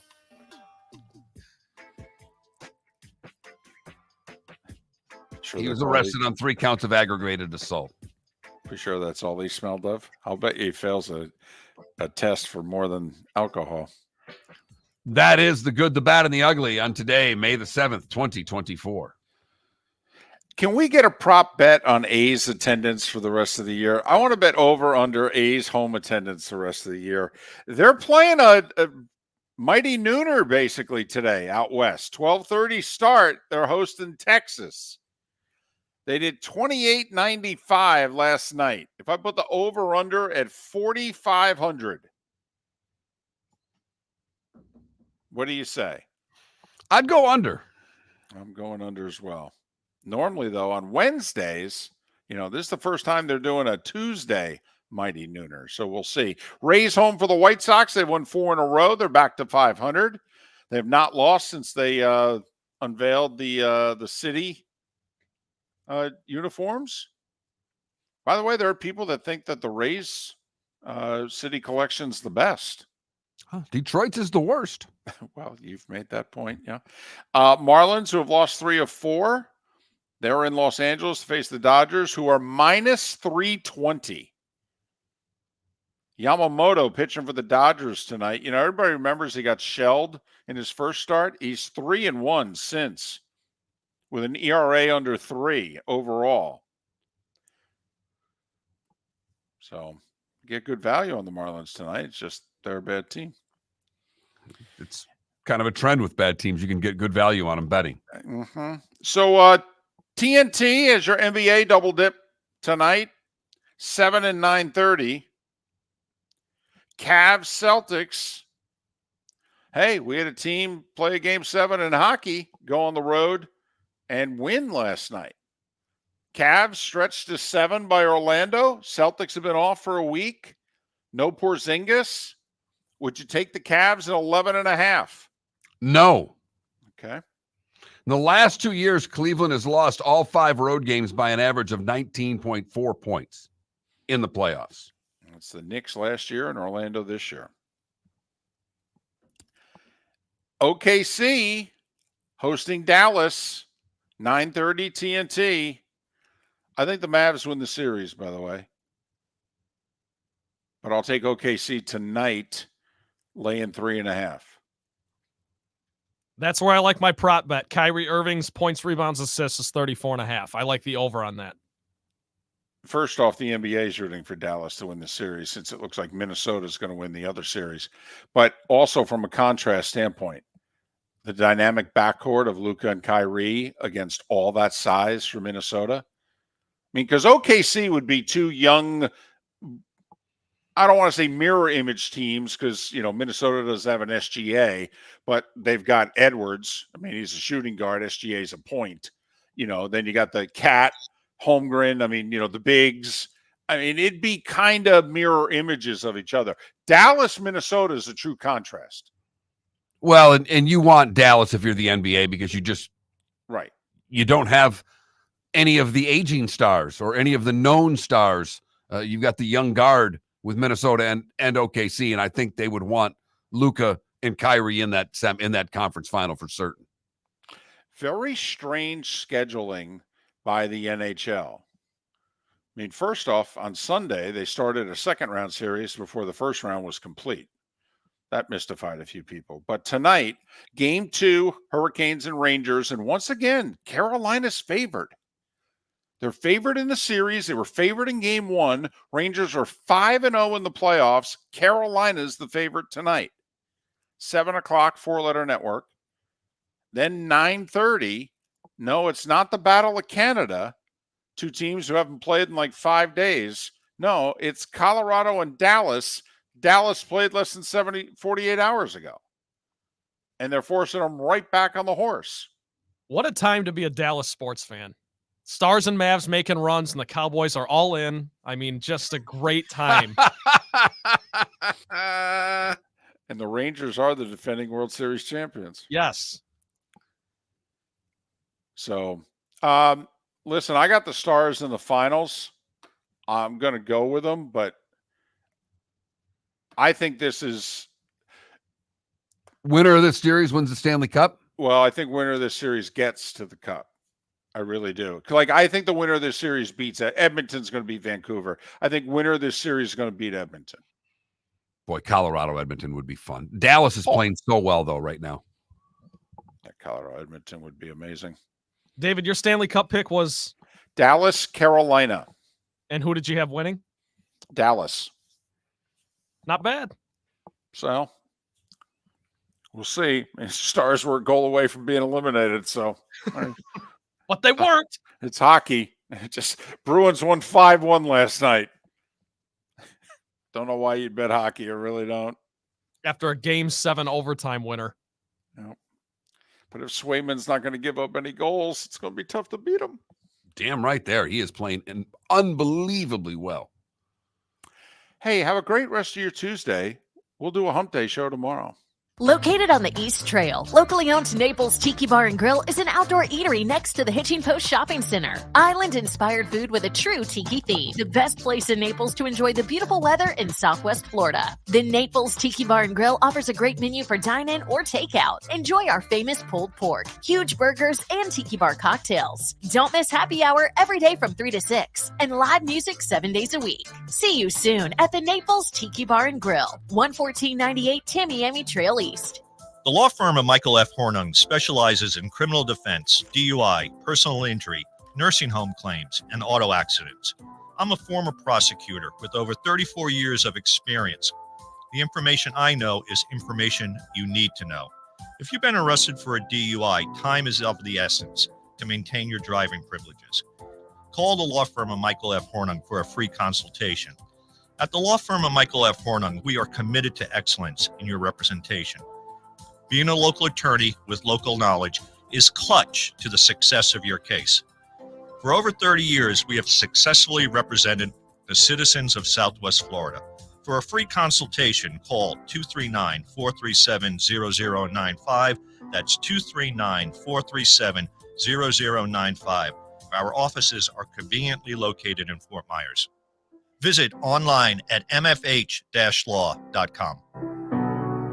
Visit Jason and Todd at the Diamond District. Are you looking to make this Mother's Day unforgettable? Jason and Todd with the Diamond District are excited to help. This year, she'll get the ice and you'll get the cooler. A premium Yeti cooler valued at $300. With their stunning selection of fine diamond jewelry and exotic gemstone jewelry, you'll be sure to find the perfect gift that will help make this Mother's Day special. And with your purchase of $1,800 or more, you'll receive a free premium Yeti cooler valued at $300. Whether you're already part of the Diamond District family or will be meeting them for the first time, you'll fall in love quickly with their selection, quality, value, and experienced non-commissioned team. Jason and Todd are in the store nearly every day and are excited to hand you a premium Yeti cooler when she gets the ice. Visit Jason and Todd with the Diamond District this Mother's Day week from the 8th through the 12th to receive your Yeti cooler with a purchase of $1,800 or more. Jason and Todd look forward to shaking your hand and welcoming you to the Diamond District family. At the Diamond District. Mark Miller for Molly Maid. Why Molly Maid, you ask? Trust. Moulton was a customer for 15 years. Affordability. Didn't I just say Moulton was a customer for 15 years? Worry-free services. Our professional house cleaners are fully insured and a 24-hour warranty. Call Molly Maids today at 239-774-5839. That's 239-774-5839 or online at mollymaid.com/FTMYERS. That's mollymaid.com/FTMYERS. You were listening to Miller and Moulton on the Florida Sports Network.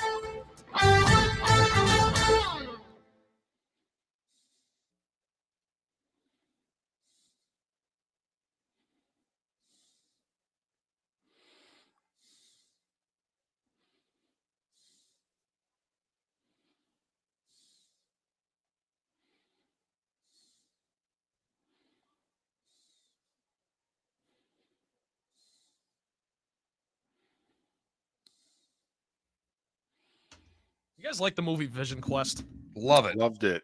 Oh my goodness. I think it's one of the greatest movie soundtracks of all time. That's why I asked, because I just listened to the soundtrack the other day. I got some names on that thing.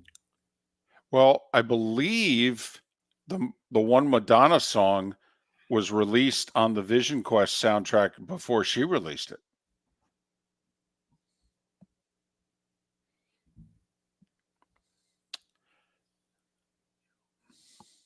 Hey, Mark, my mom said, don't worry about the lyrics because they're not really they listen to them like a 10-year-old.